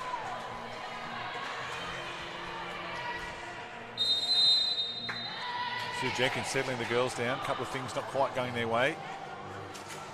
As we've seen the momentum swing, Queensland Pirates. I was about to say we can call it a momentum swing. 14-12 after Canberra Heat kept putting a little edge every time Queensland Pirates fought back, but this was a good little run for the Pirates. Yeah, they've done well. Brought themselves back into it, some solid serving, some consistency in defence. And of course now also the Canberra Heat getting themselves a little bit flustered with some decisions that may or may not have gone their way, so got to settle down. That's why Sue Jenkins called that timeout, to settle the girls down, to get them refocused.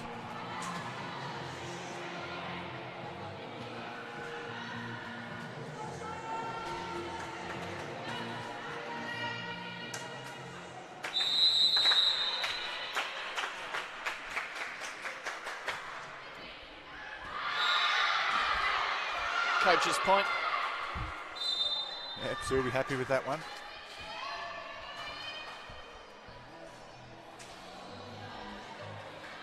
Hargreaves back into serve.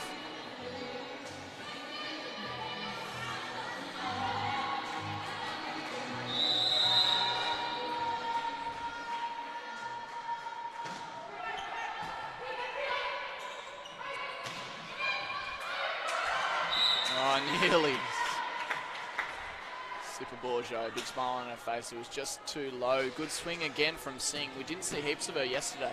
She's been good in the attack so far. I think she's about 100% in attack.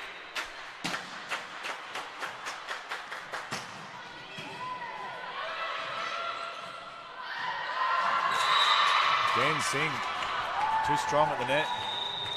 Wow, interesting turning point here. We see the second technical timeout. Queensland have turned it around in this set as the Canberra Heat just kept their noses in front for the first sort of 12 points or so, but Queensland Pirates now looking like they've got the edge over the opponents right now. They seem to have gained control, haven't they, of the set again. On the back of some good serving. There's good work at the net. And of course, direct points. Singh coming in, making 3 direct points. Exactly what you want when you call someone off the bench, and they can do that. We'll see now. We'll see how they control the rest of the set. Well, the Canberra Heat haven't defeated the Queensland Pirates so far in 2018, so I would imagine that Sue Jenkins will be talking to them about this moment. Could be the difference, right? Well, they've got 2 chances, the Canberra Heat. They've already 2-1 up. So you obviously win this set, then you win the match, and the same with the next one. So, having said that, if you want to take the first one, you get. But right now, they're just dropping off a little bit as Queensland take the ascendancy.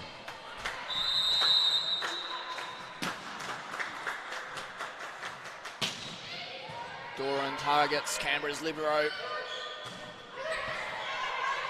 Good dig. Garlic set. She took her time on that one, and Smith had plenty of that ball to work with. Yeah, just wrong-footed Super Bourgeot a little bit there. She thought it was going the other way and then used her wrist, Smith, and turned it more down the line. Again, good to see Duran back with the jump serve. Yeah, so she's going for it.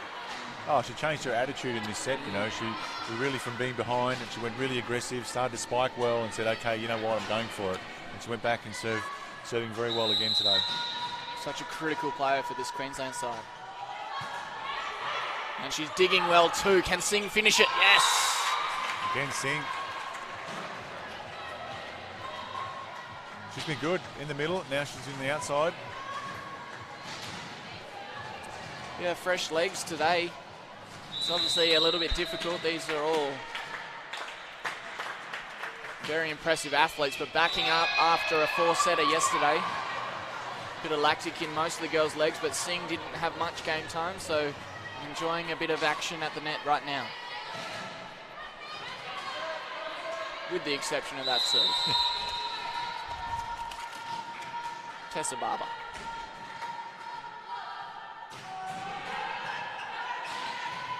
Scrambling play now, and Smith tries to hit it from the 3-metre line, but doesn't get enough juice to shut it down. She does back it up with a fantastic block. She had a lot of her arm over the net there. Yeah, nice block. Just one of those options, really just caught a little bit out of position there, basic, and trying to make up ground.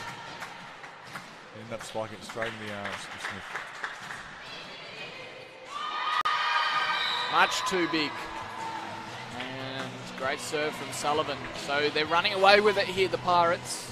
All of a sudden, we're 20 points to 15. I don't know if no, Sue Jenkins won't have any more time out. She called that early one, so she's unable to get that break in play that she would love to have right now. We saw this from the Pirates in the last set. Just mistake after mistake, and the Canberra Heat not able to rein this in just yet. 6 points the difference. Sullivan.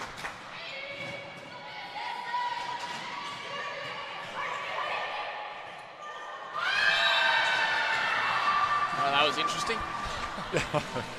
I guess you can do that when you're that few points in front, but That's a huge, hugely long be quick.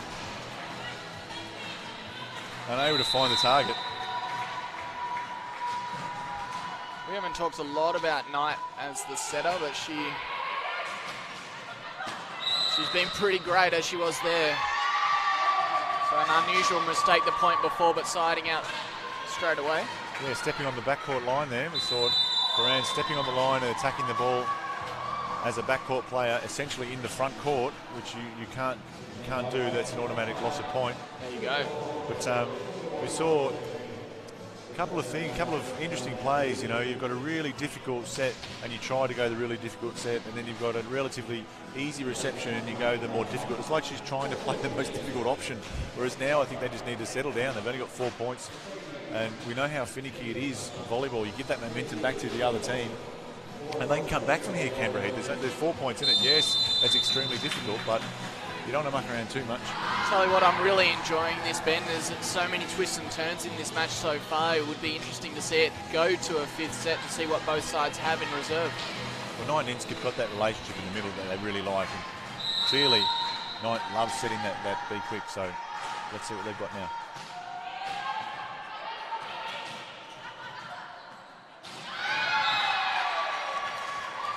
Double mistake, so 3 points the difference now after they were down by 6. Well done to Canberra Heat, holding on.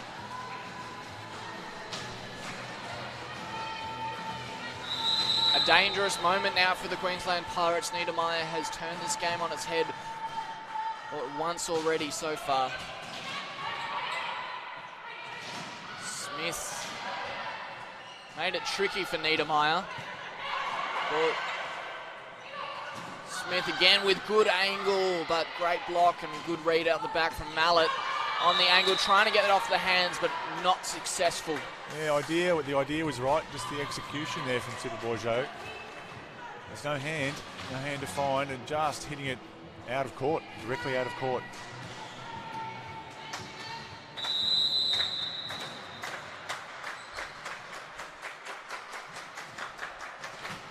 They'll take a side. They saw through Georgia Niedermeyer's service game. Smith's serve, not the most venomous we've seen today. So we see a rally building. Oh, big swing. Whoa. Oh, pretty sure that came off the defence, essentially, of the Canberra Heat, but not seen by the officials.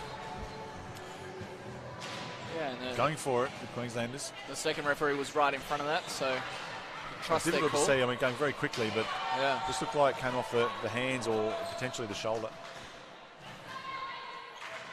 The ball's bouncing in the background. That one that just creeped onto the court is of the men's game, which is coming up immediately after this one.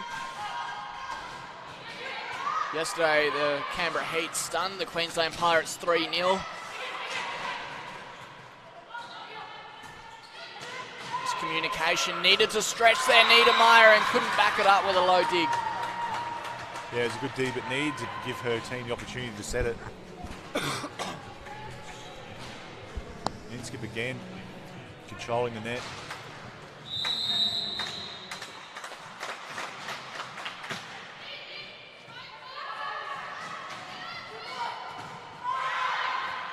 Oh, still alive somehow. Doran. Can they get it in? Oh, hard luck, Canberra Heat. They have a set point now. The Queensland Pirates clawed their way back down 3 or 4 points early on in this set, and now they're in a position to hold on.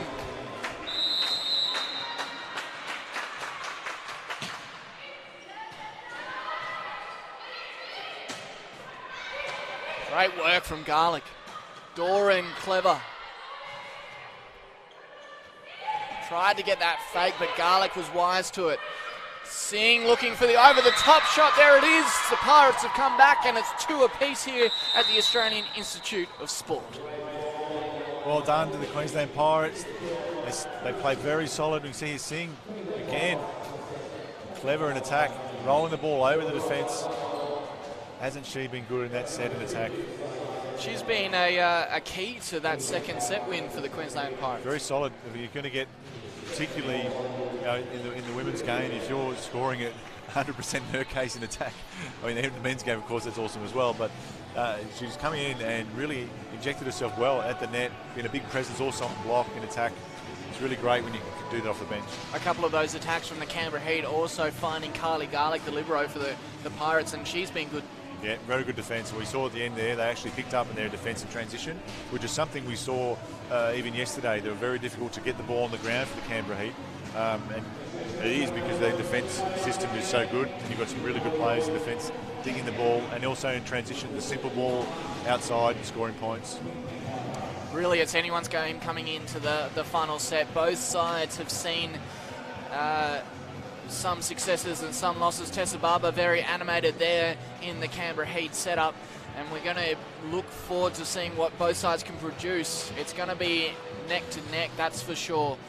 No momentum really for either side coming in. The Pirates took that away a few points at the end, but the Heat are still in it.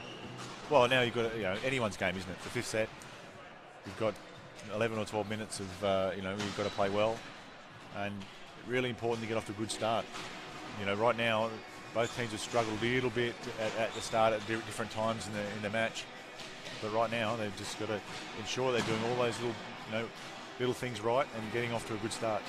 Around an hour and 40 minutes played in this game so far, and if it continues on the same way it's been, we've seen a few long rallies in this game too. Yeah, it's been a good defence for both teams really. We've seen a good scrambling, and that's why we've got a 5-set game. I guess the only exception would be the first set, where the Canberra Heat struggled right at the beginning and got themselves slowly into the end of that set and gradually into the match, and now they've got themselves an opportunity to win it in the fifth set. There's some key players out there for the Canberra Heat that they'll continue to look for. As we've said a few times, Georgia Niedermeyer and Tessa Barber, the most experienced players in the Canberra Heat lineup, but there have been some better efforts today than we saw yesterday from the Heat side amongst those younger girls, particularly I think Matisse Sipaborjo. Yeah, well, she's got a lot of experience, and you'll see her father is in the background, was an ex-national team captain and coach, so the family bloodlines are thick with volleyball, and her sister is playing overseas in the US at the moment, so there's a lot of history that goes into that family. And of course on the other side of the fence too, in the men's side, you've got a couple of the Borjos that play on that side of the fence, so she's certainly got a lot of experience, even though she's relatively young. Yeah, absolutely. She's been a standout. The Queensland Pirates will get things back under the way for us here at the Australian Institute of Sport. Let us know where you're watching from. No doubt there's a few fans who couldn't make it down with the Queensland side. Hope you're enjoying the coverage.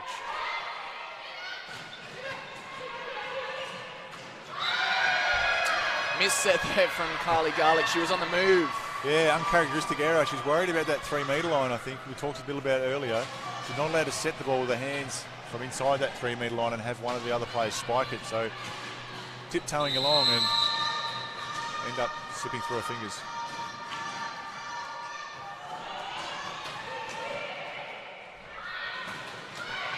Doran winds up. We haven't seen that arm move at that pace for a fair while. Interesting to see if she decides to jump serve in this set. I think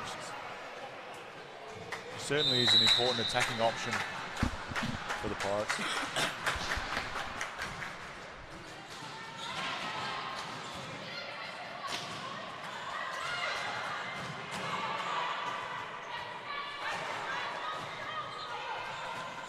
Off the antenna from Singh.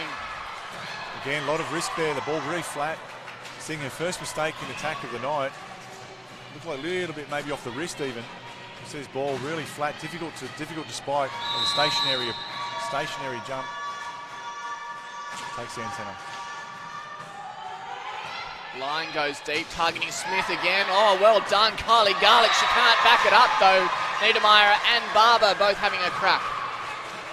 Those are good motivational boosters when you get the ball on top of the net and give it a good smack. So great first effort, Carla getting in there, beautiful dig.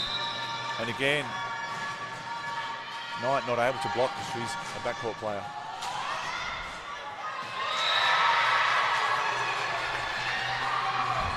Talk to us a bit more about this. It seems like a concerted effort to target Smith. Is it just because of her position? Well, I think they're doing a lot of targeting her tonight, but she receives generally pretty well. It just happens to make one or two direct errors. I'm not sure if it's the surface that she's standing on, but there again we see a perfect pass from her.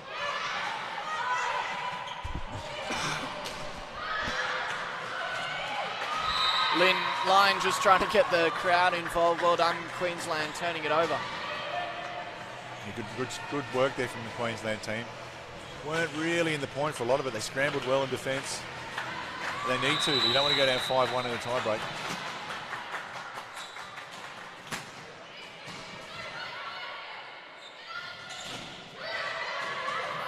Oh, great read from Mallet.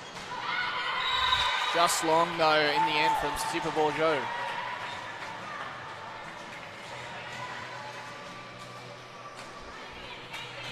If you're watching and you're keen to watch the men's game, it was due to start at 1, but of course we are into the 5th set of the women's game. The men's game, the men are all warming up on the opposite court and they'll be on straight after this. We've seen Smith go for another one out wide. She's so athletic. Garlick again, great dig. Holly Mallet smashed that ball cross court, and Garlick with one block managed to get in there. See the end of it there. Bit of composure from Smith.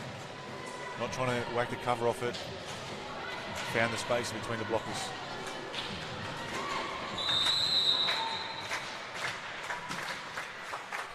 God, it must be nice being on a hard surface after playing beach volleyball for such a long time for Smith.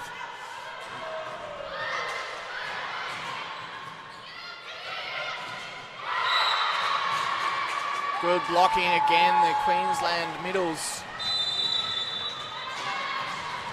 showing their skill, and stemming the flow is Sue Jenkins. Yeah, we've seen momentum swings both ways in this 5th set, haven't we?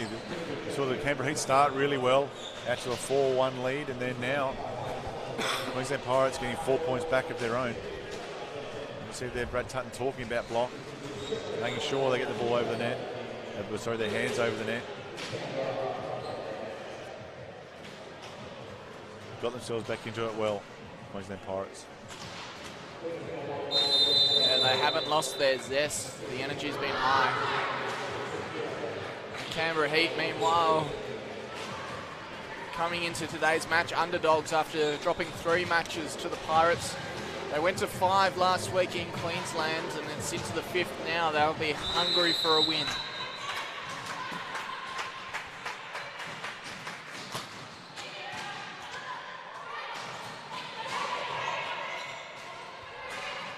No one there. They tried a manoeuvre that wasn't available, and finishing it off is Tessa Barber. Knight got herself in a little bit of a pickle there. Didn't quite read who was actually attacking. So Tessa Barber there putting it away. Yeah, it was a bad time for a service error, unfortunately, for Holly Mallet. Well, it's still that serve reception game, isn't it? The Canberra Heat got what they've done for the majority of the match now, receive well, and they'll keep receiving well. Again, Garlick. Oh, Garlick.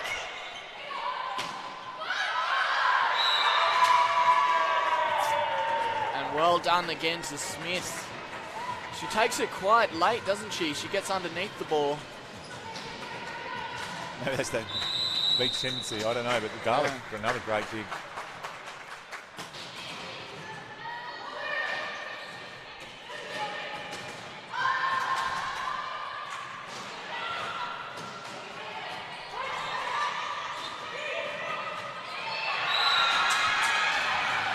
Oh, clever from Smith.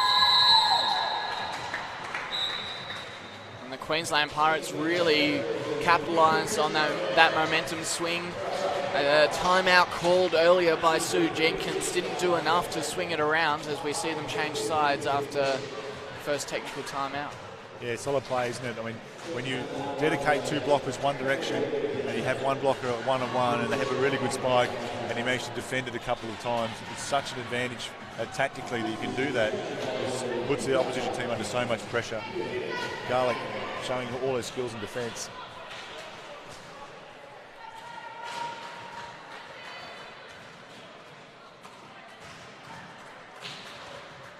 You see the back there, Phil Bourgeot. Yeah. Volleyball chairs, get the camera out, taking some photos. Dogs.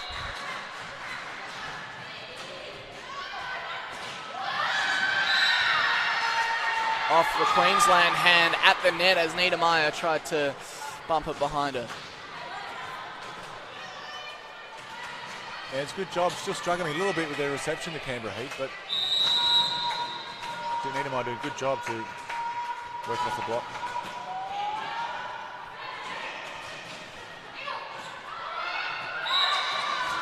It was a great set by Knight. Smith, the roll shot again.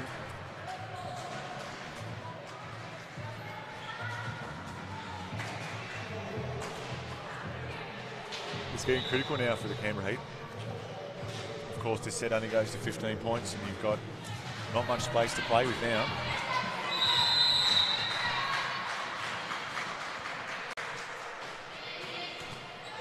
Sullivan's serve, capitalising on that roll shot from Smith earlier. 10-6 now. Just thought she took a bit of pace off it, and Malik got a bit stuck in the mud there. Didn't move her feet. So we saw Canberra Heat in the lead by 4 points at the start of this set. Now Queensland have the same margin. Now with Sullivan. Good dig. Super Bourgeot. No one at home to attack, so they're just going to hand it over. Let's see what the Pirates can do. Not much. Niedermeyer. Bourgeot into the wall. Tessa Knight. This is a bit how we saw the Queensland side in the first set, how they started the match. Good serving and good blocking. No space there. There was no space in between the block there for Super Bourgeot to find. And it was a hallmark of her game in set 2 and 3. She was sliding it straight through that block. So found a bit of second wind, the blockers. Able to get up there and stay together. 11-6 is the score here at the Australian Institute of Sport. It's the Australian Volleyball League 2018. 3 teams in it. The UTSSU Sydney team are out of the competition after a few losses in a row, but they will play the Canberra Heat next weekend, which will be live on Barn TV as well. The Queensland Pirates and the Canberra Heat contesting for the championship title. The Queensland Pirates hoping to lock it up in 4 points.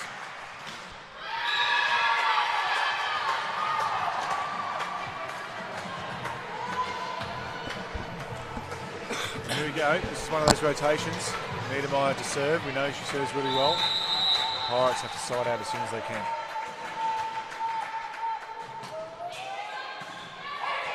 Soft floater. It didn't swing as much as she would have liked it to Niedermeyer. Good work, Hargraves. But 4 touches in the end, counted by the umpire. It's unusual. It didn't pick it up first hand. It was actually 4 touches, but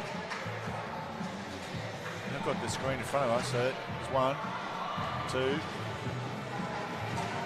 Unless Basic touched it at any stage where that potential 4 touches came from.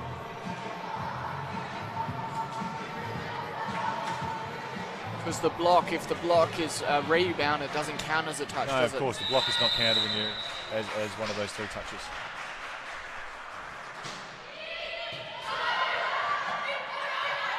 Still alive for the Canberra Heat, but the Pirates looking so strong. Can they finish it? That is for the highlight reel. Doran enjoying this skipper roll. Yeah, she's played well the last half. Even though her side was not getting on the winning end of a lot of points. She's had a good match. 5-point difference and 2 points remaining to take this out over the Canberra Heat. They're certainly looking like the better side, but just a small error there from Inskip. Again, Knight, Inskip like to take the risk in that combination. They set each other a lot. 13-8 now.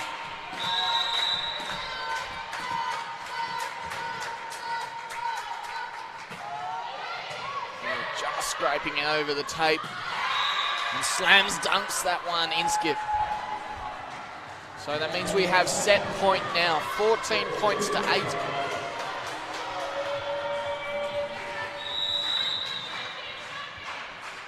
Can the Pirates finish it off in style? Wow, that was a fitting way to claim the final point and the second game of the weekend for the Queensland Pirates. A block that was the hallmark of their first set win. Yeah, it's like they went back in time, didn't we? Back to the first set. The Pirates really did a great job in service.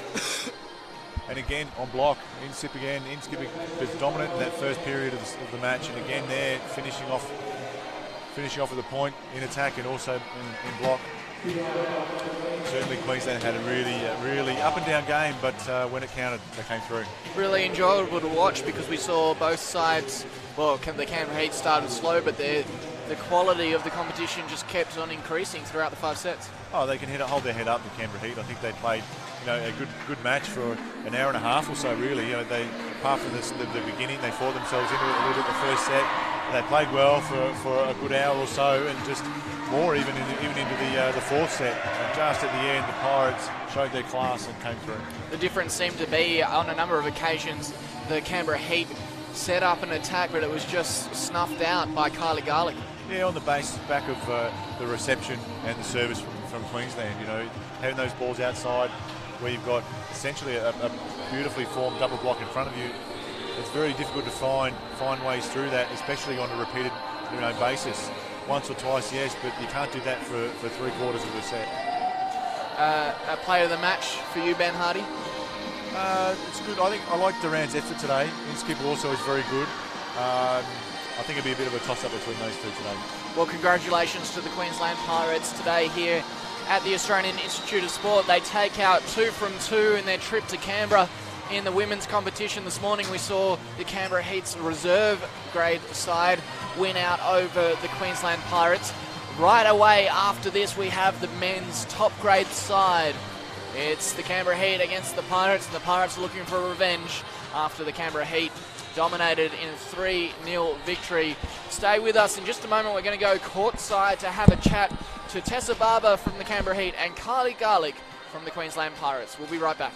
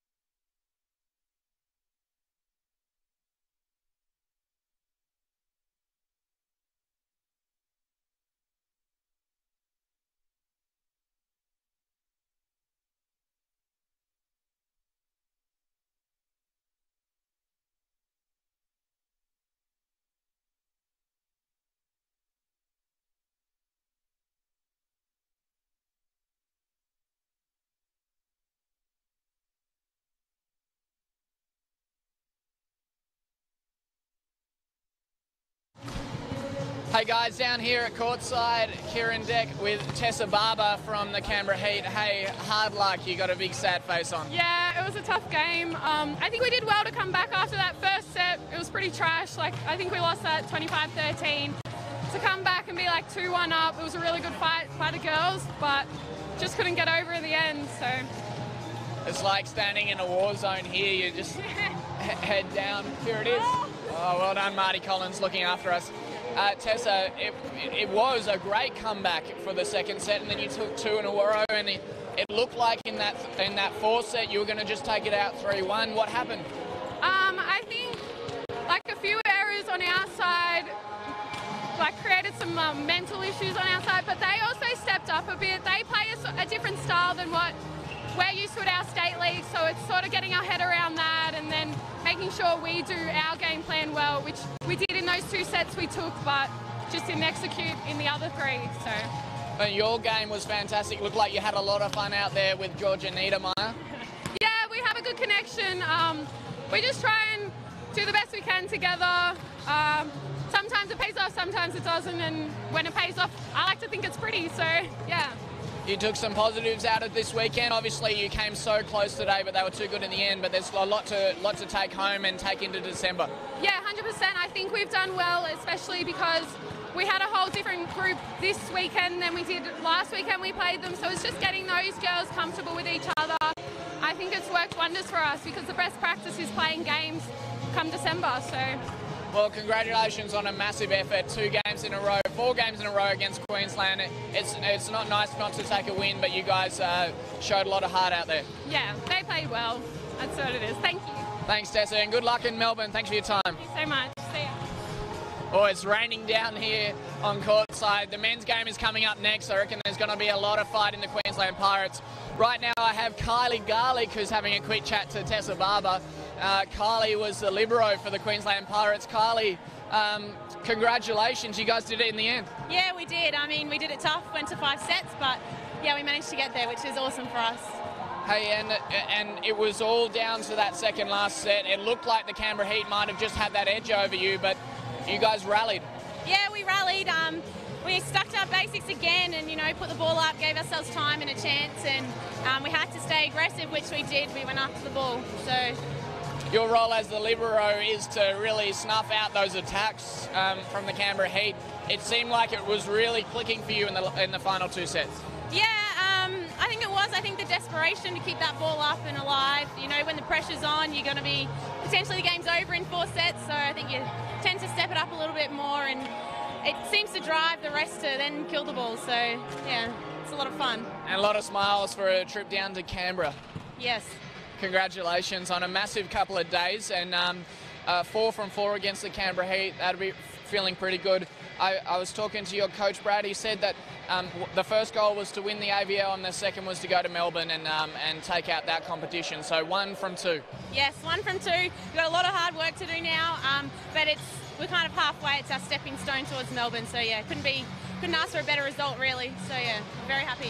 Congratulations and safe trip back to Queensland. Thanks for your time. Cheers, Kylie.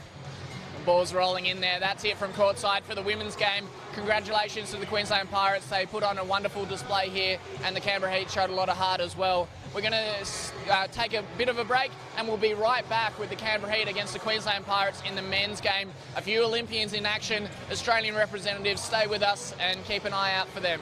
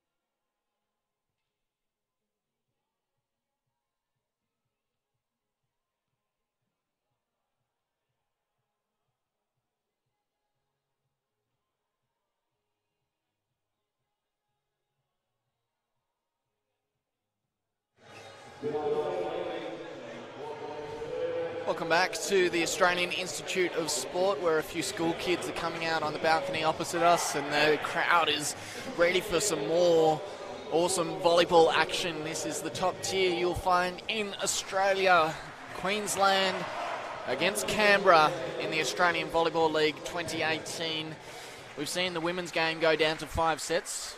I wonder if this game will too. Yesterday, the Canberra Heat men's side defeated the Queensland Pirates in 3 sets even, but it wasn't a direct reflection of the performances of Queensland. They are a very talented side, Ben Hardy.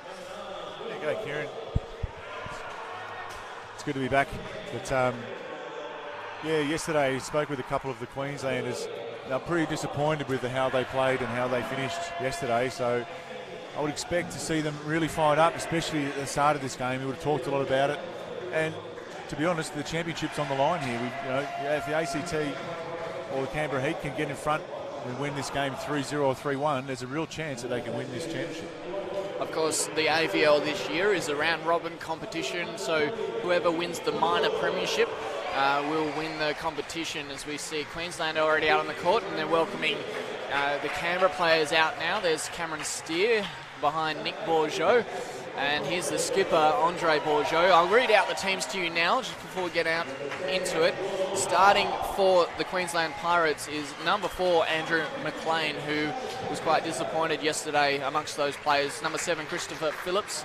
Number 9, Will Mercer. Number 10, Ben Bell. Number 13, Connor Rudder. 18, Alex Pearce. 31, Jack Halley, who's also the libero. For the Canberra Heat out there right now, the libero who's just come out is Jackson Holland. Number 3, Nick Bourgeot. Number 6, Cameron Steer. Number 8, Andre Bourgeot. Number 10, Jordan Power. Number 15, Travis Passia. And number 17, Kieran Ackhurst. Some serious talent out there. I'm told that this team that's come together for the Canberra Heat today is going to be much the same that we'll see in the separate round-robin competition. That will see 12 men's teams and 11 women's teams compete in Melbourne in December. And for these two sides, the first prize of the year is winning their AVL, and the second will be winning Volleyball Australia's championship weekend in December. So a big game here for both sides. Jordan Power to start things off for us. And his massive serve is underway. Ben Bell, plenty of time from a great dig and off Trav Passia's hands into bounds. It's a good solid start there from Queensland. Nice pass. Nice set outside from Ben Bell, and Will Mercer finding the line.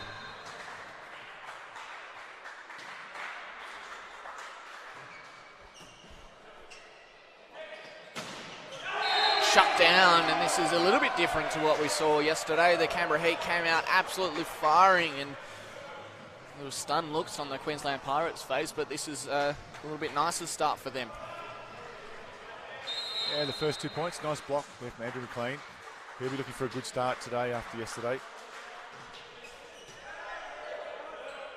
But he didn't let it get to him, and Andre Bourgeot finishes it. Big swings already from the captain, Bourgeot. Doesn't mind giving it a crack. You see the middle block a little bit late, and he finds a space in between. Steer. Oh, Phillips. Phillips, 2.5 metres inside the 3 metre line. Wow. Didn't hold anything back there, did he?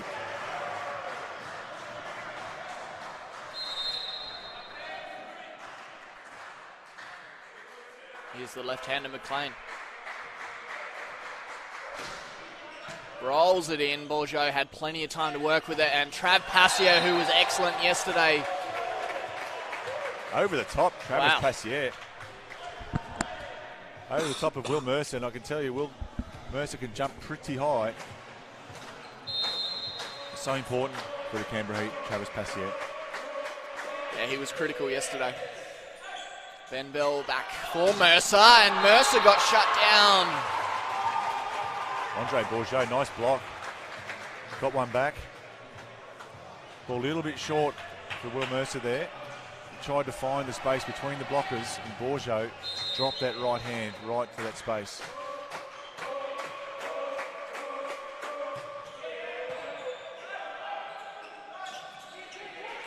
Mercer a little bit more sneaky this time. Nick Bourgeot on the net. Bell back for Mercer. He winds it up. Nice spike. Using the outside hand. Been really active early in attack, Will Mercer. A little bit too much space on the line. Left by Andre Bourgeot. Trav Passia. Bit too low, so mistiming his jump. Yeah, looked a little bit inside, a little bit low and inside there from Nick Bourgeot. Travis Passier unable to jump in and find it. It's blocking into the net.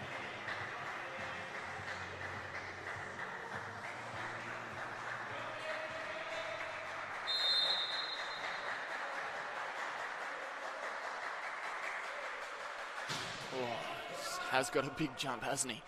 Passier. Oh, into the chest of McLean, and you mentioned he's going to want to have a big game today, a good start.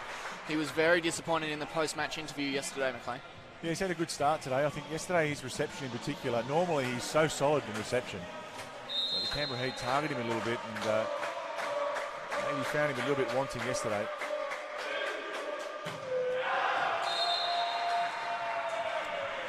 Uncharacteristic from Bourgeot. He's very consistent on serve.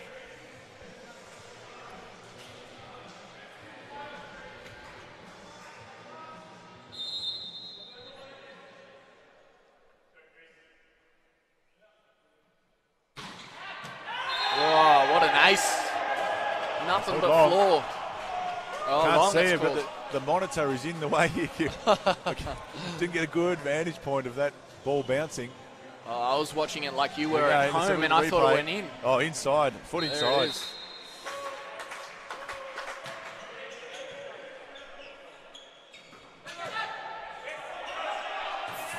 Oh, beautiful dig. I'll take that Bourgeot. again.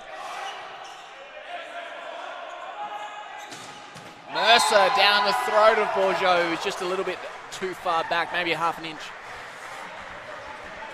Yeah, so Jordan Power on block there again. Very active in attack so far, Will Mercer. Jordan Power leaving too much space. Too much space. He puts a hand up. Too much space in the middle of the block.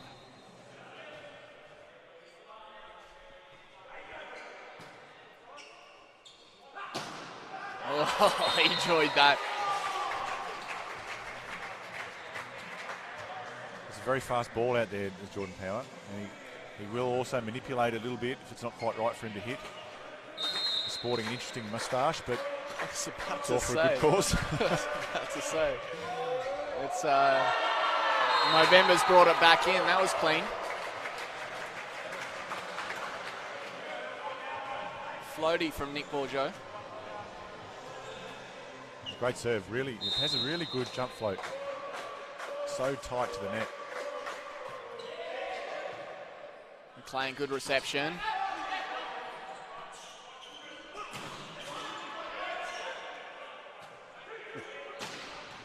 Oh, Power had a lot to do, but he had plenty of power on that one, touching the roof. It's a good start. Good start from both teams, really. We've seen Will Mercer is really the sole attacking force a little bit over there in the Queensland Pirates, but we've seen it shared around a little bit more with the Canberra Heat getting their attackers all into the match.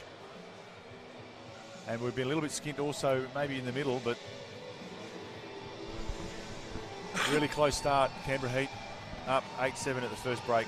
Yeah, I reckon one of the stories of the day for the Queensland Pirates will be McLean.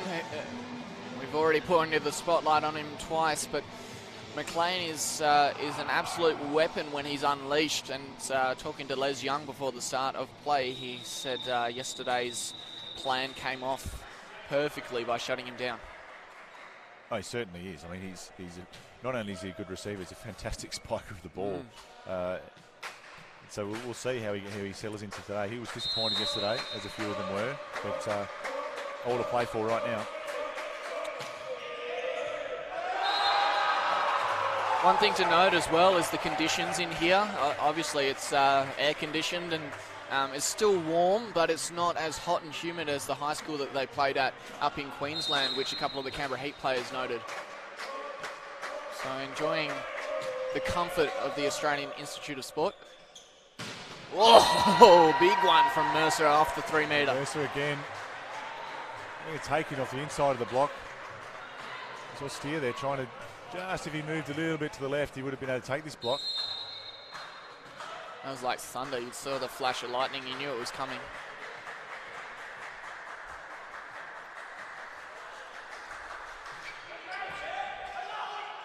Not controlled by Bourgeot. This time it is, though. Good block, McLean. Passier gets shut down as well. Over the top, a little bit more sneaky, but Mercer is up to it. Big rally. Oh, how about this? Oh, and McLean gets found out on his behind. Tough spikes on the outside for both Power and McLean. A good cover from both teams. Fantastic dig by Travis Passier halfway through that rally as well. Oh, well done, Jack Halley. He had to move. And Mercer getting a lot of the ball, isn't he, for the Queensland Pirates? And Steer again there, just not penetrating across the net, allowing the ball to hit the tape and his hand. And Mercer scoring another point. Connor Rudder's surface game was of note yesterday. He served very well and has a gun again today at the moment. Rolling from Bourgeot. Oh. You hate to see it. A little bit of confusion from the Pirates. Ben Bell, the setter, who's normally coming in to play the second ball, has dug the first one. And then you can see, even if they kissed hands there, it looks like in the middle. They could have had a Jules. Oh, when the setter digs the ball, someone else has got to dig it. And without the libero on the court, normally the libero would be the one to take that ball. So McLean could have, McLean probably, well, Travis Passier fixes the antenna, being the front court player. I think they're using his height. Yeah, being the front court player. Well, the net, mind you, is 8 foot tall, so the average height of your ceiling in your house. So it's a bit hard to tell that from here, but. Yeah, that's a great indication, isn't it? So McLean could have really should have stayed out and tried to hit that ball and let someone else set it to him. That's the point I was getting to. Ben, I'm not a short guy, but I look up to Trav Pass. More ways than one. Fantastic athletes. All these players out here, as is displayed by Phillips hit. Again, saw one absolute drilled the ball early on, and now he's turned the ball back in the other direction.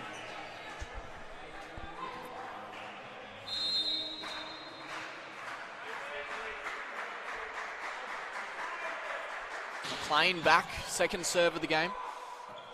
Oh, Kieran Ackhurst, Jack Halley, everyone's looking strong. Well done off the hands, Mercer. A little bit sceptical of that Ben Bell set, mind you. There was a little bit of a throw in there, but they got away with it. It's good athletic ability. Ben Bell is so key to this Queensland side.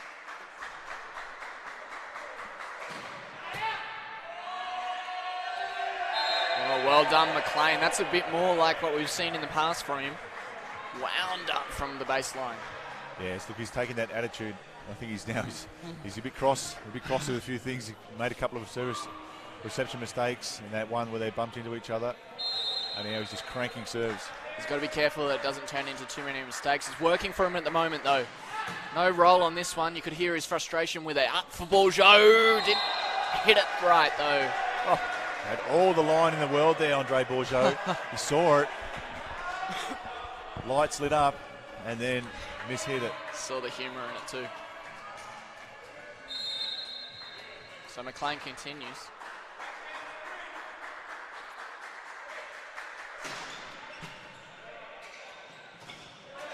Ooh, and on the line from Phillips. Again.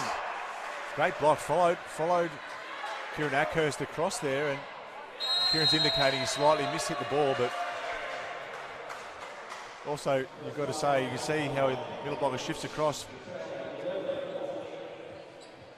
Well Phillips, done. excellent work. I think initially he thought the ball might have been an overpass, but Nicholas Borjo is quite athletic and got out there and Kieran couldn't quite hit it on his hand. And another point for Queensland. It's a great patch for the Queensland Pirates. Yeah, very important patch too, because we saw the Canberra Heat come out absolutely blazing yesterday, but then Queensland took out the first set. Before the Canberra Heat took out sets 2, 3 and 4 to win it. Oh, sorry, I'm confusing it with the women's game. The Canberra Heat came out blazing and didn't stop 3-0. We saw a fantastic game just before this one. If you missed it, the Canberra Heat's going down to the Queensland Pirates in 5 sets. The Pirates just too good in the end. They ran away with it.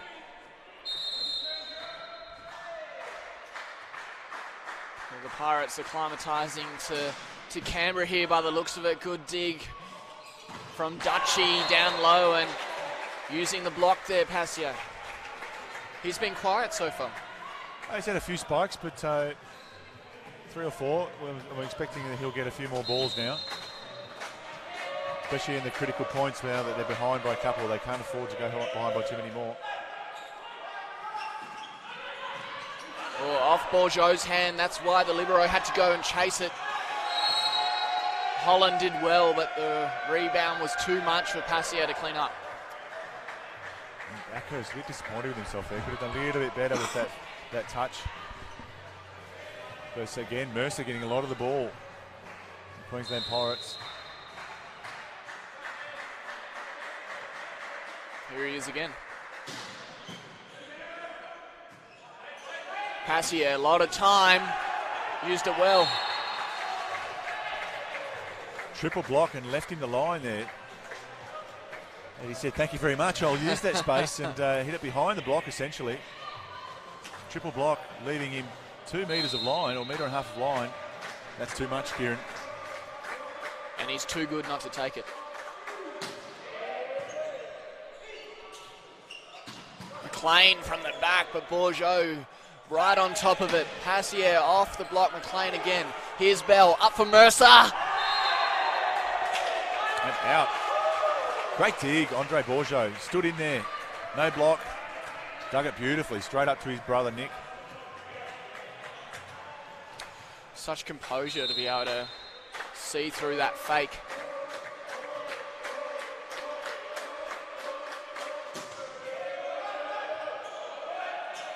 Mercer again gets another dig at it. Ackhurst, nearly something magical, not quite. There's a little mini comeback here for the Canberra Heat. Ends at 16-14 for the second technical timeout. Ben Bell really tried to split himself in two there, setting that ball backwards. Really difficult ball to get really low and to push, to get enough power to push the ball out to William Mercer. Well, it's a good start, isn't it? I think we've seen two competitive teams playing well. It's a little bit whose game can it be, but as we harped on a little bit yesterday, the Canberra Heat cannot afford to start serving easily to this and just without trying not to make mistakes in that sort of mindset to the Queensland Pirates, because Ben Bell will eat them up with all the different combinations, and they've got the hitting power out there that they'll do a lot of damage. I was going to ask you, I think I've seen Travis Passio hit much harder than he has this weekend from the serve. Do you think he's holding back at all? He also has a good jump serve. Maybe he feels that his consistency isn't quite there with the jump serve, so he's still getting enough effectiveness, and as a group they are, enough effectiveness with their float serve, or their jump float serve, so he's probably got that one still in his pocket. I don't know if he'll rip it out. I don't know what he's training like lately, if he's been training consistently enough to rip out the jump serve, but he's certainly got a bit of power in it. Well, Christopher Phillips also sporting a pretty angular moustache. He uses the jump serve, but way too big. It's always tough after timeout to go back and hit a big jump serve, and there's an unnatural pause, let's say, in the match. You're so dynamic in attack, and maybe that's the one, instead of going all out, just take a little bit off it to make sure you just get it in. Yep. Here we go again. The block works this time. Nick Borjo opens up his vocal cords. Alex Pearce trying to turn off the outside hand, and to his Nick Borjo was a little bit late, but he managed to get those arms out and take it with the fist pump celebration. It was maybe a bit lucky he was late. It came slower than he thought. Cassia not able to control it, and so it's Queensland's ball, and they use it effectively. Good rally. Alex Pearce there, finding the outside hand this time around. Often setters get targeted by attackers because they generally are a bit shorter, but tonight's game we've got Ben Bell is quite tall. I think he's about 6'7", and Nick Bourgeot is quite athletic, so they do get quite high and over the net. He's there being tricky as a front court setter. He's allowed to attack the ball over the net.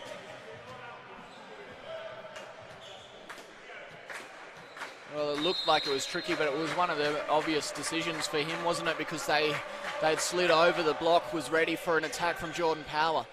Back for Bell to McLean, and the block is there. Well done from Bourgeot. He ended up on the ground. Passier winds up but can't hit the line. His eyes lit up for that sharp cross court. Such a key point there to go take the advantage. Canberra Heat missed by a ball length.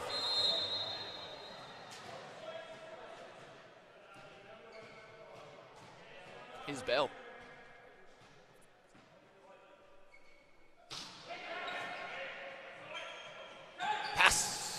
Passier using the head of Mercer in that case. It was the head.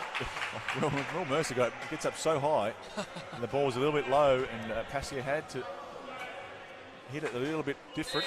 I think come off the melon. Jump serve's coming out of Power's hand though. Good call to leave it. They knew it early.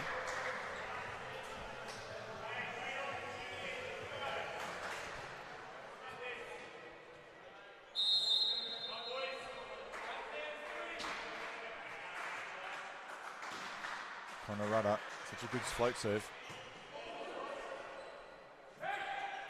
Andre Bourgeot, the attacking option this time, but he can't get it over. It drags into the net, confronted with a big block and tried to squeeze it past, but unfortunately for the Canberra Heat, off the top of the tape and out on his own side. The game's been so interesting. I've lost count of the score. All of a sudden we're at the 20-point mark. Queensland Pirates 5 to win the first set. Rudder with that tricky serve. Great serving from Rudder. Again, yesterday as it is today, difficult to handle for the Heat. Les Young forced to call a timeout. Yeah, it's as curly as the youngster's hair. The Canberra Heat's 3 points difference at this point in the match is it's a big margin. Oh, it is. I mean, you especially seeing as now it's essentially a 2-point break. So even if they win the point, and still the Queensland Pirates have got a couple of opportunities where they need to essentially lose those points for it to come back to even. So they're in a good position right now with only 4 points to get to the end of the set, the Queensland Pirates.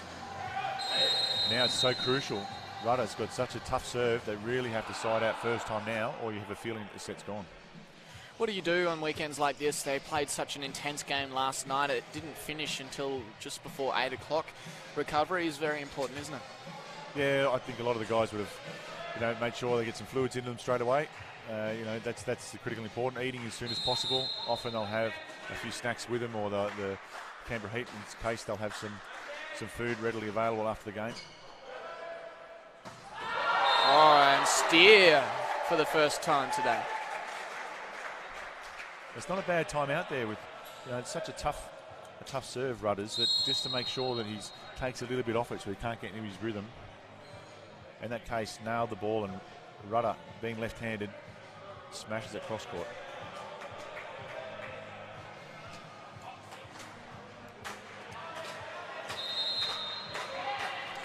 Kevin Fang, we haven't seen him in the main side. He has a good float serve as he demonstrates there. Catches a little bit too much of the net though, and so makes it easy for the Pirates to attack. Yeah, just come for the substitution of the float, and they do their little dance, and the libero will come back in to steer. Shout out to Janelle Caston on Facebook, watching and cheering on the Pirates. See if McLean can give her something to cheer about right now. Bourgeot up for Passier. He had two blockers working well in front of him, and Powers happy to see that one go by.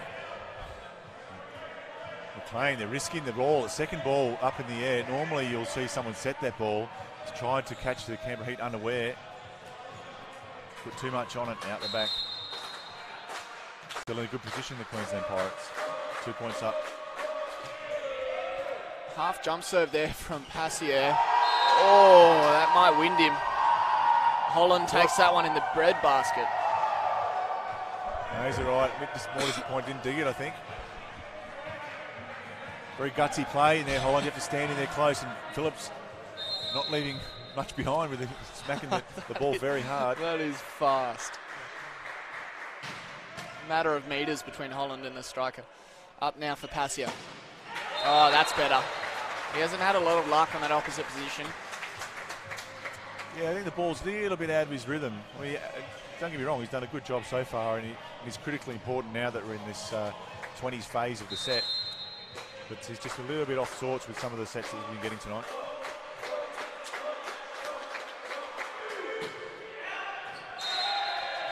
Bad mistake there from the skip.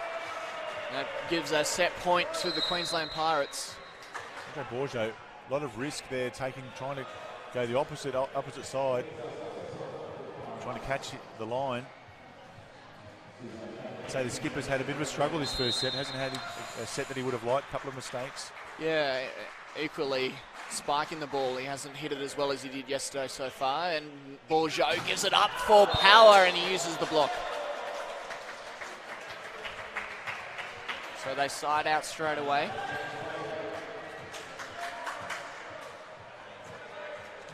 Cameron Steer back on.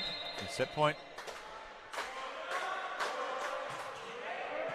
Ackers floating it towards McLean, who did well, and Bourgeot looking at his options. He chooses the Olympian. Oh. Bit of a collision there from Rudder and Ben Bell. I think Ben Bell was really going to just attack that ball instead of set it, because he is on the front of the court. They just got tripped up on each other, and thank goodness he's not hurt. Great composure here from the server Kieran Ackhurst, but they're going to try and break his rhythm. Timeout called by Craig Marshall.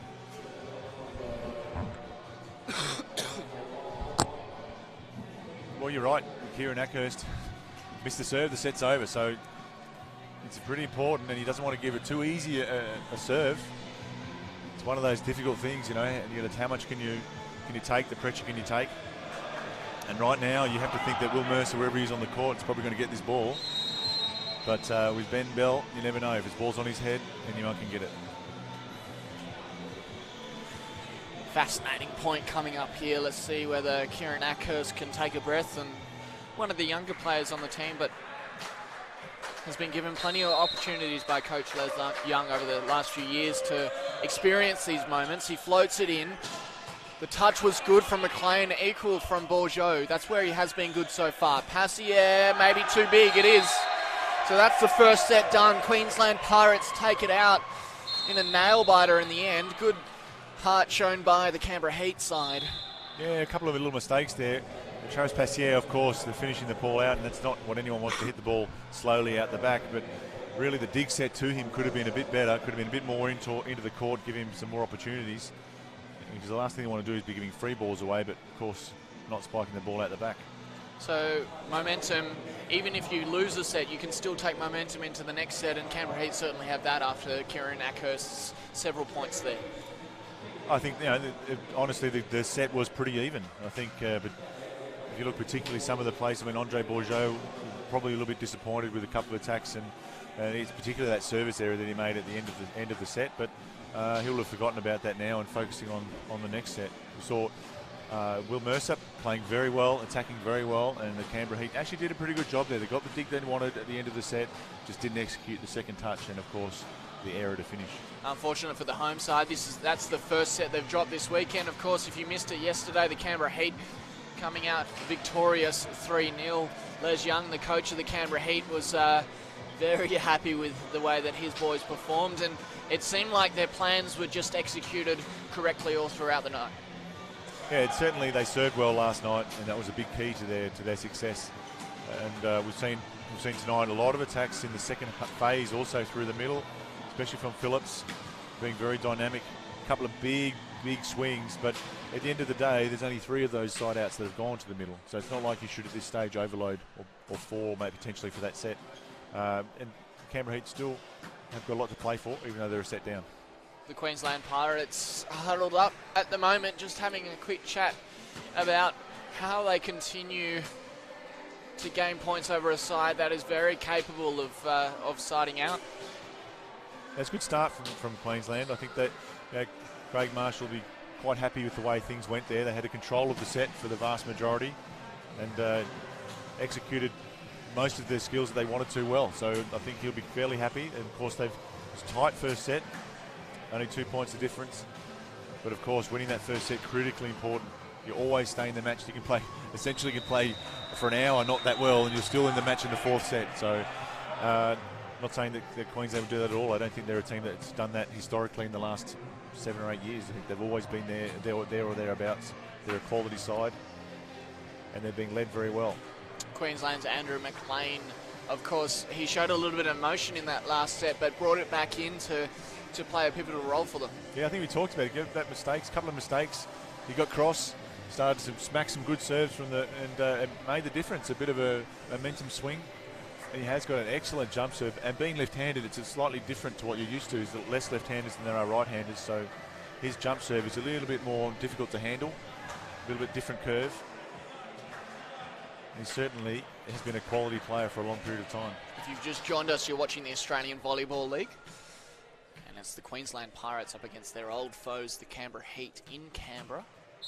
And this man here, former Australian representative Ben Bell, and a very talented setter, will get us back underway. Floating and well into the ocean. That's quite a big mistake, that one from Ben Bell. He went wrist a lot. Maybe the toss is a little bit far in front of him, but he missed a float serve by 3 or 4 metres. That's quite a big mistake. We'll see here that unusual reception lineup that Queensland like to play, with McLean being in position 3 and hitting out of position 2. Double service error, so both sides will just take a couple of points to get back into the rhythm of things after that break.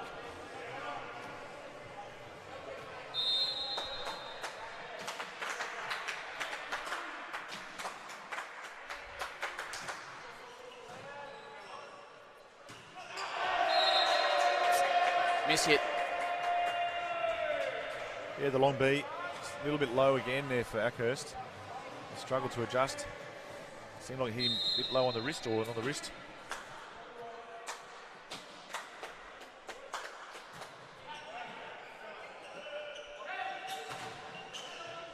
Well done, Nick Bourgeot. Pashier has another crack, but I tell you what, he was damaging yesterday. It seemed like he couldn't miss, but the blockers are doing a number on him so far today.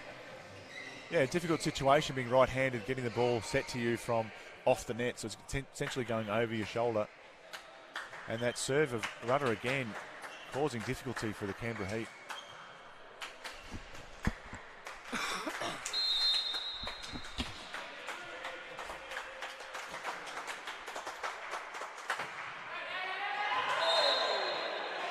Yeah, good call. Yeah, rare mistake from Rudder. We've talked him up all weekend. Well, it's a big risk, isn't it? You're just pushing the ball so close to the net, so he's serving very consistently and very well, but that margins are very fine. Error for error, Canberra Heat. It's 4, I think, in this set already from both sides.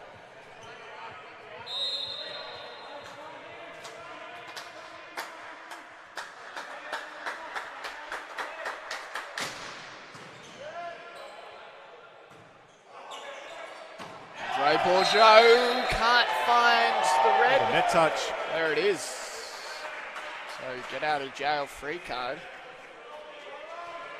Bit of luck there for the Canberra Heat. You mentioned it before, Ben. Bourgeot's just not quite firing. Yeah, struggling a little bit to find the ball. Miscommunication there, McLean and Mercer, but they clean it up. The rebound goes out.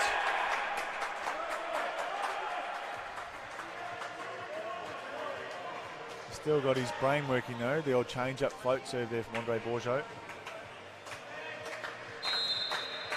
Nice swing.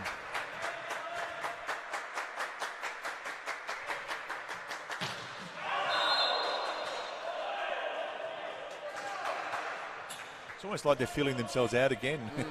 Yesterday they played 3 sets. Today they've already played 1. And start of the match, they're just missing a lot of serves.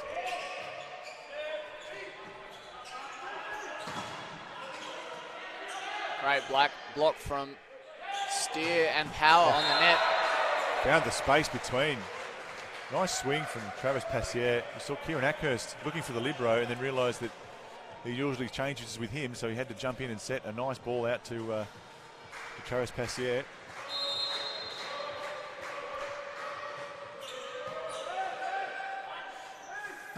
Floated it in. This one's missed. It's copped the linesman on the ear. Linesman on the ear. That looked like it hurt.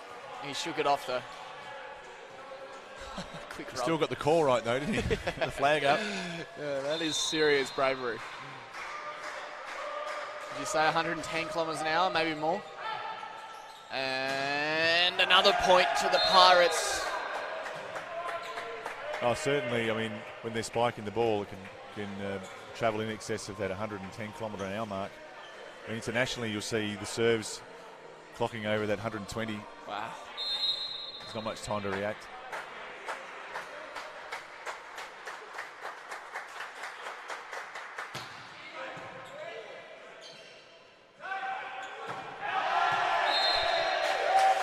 Another miss hit from Passier, feeling the pressure a little bit perhaps on the net. Yeah, it seems to me there's a little bit of rhythm. And Nick Bourgeot there, the ball a bit high, the one of 4 was a bit low. So just struggling a little bit the rhythm between those two. Yesterday was all good, but I wonder at what point does Les Young go to his backup setter? Probably not needed now. Passier backs it up this time, and the set was better. They've got Marty Collins on the sideline. Yeah, Marty also is an experienced campaigner, but I don't think it's quite at that stage yet. I mean, they're obviously talking about the rhythm is important between hitters and the setter. But right now, it's not quite there for the Canberra Heat. Floats it into the tape. Another example of that fact as we go into the first technical timeout of set 2 at the Australian Institute of Sport. A few lollies, a bit of a drink. Earlier on today, the Canberra Heat women's team went down to the Queensland Pirates in 5 sets. Pirates running away with it. Yesterday, the Canberra Heat, they looked a slightly different side. Much more of their attacking options seem to just work. Yeah, I think it's an interesting game so far today. We've got, especially that second set, both teams seem like they've gone back to a traditional first set where the teams are feeling each other out. Maybe there were a couple of service mistakes, and it's quite common. Certainly at the end of the first set, it was quite a high-intensity game, and it's just dropped off a little bit at the start of the second set for both sides. Queensland Pirates, of course, now, again, it's always nice to get to that first technical timeout first. We'll see now we've got Alex Pearce again at the service line. See what damage he can do. None. 0. Again, we talked technical timeouts. A technical timeout is actually longer than a normal timeout. Yep. So you've got a 60-second break rather than a 30-second break. So it's slightly more unusual for the players. It's so important to refocus and reset on your serve of every timeout, but especially those technical timeouts. It's like any of the sports, and Power not happy with that. Obviously, it's like any of the sports where you have all the control of the ball. I'm thinking tennis on the serve as well. There's sometimes too much time to think about it, but it's a skill in itself, serving. Yeah, the close skill. It's only you and the ball and the court. The court's the same size every week, so there's not really much of an excuse to miss your serve. Canberra Heat giving him a few errors. Yeah, that was bad from Bourgeot. Giving up, throwing up a few errors on serve, on attack. Uncharacteristically, we can say after yesterday's game. Yeah, well, it was a different performance. It's another one of those mini turning points here. Queensland aren't in a position to run away with it yet, but certainly from a mental strength point of view, if Bell continues to serve well and Canberra aren't able to pull a few points together, there we go. That's a bit better from Bourgeot. He gets a second crack at it. Yeah, showing confidence there. Or was the pass? I'll pass the ball to position 4, so I get the ball back. Yeah. But some hitters have a tendency to do that to make sure the set gives it to you. But showing confidence again there in his brother, and he put the ball away.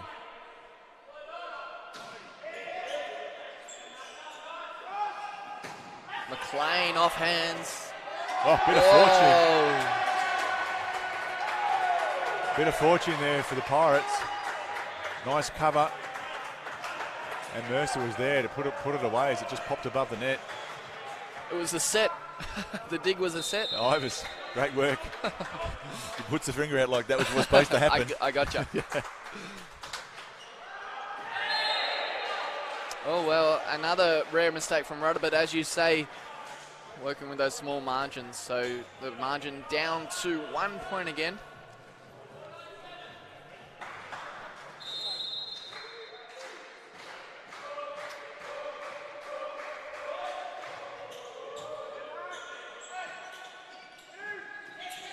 Oh, clever. Mercer.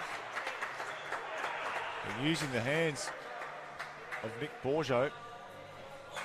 Doesn't matter how, the point's a point, as they say. You can spike the ball, like Phillips can, straight into the 2 metre line, or you can, nice easy ball off the block. It's still the same result. Oh, he was off balance there, McLean. Certainly sporting the Pirates moustache today. He's a very passionate player, isn't he?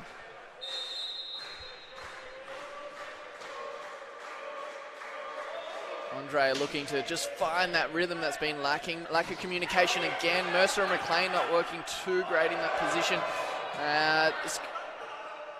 Good collection there from Holland. And Passier finishes it down Bell's throat. There's Young getting animated on the sideline. Wasn't happy with that set. He takes a drink of water, still shaking his head. There's Young. But the team stay composed and managed to grind it out for a point.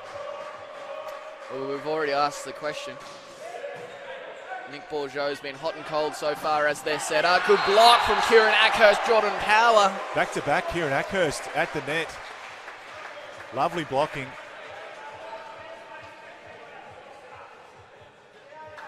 A little bit of extra juice in that celebration. It takes them ahead for the first time in some time.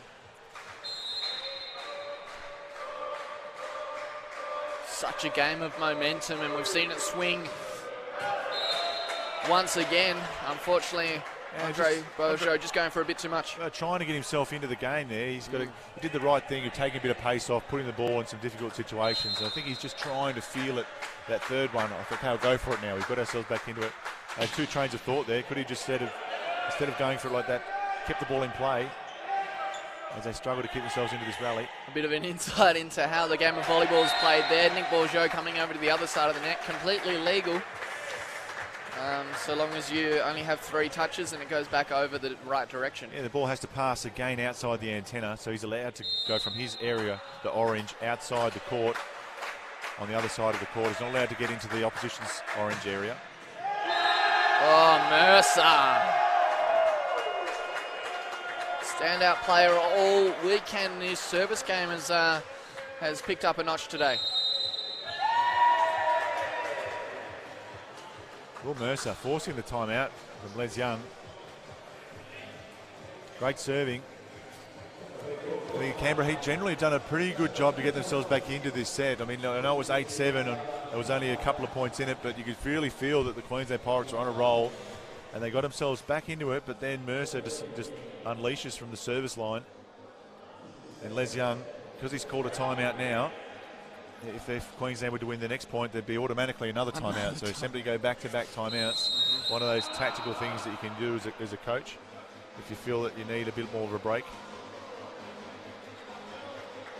Yeah, he looks like he wants to go out there and set the ball himself. He's very animated sometimes on the sideline, Les. Contrast to Craig Marshall, who seems to not move from the one spot all games. Floating it in now was Mercer. Had to bend his back there. All those yoga sessions paying off for Power. Yeah, Jordan Power just looked like slightly out of rhythm, but he could adjust and found a huge back door. There's a lot of line left there. Of course, due to that timeout, Will Mercer went back to the old float serve. Speaking of, there's another one from Ackhurst. Can't collect the dig, and there will be the second technical timeout with Queensland in the lead by 2 points. It has been strong effort once again from Queensland to resist that comeback. They found themselves 1 point behind just a few points ago, and the Canberra Heat still a lot of work to do to get themselves back in this match. Yeah, you saw Ben Bell there. He's looking rather huge in that shot because he's at the back of the image, but he's still a very tall man and able to jump up, take the ball one-handed, and Phillips, I've seen using his power, was able to put it away. It was a nice save. And Queensland Pirates are a lot steadier this set than they were for large parts of yesterday. Taking out the first set now to go to 2-love. Yeah, well, even the last set they won, but they were pretty shaky throughout patches of that, as were the Canberra Heat, which is why it's such a close game.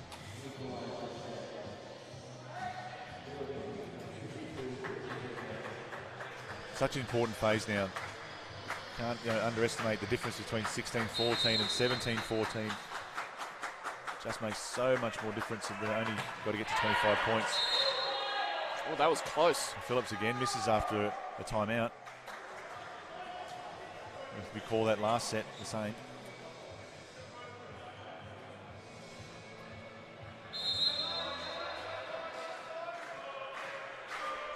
So a gift, let's see if they can capitalise on it.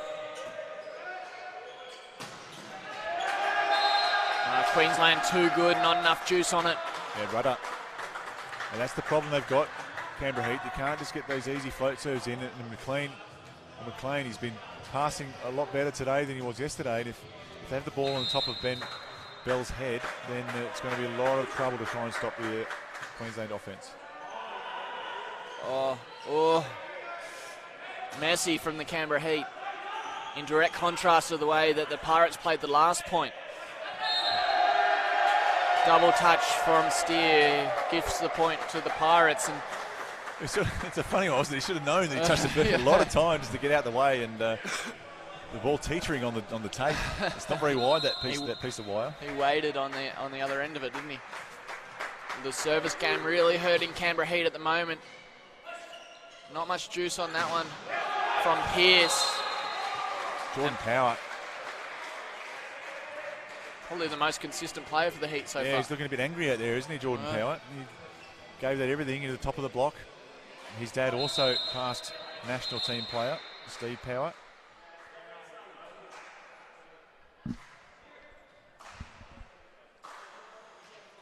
They wipe up some sweat off the court. A shout out to Gavin Holland, who's watching, I believe, from Adelaide.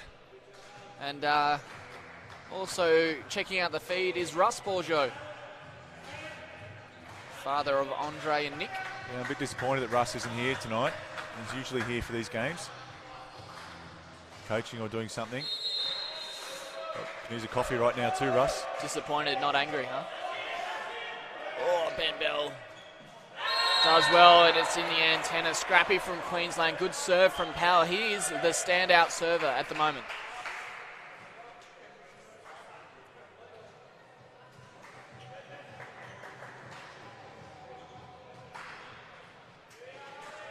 An interesting period of the match now with the Canberra Heat coming back to within one.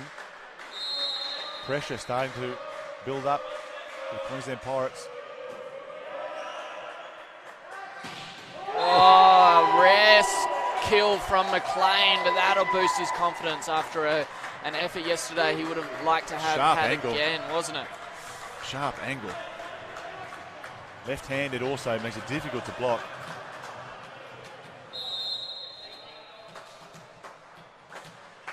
I don't think he's going to die wondering today, the captain.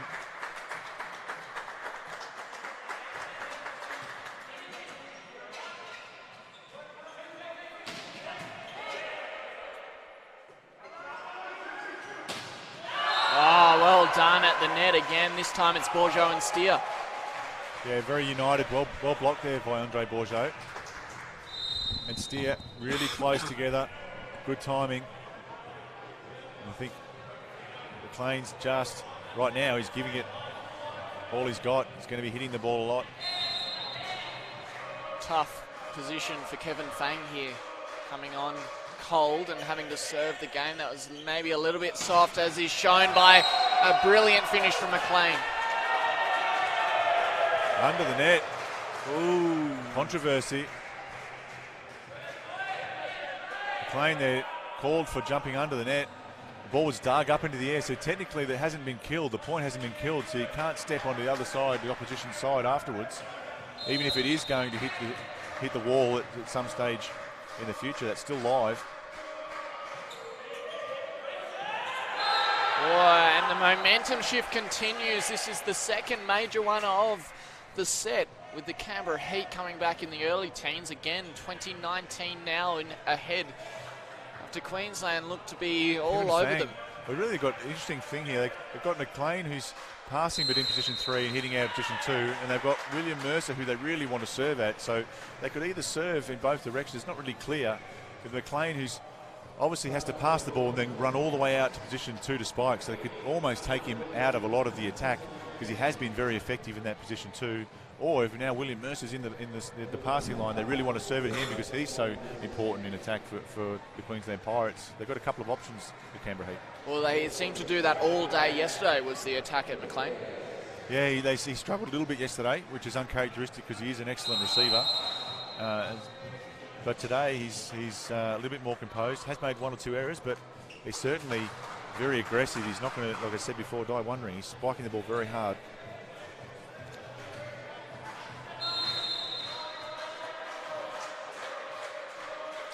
Kieran Ivers out there as libero now for the Queensland Pirates, replacing Jack Halley. Rebound goes out. So yeah, had to go to William Mercer. He's been so important for them in attack, and they only had the one block out there, Travis Passier, and he's a little bit of fish out of water because he's not normally blocking in that position, being traditionally a middle blocker, so he hasn't got the history behind him. We've got a good piece of it and almost got the block.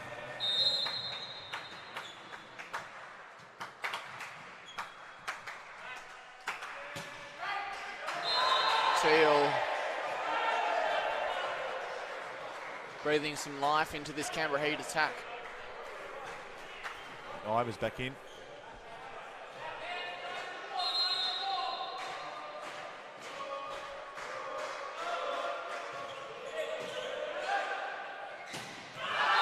Big block here and Ackhurst. Oh, hands in the air.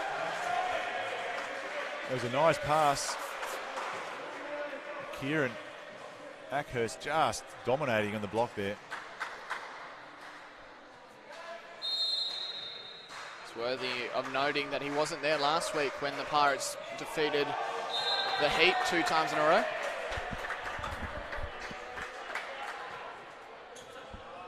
It's the background music probably.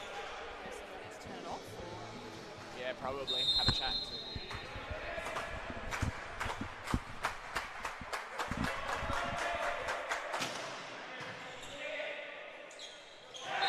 Nice block, Will Mercer. Pass just a little too hot. McLean on the service line, and Jordan Power just not quite getting it far off the net. Nick Bourgeot, as he's entitled to do, tried to attack it, but Will Mercer was right there.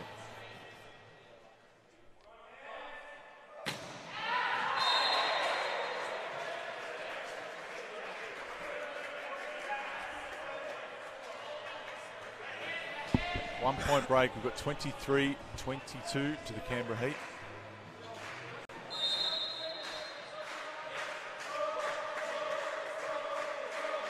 Bourgeot struggled today in service. Down Mercer's throat. Oh, what a good reception from him, but even better from Power. How about this blocking game, the Canberra Heat? Jordan Power jumping inside, and the ball actually a little bit short for Will Mercer there, and tried to beat him inside. Jordan getting over the net.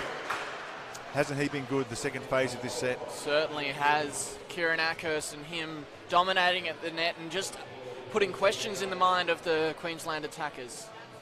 a set point available now for the Canberra Heat after they looked a little bit down and out halfway through this set. Yeah, 2 set points, so they can win it on their serve, and they can also side out to win the set, so it's a great position for the Canberra Heat to be in. Having said that, everything can happen. And right now, it's up to the Queensland Pirates. What are they going to do? What will Ben Bell do? His last 2 attackers have been blocked.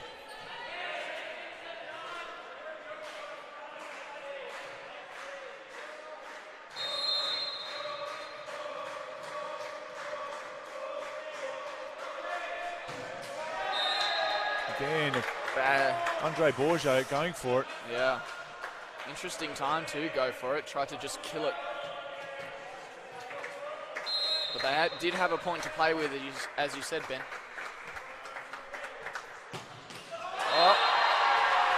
Mistake after mistake gives another 2-point victory, this time to the Canberra Heat, and we have a match on our hands here at the AIS.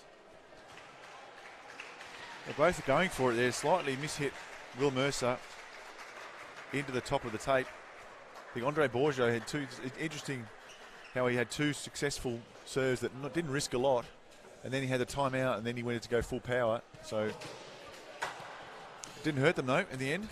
It's been a surprising amount of service mistakes today. We didn't see this much yesterday. Yeah, I'd say it's a second game. There's a little bit less time between matches. The recovery aspect. Some of course, of the guys from the Queensland Pirates and the Canberra Heat would have played again this morning. Even though they might not be featuring on the court, it still adds up the fatigue factor. But yeah, if one of the teams can be a little bit more stable, you have to think they can take control of this match. Absolutely. And there's what we saw yesterday with the Canberra Heat. They had a couple of mini hiccups, but just quickly clawed their way back into the systems that they'd planned on. The Queensland Pirates, I feel they probably haven't left 3rd or 4th gear. They've got a couple of gears ahead of them to dominate this Canberra Heat outfit if they're able to find it. But Canberra Heat playing very well to get themselves back in this match. They're just a bit more up and down, I think, the Pirates. They've had some really good patches. We saw Phillips there in the background talking with McLean. He's had some really good patches in attack. But then all of a sudden at the end of the set, you end up getting blocked and making a service mistake. And McLean a little bit the same. He's struggling a little bit with his own game, and he's got the mentality, now I'm going to go for it. And you can sort of see that in the court. He's hitting everything as hard as he can. But the same thing on the Heat side. You've got Andre Bourgeot, who's not quite as he was yesterday. He's a little bit out of sorts. Still trying to struggle into his game. That's why it's such a mental game too. How do I overcome these little things that aren't quite going the way that I would like them to go? Yeah, there are so many individual efforts out there that are required to make the team effort strong, and when your captain isn't quite firing, it can ripple throughout. We've seen both sides come back from serious momentum shifts against them, so we know that they're capable of overcoming those mental challenges. These players are pretty good. Yeah, we haven't seen either team be consistent for long periods of time yet. And we saw that yesterday from the Canberra Heat. They were consistent for vast majority of the match. With the Pirates, a little bit inconsistent again today. But, it's anybody's game, one set all. If one of these teams can raise that consistency a little bit, I think the Pirates have got to share the load a little bit around in attack. Start to do some options that are just a bit outside the middle instead of running a quick attack that's right on the setter's head. Start to spread the ball a little bit more. And the Canberra Heat really need to be a bit more consistent in their serve, which they were at the end there. We saw Jordan Power having a great phase of the match, particularly his service. Kevin Fang, who came in off the bench, had a good run of serves and got themselves into that second set when we thought the Queensland Pirates could go up 2-0. One of the standouts for the Canberra Heat has been this man, Jordan Power, who's about to get us back underway. He floats this one. He's been jump serving for most of the afternoon. This one just misses Nick Bourgeot. Umpire waiting a long time before he calls it. McLean trying to claim that ball. Someone touched the net, but the ball clipped it on the way through on the serve. Bit of gamesmanship there too, maybe. You talk about lack of consistency from both sides. I think Power's consistency has been a bedrock of Canberra Heat's comeback there in the second set. Let's see if he can continue it here. They're going to side out on the second point though, so we'll keep it even. The Queensland Pirates haven't got a single player who's been as consistent as Power, I think. Yeah, it's difficult to say. I think that they certainly have got some good talent on the court.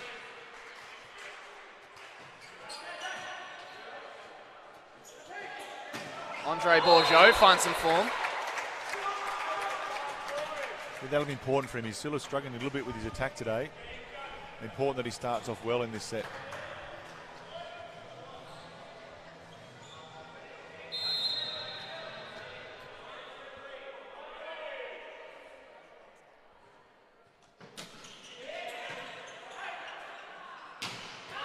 Again, Ackhurst. Wow. For Phillips. 4 or 5 points to his name now. Great read from Kieran Ackhurst.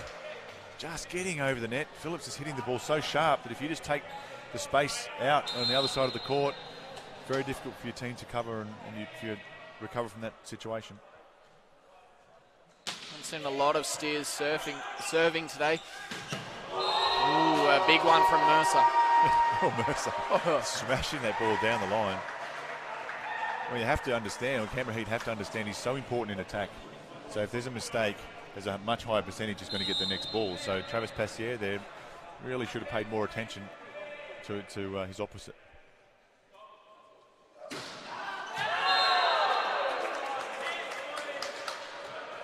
McLean not too hard on himself there as he has been in the past, but really backing himself as he has done all throughout the match. Going for that baseline.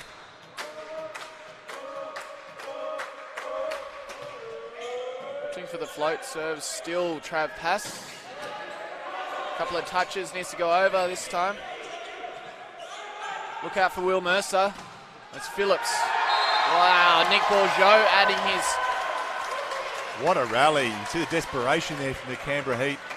We had Jordan Power and Andre Bourgeot colliding together to get the ball over. And then the one-on-one block from Nick Bourgeot. Good motivation for your team.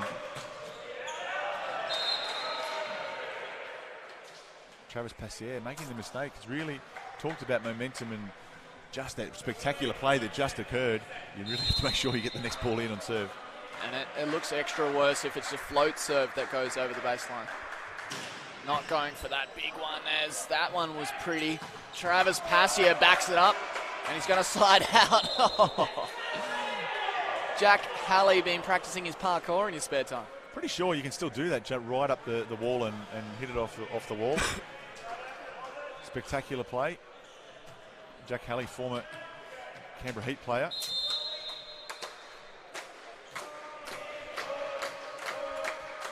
Spent some time in Europe as well, as did many of these players. Nick Bourgeot is reading that like a book.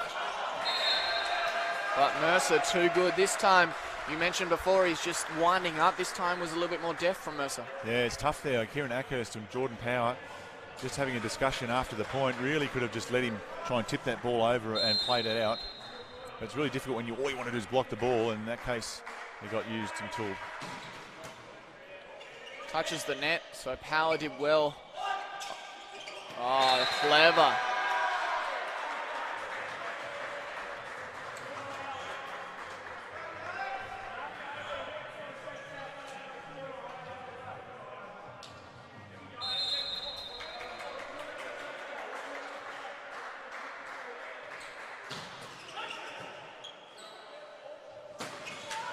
Great dig. Plain.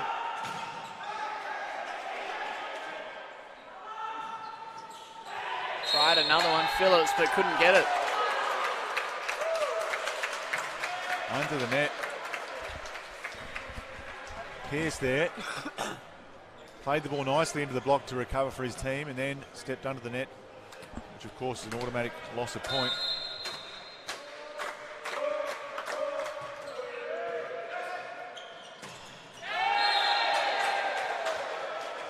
Rudder going wide. Good pressure there from the Canberra Heat. Yeah. A double block on the quick attack. Essentially Nick Bourgeot there committing to the quick, leaving his own man without a block. All of a sudden we find ourselves at the first technical timeout. 8 points to 5 in favour of the home side at the Australian Institute of Sport. Thanks to Bar TV for pulling out this fantastic production. And the Canberra Heat coming off a 3-0 victory yesterday. Well, they were overwhelmed in the first set.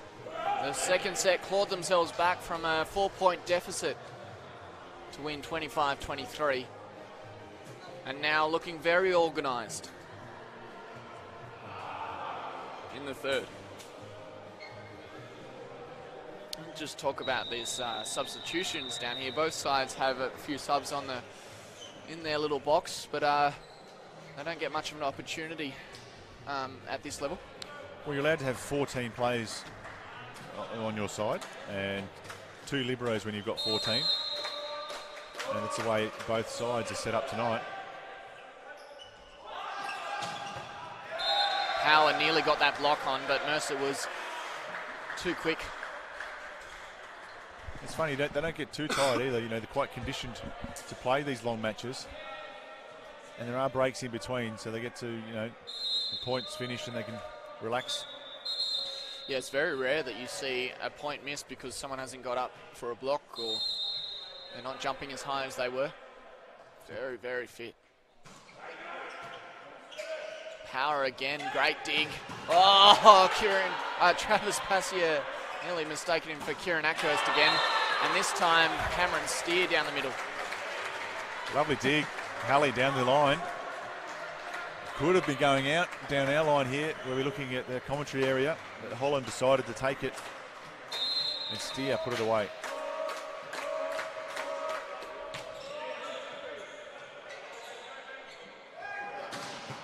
Oh, Nick Bourgeau up for his brother who sets it wide. They're calling for a double touch. Everyone was a bit distracted and it was a bit too easy for Ben Bell. Yeah, I think they're trying to put a bit of pressure on the umpire there, Queensland. It was a bit questionable, Ben Bell's set prior. And it was pretty similar to the one that Andre Bourgeau got out, so at least the umpire's been consistent.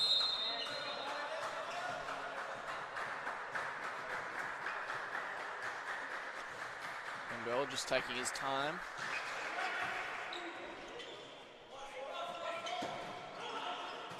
Nearly got the angle. They can reset. They look a little bit rushed here. And they get the point anyway. Travis Passier with a one-legged spike. Nice save from Nick Bourgeau there with the one-handed set. And Travis Passier put it away.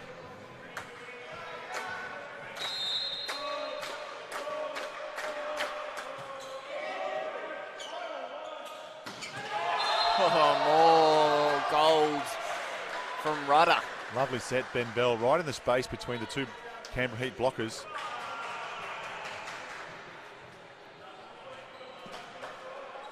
Yeah, you've said it before, he's the key, one of the keys to this Queensland outfit. His serve is certainly very important. We'll see if he can get his side a couple of points here as they sit 2 points behind.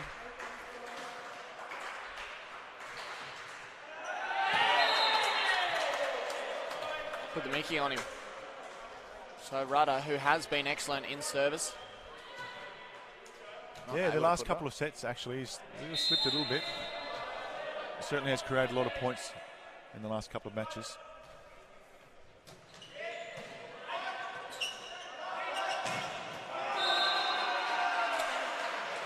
Through the middle, McLean has been a bit quiet this set.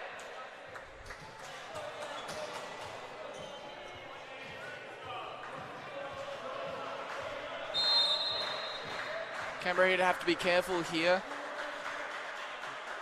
We've had control of this set for the last 15 minutes or so, but it is slipping a little bit. And another mistake won't help that story. It looked like the set got a little bit slow there for Kieran Ackhurst. Didn't quite arrive to him. He was up early, which he has to be, being a quick attack. Just a bit slow. McLean looking to shut the gap. Well done, Power. I want to stop serving to him because his passes have been on song. I haven't seen him miss one. Yeah, he's probably the target for the Pirates, Jordan Power, and he's doing a good job so far.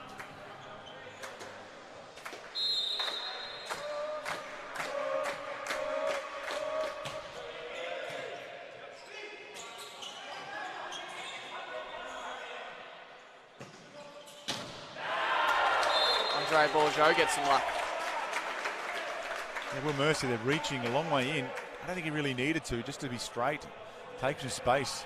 It's not as if Andre Bourgeot is going to hit over the top of him. There's certainly a bit of a difference in, say, athletic ability, but of course, Will Mercer's a lot taller than Andre Bourgeot. Even if they jump the same, there's a big difference in the block height. Yeah, so he did very well. Andre Bourgeot, we were a little bit critical of him earlier on in the match, but he's found a bit more consistency now. Yeah, he's worked his way into the match now. He's still struggling a little bit with his serves, rolling the serve in, but they're not serving too many balls at him, and now he's trying to find his rhythm in attack.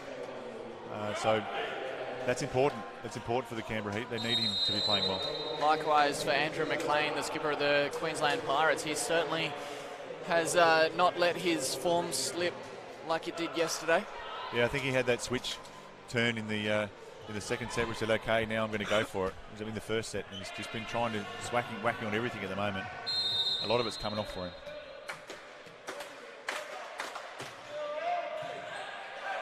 Hassier targets McLean, and Ackhurst, you almost guarantee 3 or 4 points from him every set. Great blocking display in the last period from Kieran Ackhurst. Phillips really has to work on turning that ball. We showed that in the first set. He can turn the ball both ways. Oh, that was a tricky one to work with. Floating, they're just going to have to give it over. So let's see what they can do with it, the Canberra Heat. Send it long. And the net touch. I think Andre Bourgeot would have finished the point anyway, but just getting a bit ragged now, the Queensland Pirates. They stretch their lead now, the Canberra Heat, 15-10. Yeah, the biggest margin of the set so far. Off some good serving, that last one from Travis Passier. Yeah. Very, very fast float serve. I thought he might have been going further to the left of the court, but he pushed it right. This one targets McLean again, and they use the block well, Mercer. Yeah, he's done well all night there, pretty much. Will Mercer on Andre Bourgeot. We talked about that mismatch in size, and often setters will use that as one of the ways that they'll try to get their team to score points. Lots of heat on that one from Mercer. Bell gives it over quickly. What a double effort there from Holland. They'll be cheering in Adelaide for him. This one goes over the top and clips Power on the head.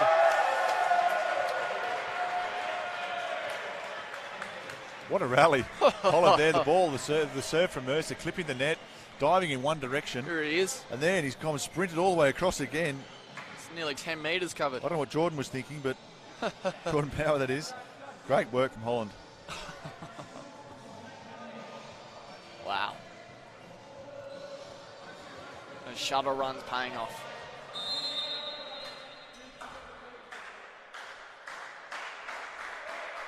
(15-12) it is.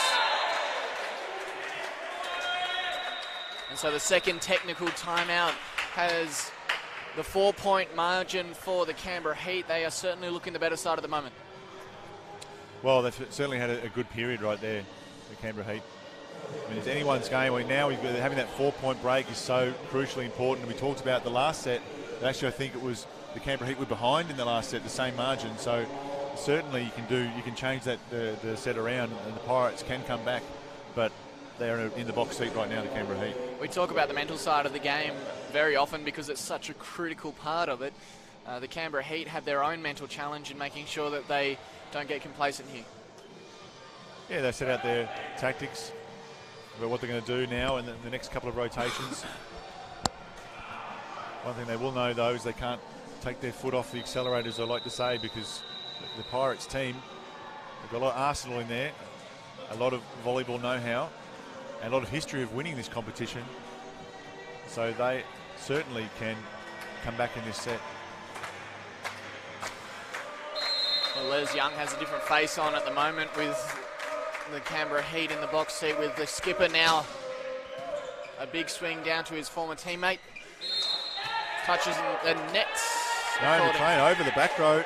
Oh, there you go. You can't, being a backcourt player, attack the ball from in front of the white line when you're over the height of the net.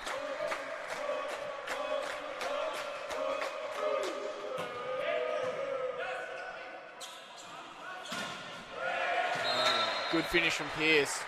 He's been a bit hot and cold. That one working well off the block. Yeah, they need a little bit of that now, the Pirates. They need to work as a team. They can't rely on one player.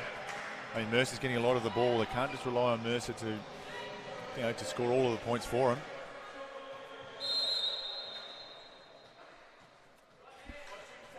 Ewan Teal with one of the jobs that I would never love in any sport, having to come on and serve cold. He goes off after missing it. Big point, 18-13. Really tough to come back now for Queensland.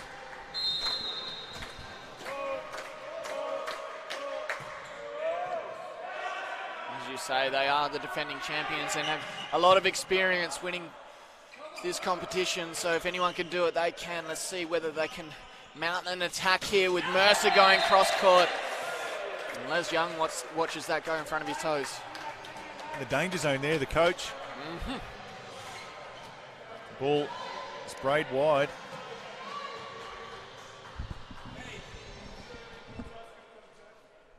Great serve from Ackhurst. Yeah. The change up last one and gave it a good thump. So Ivers struggling to control the ball in his hands. Gives it to Ivers again and he struggles once more. So Ackhurst has a plan. It's working for him at the moment. How about that from Steer? Lovely turn from Steer. Rudder did a good job there. Read it well for Queensland. Stepped in front of his man.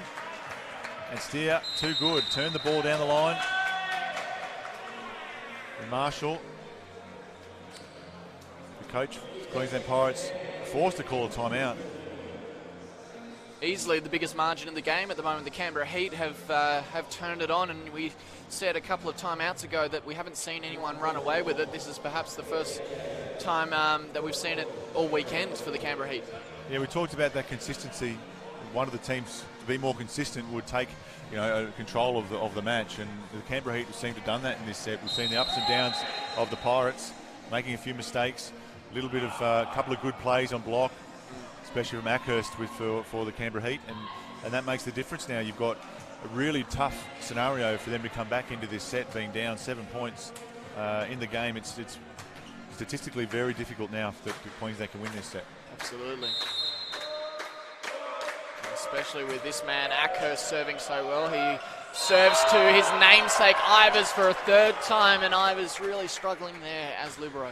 Struggling with the hands, just the pace of the Ackhurst serve. They've swept out liberos now, so Jack Halley in. Ackhurst doesn't like to have the ball too long if there's a delay, so he'll walk back into the court. Bit of superstition there. Go back out, grab the ball, keep his routine the same.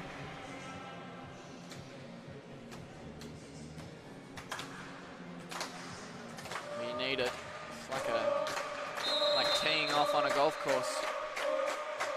Don't want any disturbances, and yeah, so that delay really is messing with him. Big mistake there from Ackhurst. There's 6 metres out the back, that ball. Like we were saying before, he's giving a good thump, so he'll make a little mistake. That power going behind it, and that's what happens.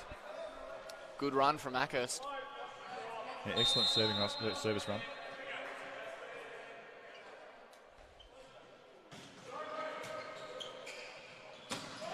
Oh, Cameron Steer, not for the first time. Saw Patrick Mead come into the game again. The serve.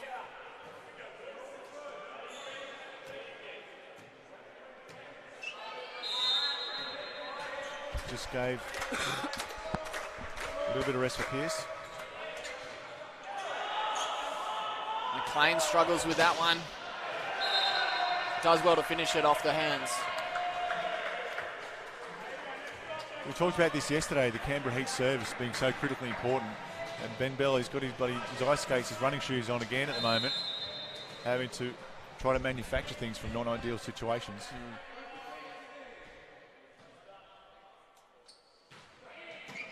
Oh, no good from Bourgeau. So give them a taste of their own medicine. The Queensland Pirates not done yet. A nice serve down the line. Solid serve, Ben Bell down the line.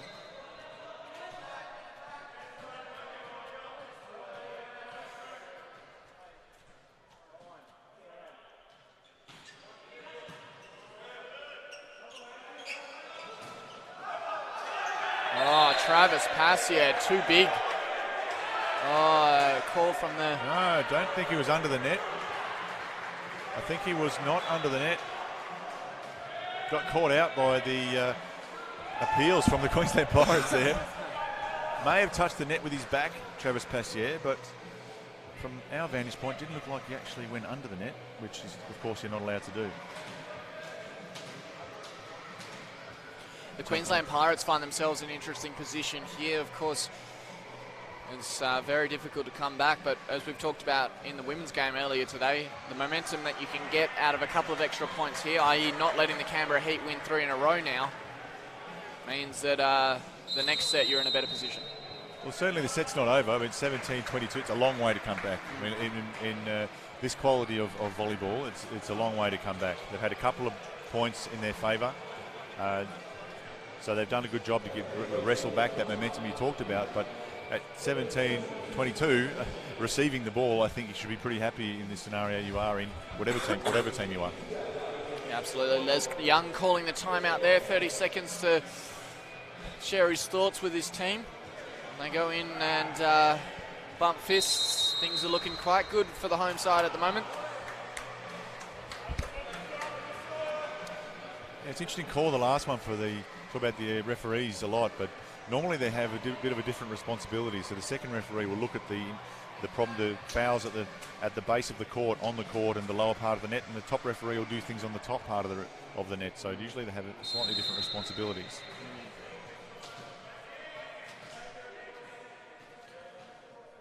But he has to put it behind him now, Travis.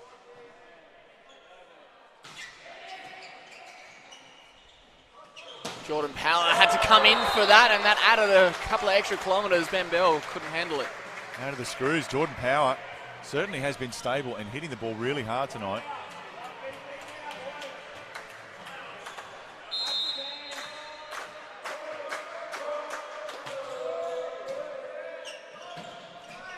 Ben Bell had to work for it. He ended up on his back. Did well not to knock his head, but it was too low for Mercer. For McLean, sorry. Yeah, lowered inside. Andre Bourgeot recognised it early. Got over the net. He's not a huge man, Andre Bourgeot, but he gets in the right position and celebrating. As they know now, this set is almost over. And what a man to finish on. Jordan Power's service game. Second to none. Not done yet, Mercer. Another set point saved. Again, Travis Passier a little bit inside, high ball outside. Maybe could have taken the line there, Travis Passier.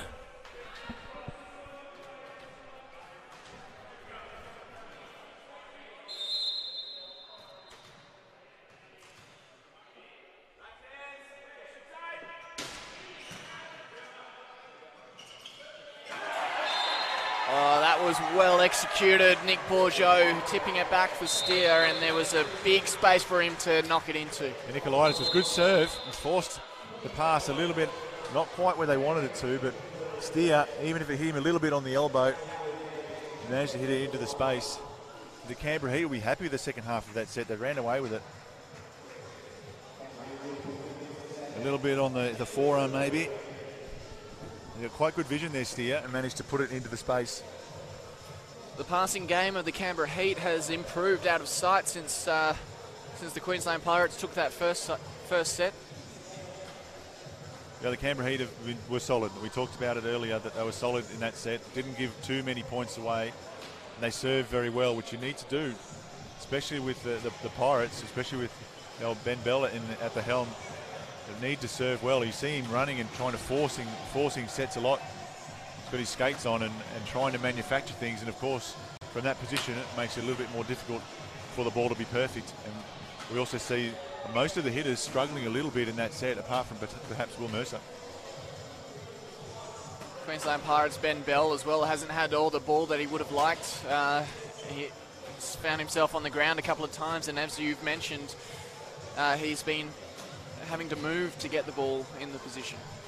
Well, ideally you want the ball in between position 2 and position 3, relatively high and on the net. And tonight we've seen in patches, the Pirates, just pushing the ball a long way away from where he actually is thinking the ball is supposed to be going to. So and then he's wanting to set the ball to a particular spiker in tricky situations. I mean, he's a quality setter, but sometimes you can just say, okay, you give me there, I'm just going to do the easy option and make the best set I can. But he backs himself, and he can do it, and he can push that ball around very quickly. But unfortunately, it doesn't always work well for your attackers. So if they can clean up their reception a little bit, give him the opportunities to give the attackers the best attackers they can, and then they'll be fine. Yesterday, the Heat shut down Andrew McLean. Today, they haven't been as successful in doing that, but he certainly has more to give, doesn't he? We talked about it a lot. He's struggling a little bit there, having to pass the ball a lot tonight, and also attacking the ball from difficult positions, particularly when it's around the middle of the court. And when the pass hasn't been good and it's not ideal, so the situation's not perfect for anybody on the Pirates side, and that's when they started to struggle. The Heat are able to take advantage of that. You're watching Bar TV's live coverage of the 2018 Australian Volleyball League. This is the final game of the weekend. I'm Kieran Deck, and with me is Ben Hardy, our expert commentator. It's a pleasure to be with you. I hope you're enjoying the coverage. Do let us know where you're watching from as we head into the fourth set. Will this be the final set? Can the Canberra Heat continue that momentum they built up, or will the Queensland Pirates take hold of this match and take it to a fifth?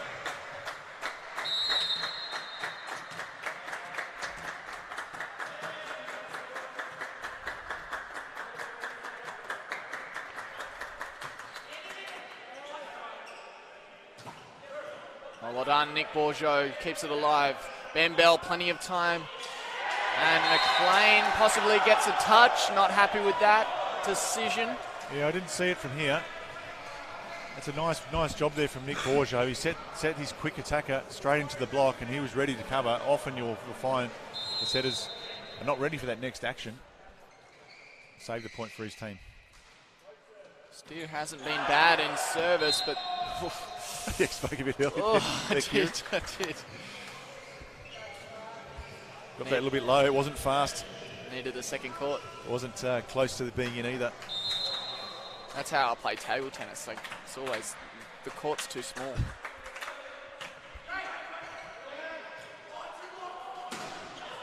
Oh, well done, Jordan Power. Quick reaction. He was ready for it. Passier, the man to finish it. Yeah, we certainly haven't seen Travis Passier dominate an attack like he did yesterday. Yeah. And that's certainly a gear that the Canberra Heat can go up to.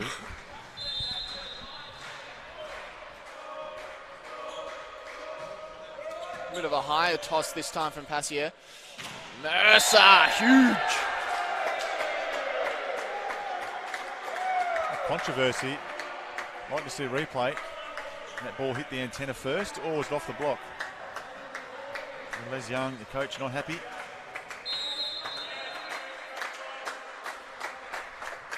Either way, Mercer is looking like the Queensland's answer to Passier. Oh, Mercer. Oh, again. He's been so key to the Canberra Heat. In the last set, Kieran Ackhurst at the net. And a great name to boot.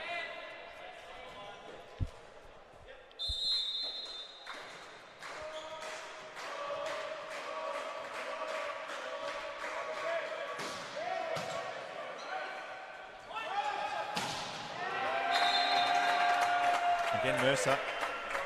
Nice swing. Rare miss from Power on the inside of his arm. It could have been great.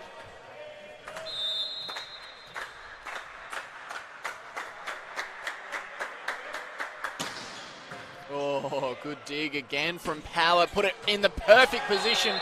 But Travis Passier, oh, hang on. It went long and called a touch. Don't get too upset here. Queensland Pirates look pretty clear to us up here that a bit of air between the hands and the ball, but you've got to settle down quickly, Queensland. Yeah, allow it only to be 1 point, not multiple.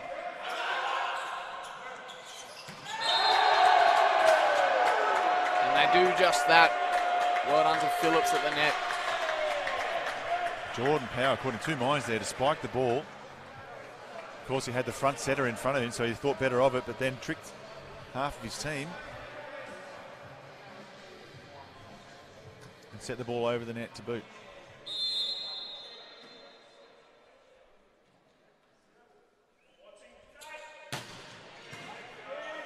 Holland hasn't been in it much, but when he has, he's been brilliant.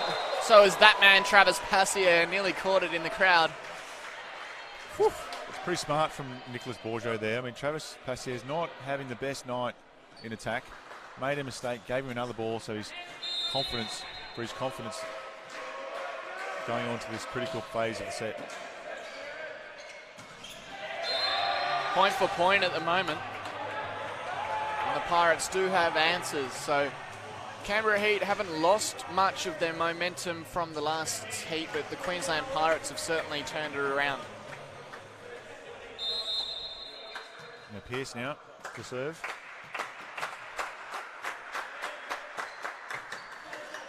A little lucky to go over. Not much luck needed for McLean though. They're clipping the net on the serve, making it a little bit tricky there for Power. And just overpassed. And of course, Nick Bourgeot being the setter, is not allowed to block the ball from backcourt.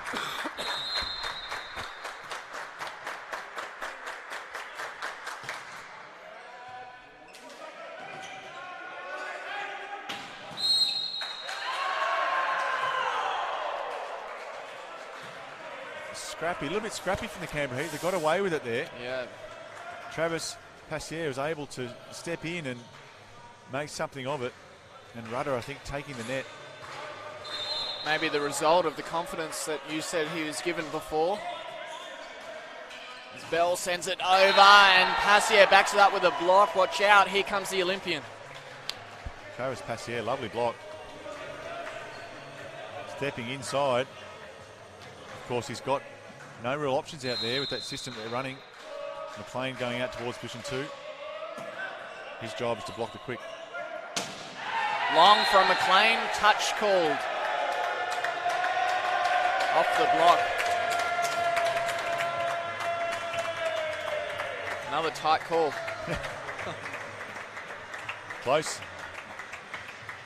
Some of the international broadcasts I've seen, they actually have a snicko. Yeah, the challenge system, yeah. Yeah. Hot spot, if you like. Hot spot.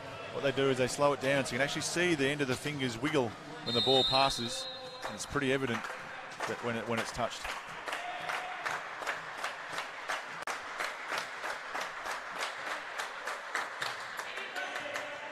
Holland's clinical again. Bourgeot. It's gone into the roof. Jack Halley, lovely dig. Yes. Lovely dig, straight up, but of course, Andre Bourgeot hitting it really quite hard. Took the roof. It is thrilling seeing those quick reaction times as Halley just demonstrated there, but these guys, some of the best. I can't underestimate how fast the ball's travelling. You know, that you've got a split second to make the right decision, and then you've got to control the ball. So he's only got, not even half a second to decide where the ball's going, get his arms in the right spot, and dig the ball in those situations. So it was quite a good dig. Here at the AOS, it's quite a high roof, but it's not, let's say, an international 20 or 30 metres, so you still have to have some control over the ball. We've only seen a couple of balls hit the roof in the matches here, so it is quite high, but just that one there, if it gets you on the wrists or some hard bony part of the arms, it's hard to keep it. Some of the games played in Europe are played in big stadiums. Oh, you have the big 20,000 sort of seat stadiums. You can't kick the ball into the roof. That's sort of Yogi in Japan. It's one of my favourites. Yeah, wow.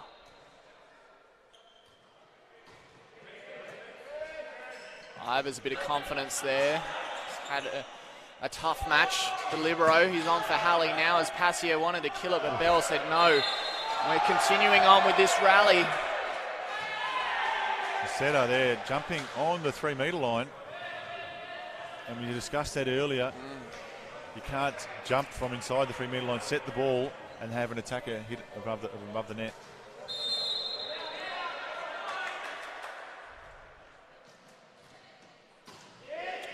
Steer goes down from McLean, who does well. rally on here. Good pressure, Kieran Ackhurst. Didn't have much time to react there, just turned. He knew there'd be someone to be spiking it. Hasn't he been outstanding? Just turned, and Rudder forced him to hit the ball out. He has been outstanding in the last, well, certainly the last set and this set. So this one called by Coach Craig Marshall of the Queensland Pirates. They're in a pretty attentive huddle. He's obviously got some thoughts to share, but in contrast, the Canberra Heat there just chilling, trying to stay composed. You see the old hands sitting down in the timeouts. Ben Bell taking a rest. Jordan Power. The rest of them out, standing up, listening to the coach. It's pretty early to say that the Canberra Heat are looking like favourites, but they're certainly in the box seat at the moment. It's a good break, 10-7, but certainly doesn't mean that the job's done.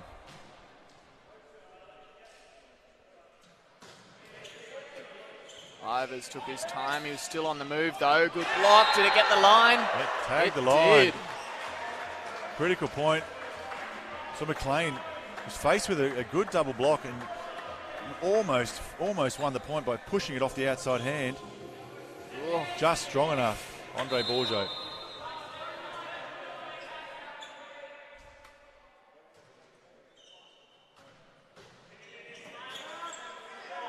Continuing that attack on Ivers with Steer. And Mercer finds some ball again. Well, you have to think that he's going to get a fair bit of ball towards the end of the set. He's had a fairly good game in attack, Will Mercer.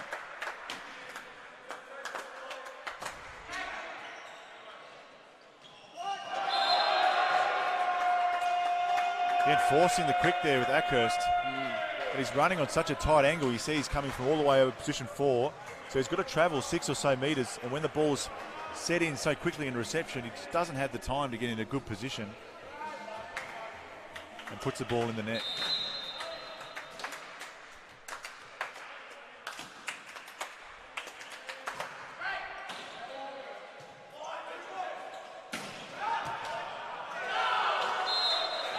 Great effort from Rudder on the back of his serve, which hasn't been as damaging today, but... He scored one there, Rudder, and then decided to dig the ball to Aidan Zingle. Aidan Zingle overseeing events here at the AIS. Up on the wall. And he's just behind the Bar TV logo there.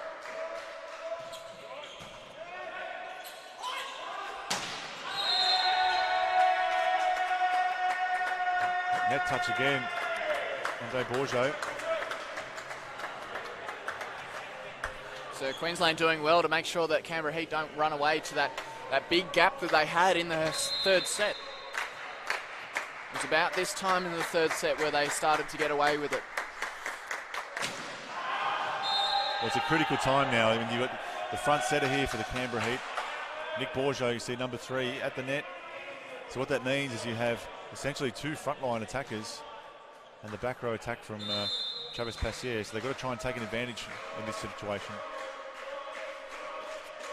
Big jump serve from Andre Bourgeot, puts it down Mercer's throat. He's not the target of Bell's attack. Phillips Instead he goes the pipe. Phillips turning, we've seen it, we saw it in the first set. Then he ended up dragging a couple of balls and getting blocked a couple of times, but again, turns it back to 1. Ackhurst was there, he just picked the wrong line. Holland still good.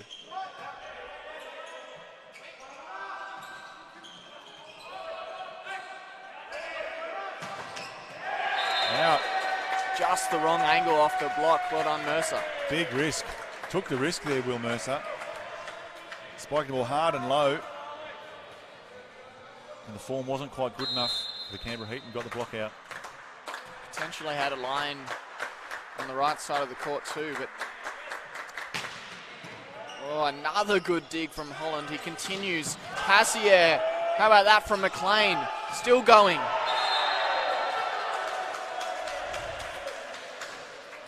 Yes, unfortunately not able to finish there. On a roll. On the roll behind the Will Mercer serve.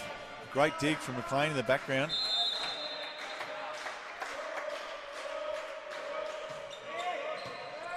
clipped the net and floated, but McLean did excellently. What a dig again. He's on song as a receiver. Such a tight part of the set, isn't it? You see the Pirates now fighting for their existence. Every point counts, every point, struggling for everything.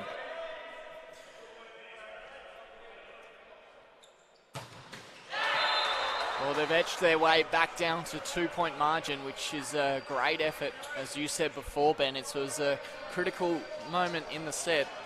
Another point or two here before the second technical timeout will be well received as well by the Queensland fans. Yeah, they don't want to not side out here, Queensland Pirates. They really need it.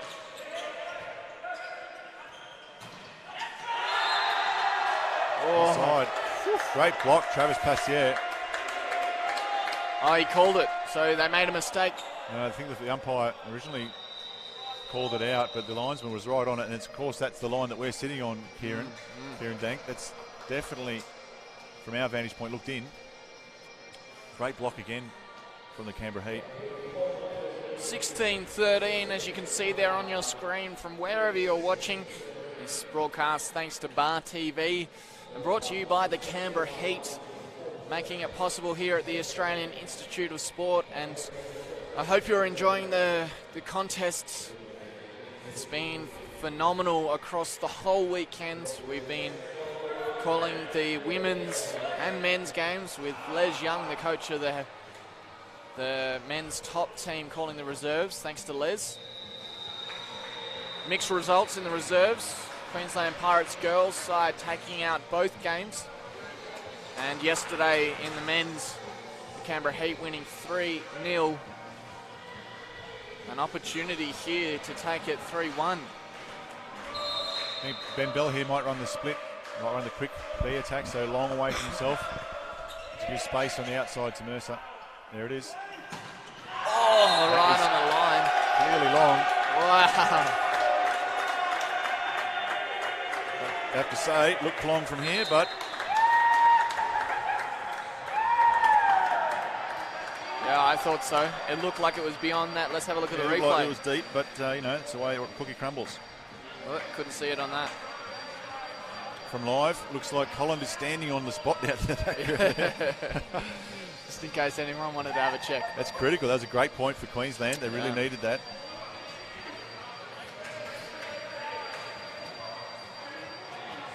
Got to trust the linesman. He's right there.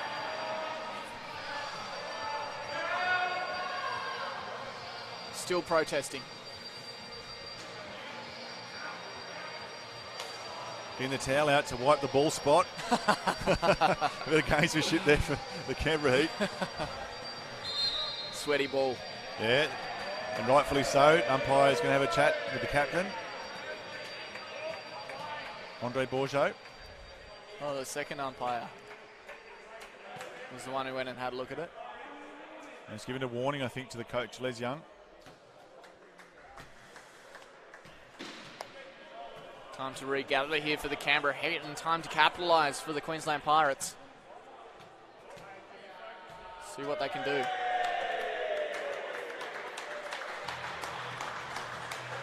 With the warning, the yellow card. For the coach, was it? Missed it.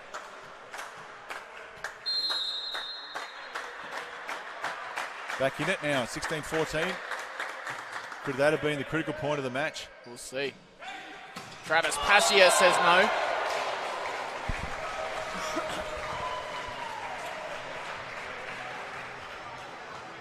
Good set, Nick Bourgeot. He certainly enjoys him playing in that opposite position, Travis Passier.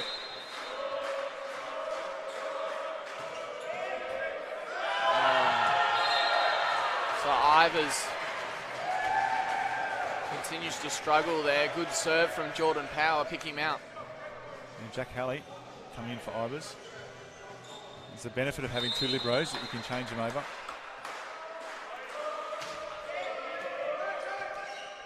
Pearce was forced to move.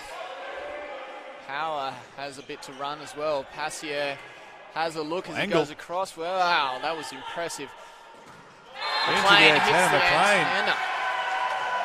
Wow. That was a critical save from the Heat there. Chose Passier found some angle and put them under a bit of pressure, and having to set the ball from behind his head is never that easy, even someone as experienced as Ben Bell. I think you asked the question, Ben, about whether that was the turning point in that call in front of the linesman. It might have been in favour of the Canberra Heat. They've used the emotion from that moment to their favour the last couple of points.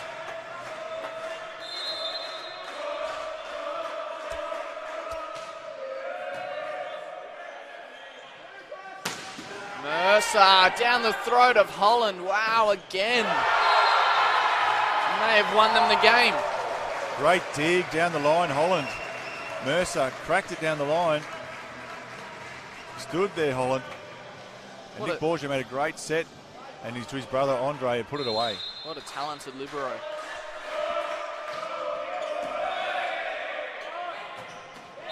No such luck this time. Good angle. Rudder putting it away. 5 points is a long way back. Lovely angle. Jumping away, hitting across his outside his body. They've got to find something here, Queensland.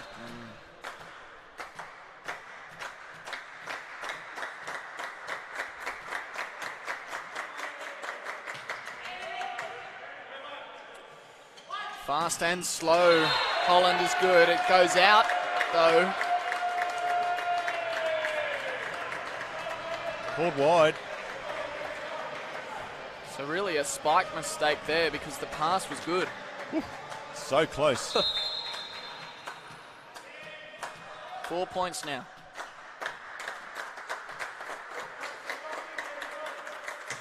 Ben Bell wants more out of Holland. That pass not as good. On the net, says the assistant umpire. Just caught themselves out there a bit, Queensland. The set was inside and they had to adjust and they bump into each other, and of course bumping, I think, Rudder into the tape. It's not what they wanted, especially now they can't give away 3 points.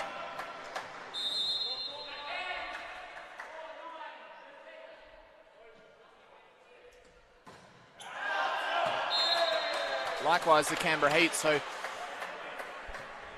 little bit of CPR for the Queensland Pirates effort. Yeah, Cam Steer there. A bit disappointed with that serve. Steele coming in. Serving off the bench that you love, Kieran.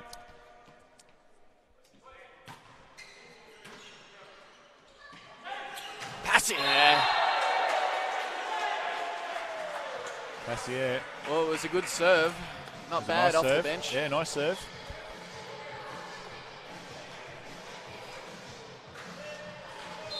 Look like a different team, the Canberra Heat, when you're looking at their passing. Again. That's going to really hurt. I'm a little bit perplexed tonight. You know, I struggled a little bit with reception, and it's waiting till after he's made another mistake that Halley comes back into the court. You almost like to see stick with him or replacement. That's why I've got two of them. Yeah. This one clips the net.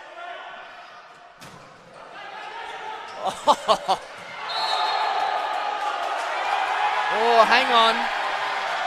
Match point handed to the Canberra Heat. Yeah, what's happened, Kieran, is that what you have to do is allow the team to play the ball. Is that he's adjudicated that the ball was over the Canberra Heat side of the net when he played it, the second touch. Kieran Atko's blocking, I'm not so sure. Wow, what a point win there. Let's see what they can do now. Queensland hit it out.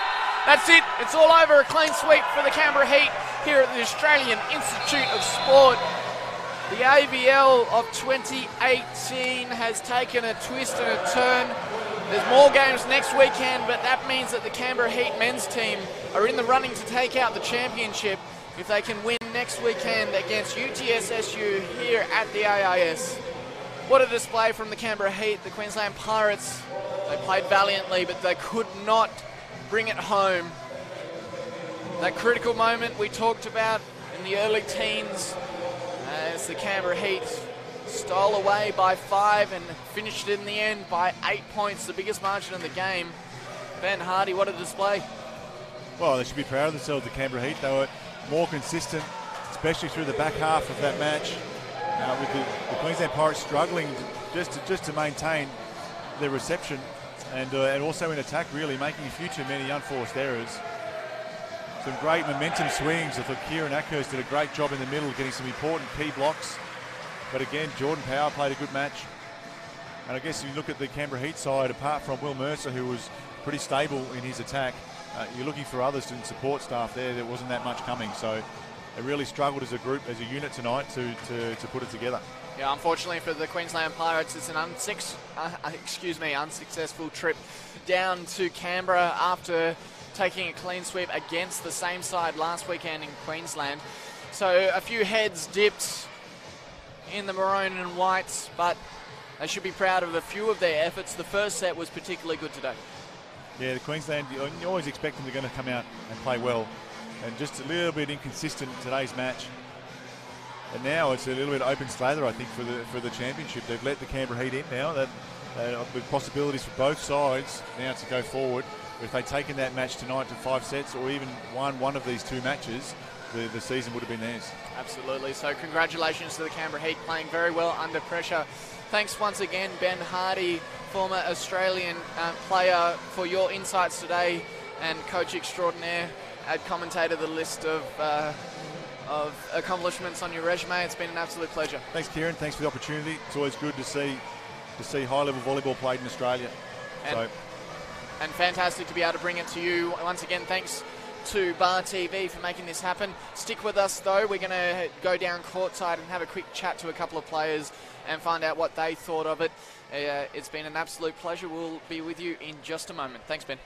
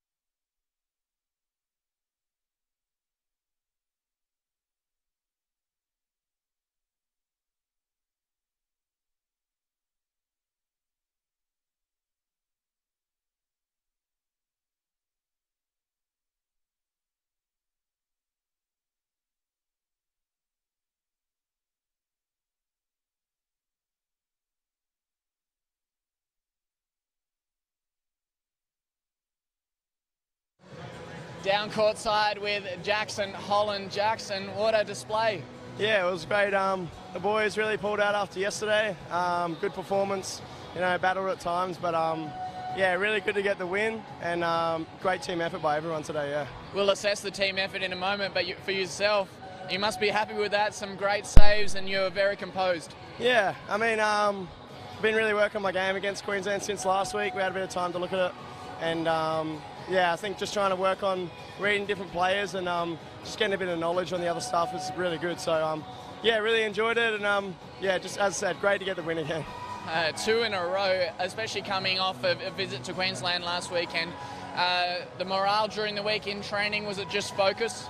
Yeah, I mean, we knew what Queensland were going to put at us. We knew they were going to come back fighting a little bit better than previously last week. But yeah, really good effort by the boys, and the training we did clearly paid off because it was a great weekend to come out with 2 wins. And it was a team effort, as it has to be in volleyball. Jordan Power was a standout as well, though. Yeah, really good. I mean, Sauce, great guy, and really stood up this weekend. Probably 2 great games I've seen him play. So yeah, really impressed, and everyone just did their job, which was great. Keeps you guys in the running for the AVL of 2018, which is a slightly different competition, but it still matters to you guys. Yeah, for sure. I mean, we definitely need to get 2 wins next weekend. We got a big weekend next weekend against UTS, so really looking forward to that, and hoping we can get another 2 wins and just progress towards the Championship Series in Melbourne at the end of the year. And hopefully we see a few fans down here too. Yeah, no worries. Thanks, mate. Beautiful. Thanks, Jackson. I really appreciate you coming down and having a chat. You can go sing the team song now. Quick shout out to Mum and Dad back home having a watch. Hello. Cheers. Hey, Mum. Yeah, cool, mate. Take care. Thank you. I've got Jack Halley here, the opposite libero for the Queensland Pirates, mate. Different story for you guys. Unfortunately, couldn't get a win this weekend. It wasn't what you expected. No, it wasn't. And yeah, full credit to Canberra. They completely deserved both the victories this weekend. We didn't come into it in any ways complacent, but we just outplayed both days, and that's the way volleyball goes. We'll go back to Brisbane and figure out what we have to do to make sure we improve for Melbourne. What happened there? Because in the second set you were right in it, but the last two sets it seemed like they pulled away. Yeah, they were just they were very relentless today with their service pressure, and when they started taking our middle out of the game, then they were getting better quality blocks on the outside, and they were able to convert that into points. So yeah, probably from the baseline they got us, and yeah, they were just all around a little bit sharper. Mate, your game today, not too bad. How was it going up against your old team? Yeah, it's been really good fun this weekend. Yeah, it's funny having the insight on these guys and knowing their tendencies and what they like to do, and we discussed a little bit of that during the week in planning. So yeah, I look back fondly on my days with the Heat, but yeah, right now I'm enjoying my time in Brisbane. You're a man with the information, and no doubt that'll come into use when you guys head down to Melbourne in December. Yeah, it's going to be a busy few days with a bigger competition over a shorter period of time, so everybody's geared up for that, and yeah, we'll just have to reassess from this weekend and make some changes. Well, thanks for spending some time with us on Bar TV. I really appreciate it, Jack, and lovely to see you again. No doubt you're enjoying your time up there, and good luck in your preparation for the Melbourne competition. Thanks, Kieran. Appreciate it. Cheers, Jack Halley with us from the Queensland Pirates. That's it for the weekend. The Queensland Pirates against the Canberra Heat. It's been a fascinating weekend of competition. All the players that came out here did not leave anything out on the court. The Canberra Heat victorious in the men's, the Queensland Pirates victorious in the women's, and shared honours in the reserves. So congratulations to everyone who was out here. Bar TV, we're covering the sport next weekend when UTSSU come down from Sydney to play Canberra Heat again. So check the Facebook for all the information on that, and I hope to see you with us then. Thanks.